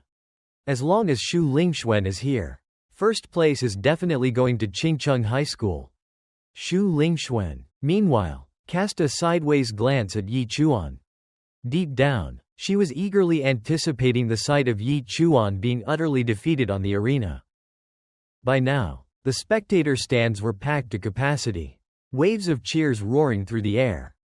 The college entrance competition had already drawn massive attention, and now, with the appearance of a legendary combat profession, the audience numbers surged even further. Quite a few popular streamers from other cities had rushed to Qingcheng to livestream the event. Television reporters had also occupied all the best observation spots. At this moment, on the vast competition grounds, 4 massive arenas had already been set up. The sound and lighting effects were no different from a large-scale music festival. Once all contestants had completed their registration, a young woman stepped onto the stage. With an excited voice, she welcomed everyone to the college entrance examination venue and announced the participating schools in order: Qingcheng High School, Lingyun High School, Yingke High School, and Qingyan High School. Contestants, please prepare yourselves. Adjust your mindset and physical condition. The first match of round 1 is about to begin. Give it everything you've got and show your best performance. Teachers from the 3 great academies, Sky Academy, True Martial Academy, and Primordial Academy, are all watching you from the judges' seats. If you are gold, then shine. Only by shining will you have a chance to be admitted into one of these top-tier academies. As soon as the announcement ended, the eyes of everyone in the arena ignited with fervor, all turning toward the 3 figures seated in the judges' area. Hearing this, Xu Lingxuan fell into deep thought. She reminded herself that she had already been selected by Sky Academy. This time, she had to perform flawlessly. She absolutely could not disappoint the teachers from Sky Academy. At the same time, the MC announced once more. Now then, the first round of competition officially begins. Very quickly, the massive screen at the center of the arena began scrolling names. The random draw was completed in just a few dozen seconds. Yi Chuan soon spotted his own information on the screen. Arena number 4. Lei Kai, Yingke High School. Profession: Advanced Thunder Eagle Spear Cultivator. Opponent: Yi Chuan, Qingcheng High School. Profession: God Tier Butcher. Yi Chuan was slightly surprised. He hadn't expected to be assigned to the very first match. At that moment, the entire arena erupted. What the hell is this? Yi Chuan is a butcher and he's competing? Am I seeing things? Or am I hallucinating? Even if he's a god-tier butcher, he's still just a butcher. There aren't any pigs on the arena for him to slaughter. Is he crazy? This is like a eunuch sailing to Japan to star in a romance film. The crowd buzzed with whispers and mockery. Shock and ridicule written clearly across their faces. Even Qin Yan, a teacher from True Martial Academy, found it strange. I've traveled to countless cities recruiting students, but this is the first time I've ever seen a life support profession like butcher step onto the competition stage. Truly eye-opening. What is that kid thinking? Does Qingcheng High School really not have anyone else to compete? Lu Jingya, a teacher from Sky Academy, replied coldly. Teacher Qin, why say that? Not long ago, I recruited a talent from Qingcheng High School who is well worth cultivating. Hearing this, Qin Yan responded somewhat awkwardly. It seems Qingcheng High School is a place where good and bad are mixed together. It really can't compare to Yingke High School, where every student is a true talent.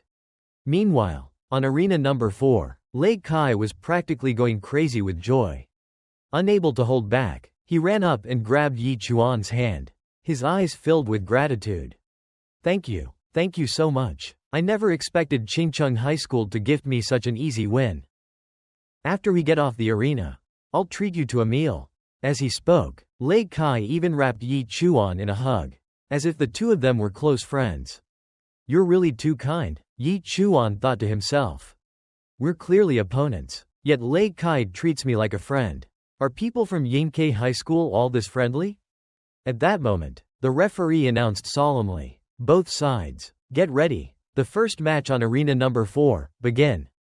In the teachers section, The principal of Antai High School, Lu Wenlei, was also wearing a mocking expression as he looked at Zhao Ming and said, "Hey, old Zhao, has Tauntaun High School really run out of people? You even dragged a pig butcher out here? If you're short-handed, just say so earlier. Our Antai High can lend you a few people." Ha ha ha.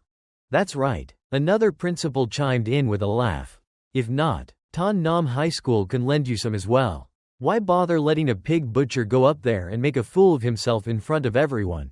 This was Principal Sha Quan from another high school, who couldn't help but laugh along. Hey, you two, stop laughing, said the final principal, Wen Zhongwei, standing off to the side and adding fuel to the fire. Who knows, maybe that's old Zhao's secret weapon? After all, he's a god-tier pig butcher. That's a whole rank higher than legendary. Being ridiculed from all sides, Zhao Ming wiped the sweat from his forehead, cursing inwardly. Just wait and see. So what if he's a pig butcher? That's a pig butcher at the second stage of the Ascending Hall realm.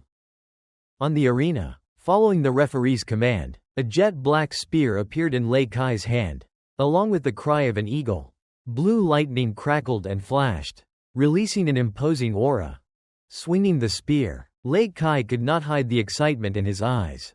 He could already see a bright tomorrow waving at him. Looking at Yi Chuan, Lei Kai thought to himself, I'm only at the 8th stage of the apprentice realm, but dealing with a mere life profession like this should take just one move. There's no room for him to perform at all.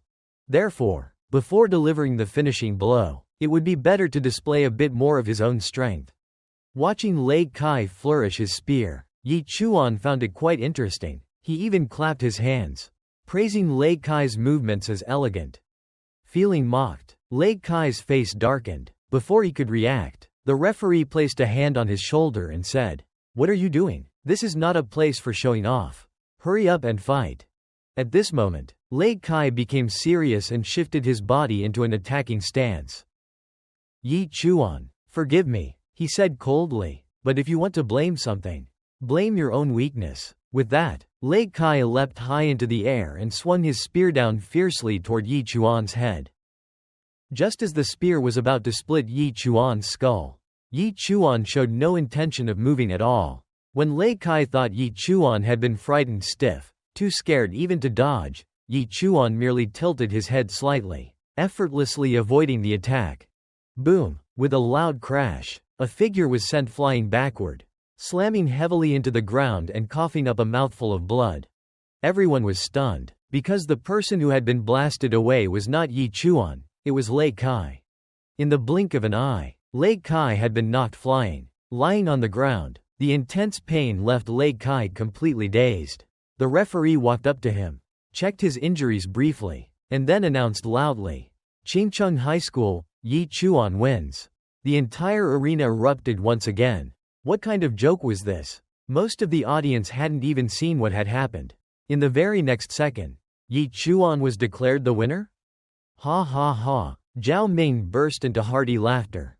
Turning to the three principals, he asked, "Well, still looking down on pig butchers? Don't forget, this is a god-tier pig butcher. Although he may never become a true powerhouse in the future, at this very moment, relying purely on his realm to crush others is more than enough."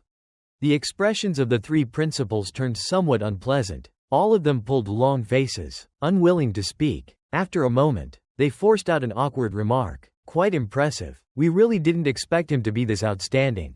That pig butcher's strength is terrifying," Qin Yan murmured, a glint flashing in his eyes. He himself was an expert in body refinement, so he naturally understood exactly what Yi Chuan had just done. That movement earlier was incredibly smooth. That punch probably didn't even use 1/10 of his full strength. Yet he still suppressed his opponent so easily. Strength like that truly can't be underestimated. What a pity. Why does he have to be a pig butcher? Qin Yan sighed inwardly. If only he were a combat profession. Based solely on that performance just now, I would definitely recruit Yi Chuan into the academy. At this moment, Lu Tingya thought to herself, now that I think about it, didn't Shu Lingxuan once mention someone named Yi Chuan? A useless guy who kept pestering her. So that person was him. Up until now, The pig butcher with the highest cultivation level in all of human history had only ever reached the Grandmaster realm. And that was at the age of 70. Just another self-righteous fool. Lu Tingya said calmly. Teacher Chen, there's no need to pay him any attention. A person who awakens a lifestyle profession yet refuses to accept their fate. Trying to use such a profession to become a powerhouse. I've seen plenty of people like that. Not a single one has ever succeeded. Qin Yan shook his head. Sigh, I just feel a bit regretful. If he belonged to a combat system, he would definitely be an excellent seed. Amid their discussion, the first match of the first round of the tournament finally came to an end. After a half-hour break, the large screen began scrolling text once more, and the announcement echoed again throughout the venue. Arena 1, Shaoguishi, Tannam High School. Profession, Intermediate Fire Mage, versus Yi Chuan, Tan High School. Profession, God-tier Pig Butcher. With Lei Kai's defeat as a lesson, no one dared to underestimate Yi Chuan anymore. As soon as the referee announced the start of the match, Xiao Guishi immediately widened the distance between himself and Yi Chuan, clearly intending to fight from long range and maximize his damage output.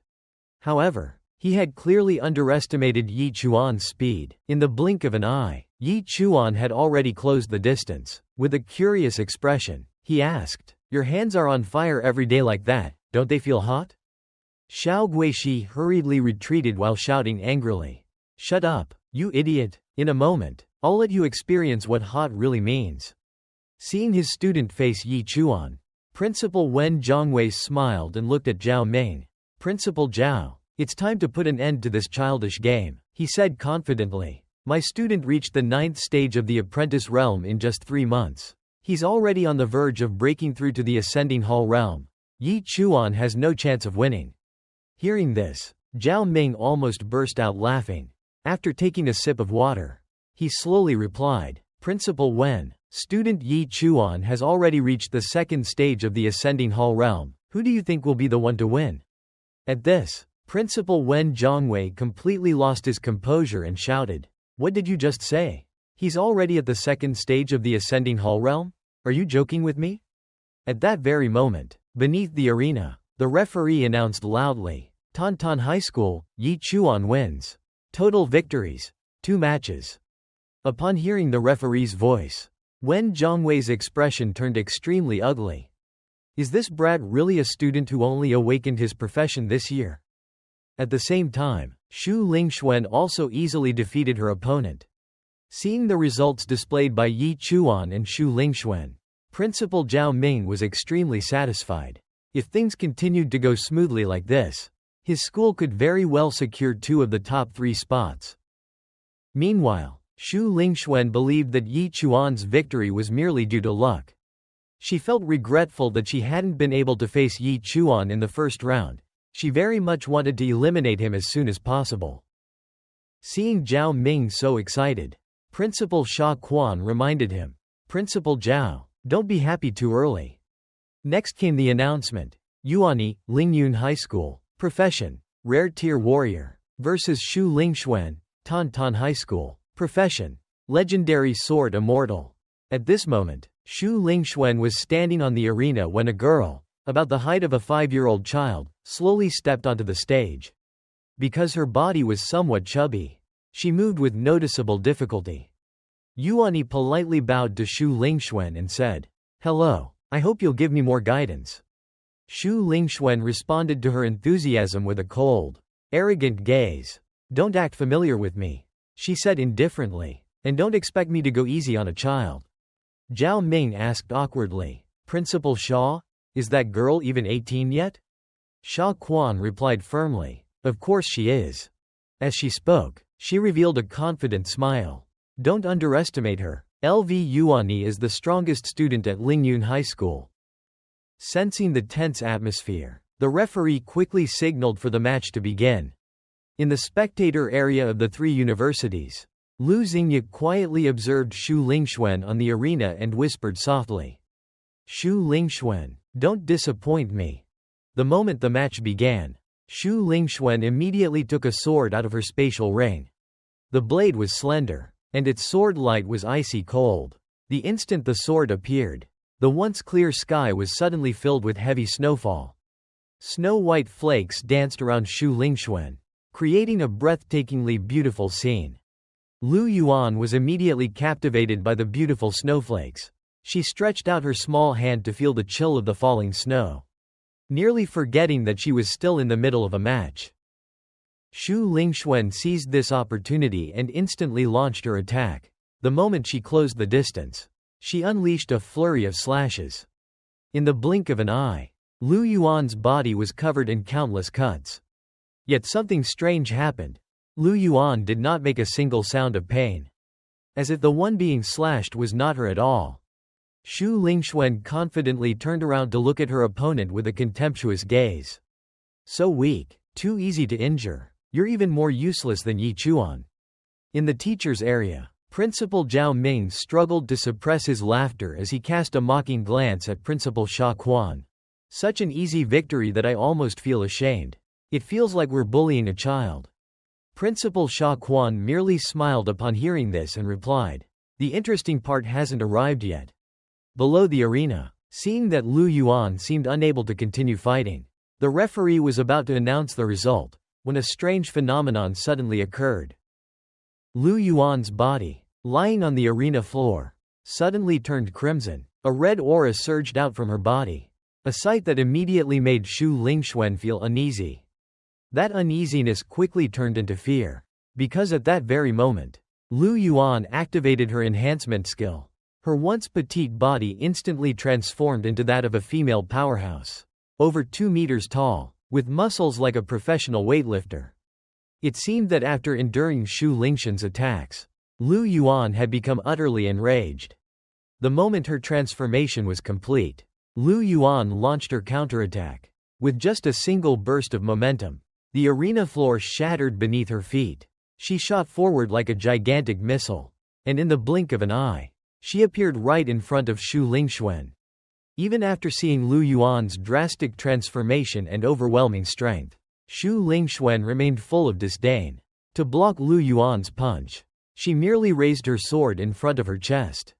What she didn't expect was that the force of the punch was so terrifying that it felt as though an entire mountain had smashed into her body. Her figure was sent flying, spinning several times in midair. After a moment, Shu Lingxuan finally managed to land on the ground, but blood was already flowing from the corner of her mouth, proving that the punch had indeed injured her. Lu Yuan did not give Shu Lingxuan even the slightest chance to recover. The moment Shu Lingxuan's feet touched the ground, Lu Yuan launched another attack. She leapt high into the air, her massive body descending like a mountain, stomping straight down toward Shu Lingxuan's head. Fortunately, Shu Lingxuan managed to twist her body aside just in time to dodge. However, the ground at the spot she had been standing on shattered completely. The shockwave from the small explosion blasted Shu Lingxuan away, leaving her in an extremely miserable state. When she looked back at where she had just been standing, Shu Lingxuan felt a deep sense of fear. A massive crater had appeared there. If that attack had landed, she would probably already be dead. Yet Lu Yuan's assault was far from over. At this moment, she used her tremendous strength to lift up a gigantic slab of concrete and slowly turned toward Shu Lingxuan. The next instant, Lu Yuan hurled it. The enormous chunk of concrete in her hands flew out like a rubber ball, shooting forward at terrifying speed. This time, however, Shu Lingxuan did not defend passively as before. She swiftly summoned her weapon, and with a powerful slash, she split the concrete slab in half. Immediately afterward, Shu Lingxuan activated her skill Snow Phantom. This skill allowed her to create 2 icy phantoms, which rushed rapidly toward Lu Yuan. These snow phantoms could fight independently. As they approached Lu Yuan, they surrounded her and unleashed a barrage of sword strikes. Despite her massive size, Lu Yuan's movements were incredibly agile. After dodging the phantom's attacks, she destroyed one of the snow phantoms with a single punch. Shu Lingxuan seized the moment when Lu Yuan was distracted and launched a sneak attack. She appeared behind Lu Yuan and drove her weapon straight through Lu Yuan's arm.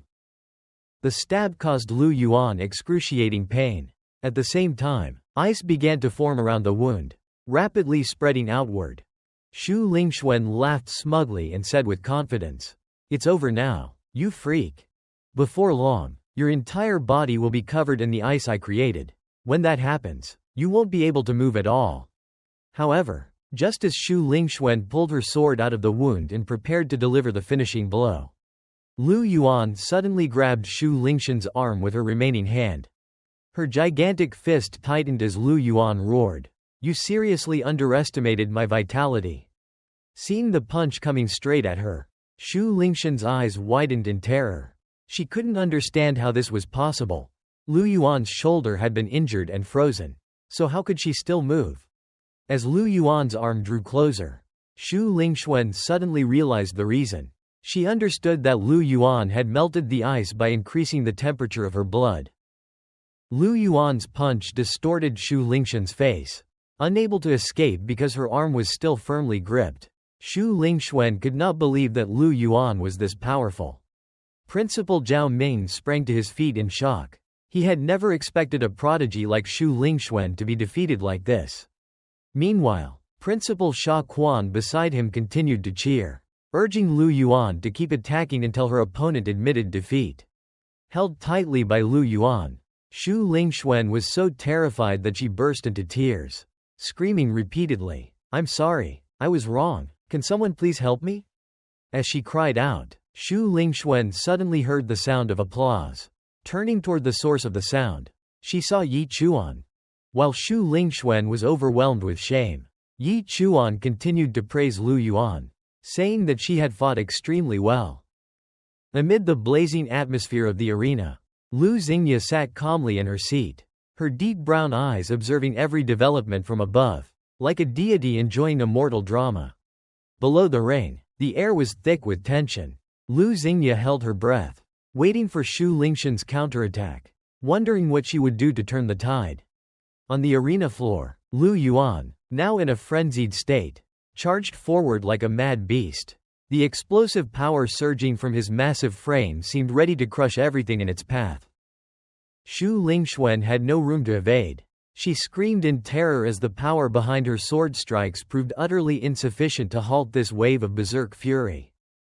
Then, the unexpected happened. A heavy punch flew straight toward Shu Lingxuan's face, yet at that very instant, something strange occurred. The enormous fist vanished into thin air, leaving not the slightest injury on her delicate features. At the same time, Lu Yuan's colossal body abruptly shrank, reverting to his original, much smaller form, leaving Shu Lingxuan utterly stunned. The reason was simple. The duration of Blood Frenzy Warrior mode had ended. Lu Yuan realized in horror that he had lost his trump card at the most critical moment. Shu Lingxuan staggered back to her feet. Blood still streaked her face, but her eyes now burned with unrestrained fury. Never before had she been humiliated like this on the arena floor. Knowing he no longer had any chance of victory, Lu Yuan quickly turned and fled, shouting his surrender before her wrath could descend upon him. Shu Lingxuan clenched her teeth as killing intent radiated from her, chilling the air. She refused to accept a victory granted by her opponent running out of time. What she wanted was a fair, life-and-death battle. But the referee intervened swiftly, raising his hand high and declaring the winner, Shu Lingxuan of Qingcheng High School. The stands erupted in mixed cheers and heated reactions. Despite his defeat, Lu Yuan did not forget to turn back and mock his opponent with an arrogant gesture. From afar, Principal Sha Quan voiced her praise for Shu Lingxuan's performance. Behind the stands, Principal Zhao Ming, solemn and inscrutable, carefully observed Shu Lingxuan's demeanor. He understood that this unexpected victory would only fuel her arrogance, and make her even more dangerous. Zhao Ming had never anticipated that Lingyun High School would produce someone so formidable. Standing alone on the arena, Shu Lingxuan sheathed her sword. What filled her mind was not the joy of victory, but seething anger at being laughed at by Yi Chuan. She could not understand why Yi Chuan had yet to be eliminated. To her, the world felt deeply unfair. Why did she have to push herself to the brink just to win, while Yi Chuan's opponents were nothing but weaklings? Clenching her fists, Shu Lingxuan silently vowed to unleash her full strength in the final match. She would allow no one, not even Yi Chuan, to stand in her way of ultimate victory. In the VIP section, Sha Quan let out a regretful sigh. All of her school's most promising seeds had fallen. Their hopes of reaching the top 3 this year were effectively over. Carrying her disappointment, she stood and excused herself to leave. Yet before departing, she cast an enigmatic glance toward Principal Zhao Ming, smiling faintly as she admitted that rather than worrying about Xu Lingxuan, she was far more curious about the one known as the Butcher, Yi Chuan. The white-haired principal turned his gaze toward Zhao Ming and sighed thoughtfully. Judging from the performance just now, Xu Lingxuan did not seem particularly overwhelming. Perhaps Lu Chen from my school would be the one to face her in the finals. Their conversation was cut short by an announcement blaring from arena number 3. A new name rang out, once again affirming the overwhelming strength of Yingke High School. Yingke High School, Lu Chen. Victorious. The decisive announcement signaled the emergence of a true monster on the battlefield. On the arena floor, a massive heavy greatsword was driven deep into the ground, pinning and crushing the opponent beneath it. The horrifying sight forced the entire audience into stunned silence under the pressure of his immense might. Lu Chen stood tall, his white robes fluttering in the wind. He looked coldly at the trembling defeated foe and reminded him that, were this not a tournament, his life would already have ended beneath that blade. Lu Chen formed a hand seal. Brilliant spiritual energy surged forth, enveloping the enormous greatsword as he began to recall it into the void. In an instant, the blade shrank, leaving behind a completely broken opponent. The sudden silence that blanketed the arena felt like a warning. A new, overwhelming presence had arrived, one that demanded caution from all. Below the stands, the female students could not contain their excitement. Their eyes sparkled with admiration for Lu Chen's handsome appearance and crushing strength. In the VIP section, Zhao Ming frowned in concern. Faced with such terrifying opponents, could Xu Lingxuan truly maintain her position at the top? His gaze filled with doubt as the name Yi Chuan crossed his mind. Suddenly, the giant screen announced the result from arena number 2, Qingyan High School, Sha Nanan. Victorious. Another promising name emerged. Sha Nanan stood at the center of the arena, clad in a blazing red cheongsam. Her opponent lay collapsed at her feet, bathed in the radiant glow of her victory. The young lady of the Sha family celebrated brightly, her lively and captivating presence instantly drawing every eye in the arena. Her defeated opponent could only kneel on the ground, muttering his surrender in bitter despair before the unimaginable power of the young girl. Yet deep within his heart was overwhelming fear. He knew that if he had dared to truly injure the Sha family's young lady, those standing behind her would have made him pay a terrible price. From afar, a sharp gaze observed the battle in silence. For some, rankings in this tournament mattered far less than the hidden schemes unfolding behind the scenes. As the match ended, Sha Nanan showed no interest in fame or acclaim. Instead, her eyes began searching for a familiar figure among the sea of spectators. Yi Chuan, she cried out excitedly upon spotting him, then rushed down from the arena like a child who had just found her favorite toy. Sha Nanan threw herself against Yi Chuan's arm, clutching it tightly and catching him completely off guard. The sudden intimacy immediately made the atmosphere around them turn strange. The soft sensation against his arm left Yi Chuan flustered, while the girl clung to him as if afraid he might disappear again. "You're a liar, why haven't you come to see me all this time?" Sha Nanan pouted in complaint, her big, round eyes filled with an adorably aggrieved expression. Cold sweat broke out on Yi Chuan's forehead as he awkwardly explained that it was her own family who had forbidden him from approaching the Sha family's young lady. Sha Nanan froze at his answer. The innocence on her face gradually gave way to shock and indignation at her family's interference. Yi Chuan scratched his head in embarrassment and whispered, "I guess they're afraid I might hurt you, that's why." He did not want to harm her, yet the truth of the barrier standing between them was something neither of them could deny. A fleeting sadness crossed Sha Nanan's face.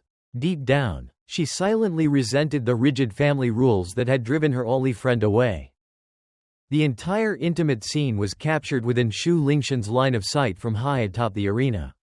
A terrifying silence settled over her. "That damn Sha family bitch again."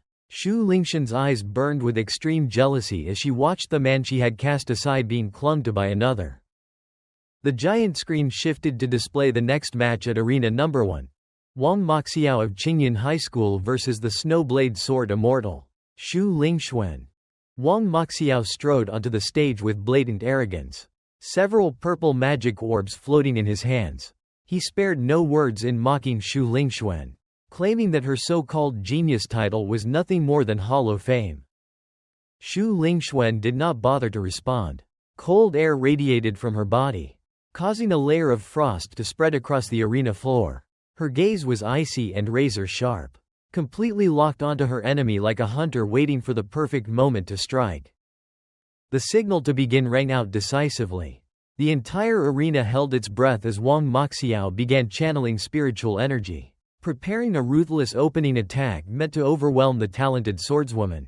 Wang Moxiao wore a smug grin, the purple magic blazing in his palms as if it were ready to devour its target. With self-satisfaction, he demanded that Xu Lingxuan call him senior brother, claiming he might show mercy if she did.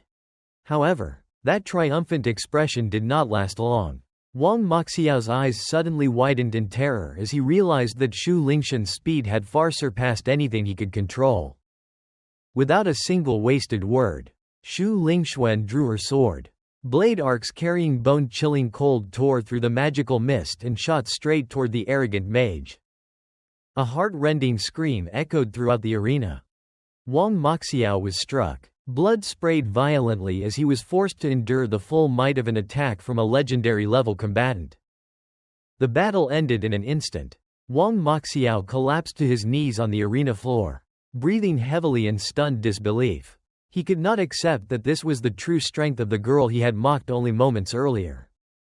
Standing within the radiance of victory, there was not the slightest hint of joy in Xu Lingshan's eyes.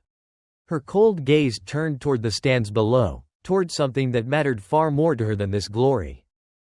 There, Sha Nanan was still clinging intimately to Yi Chuan's arm. Xu Lingxuan swore silently in her heart. She would allow no one to block her path, and she would defeat both of them if they dared challenge her in the upcoming finals. Thank you all for supporting my video. I wish you endless happiness and joy in life. If you enjoyed the video, please give me a like and leave a comment to show your support. I sincerely appreciate it.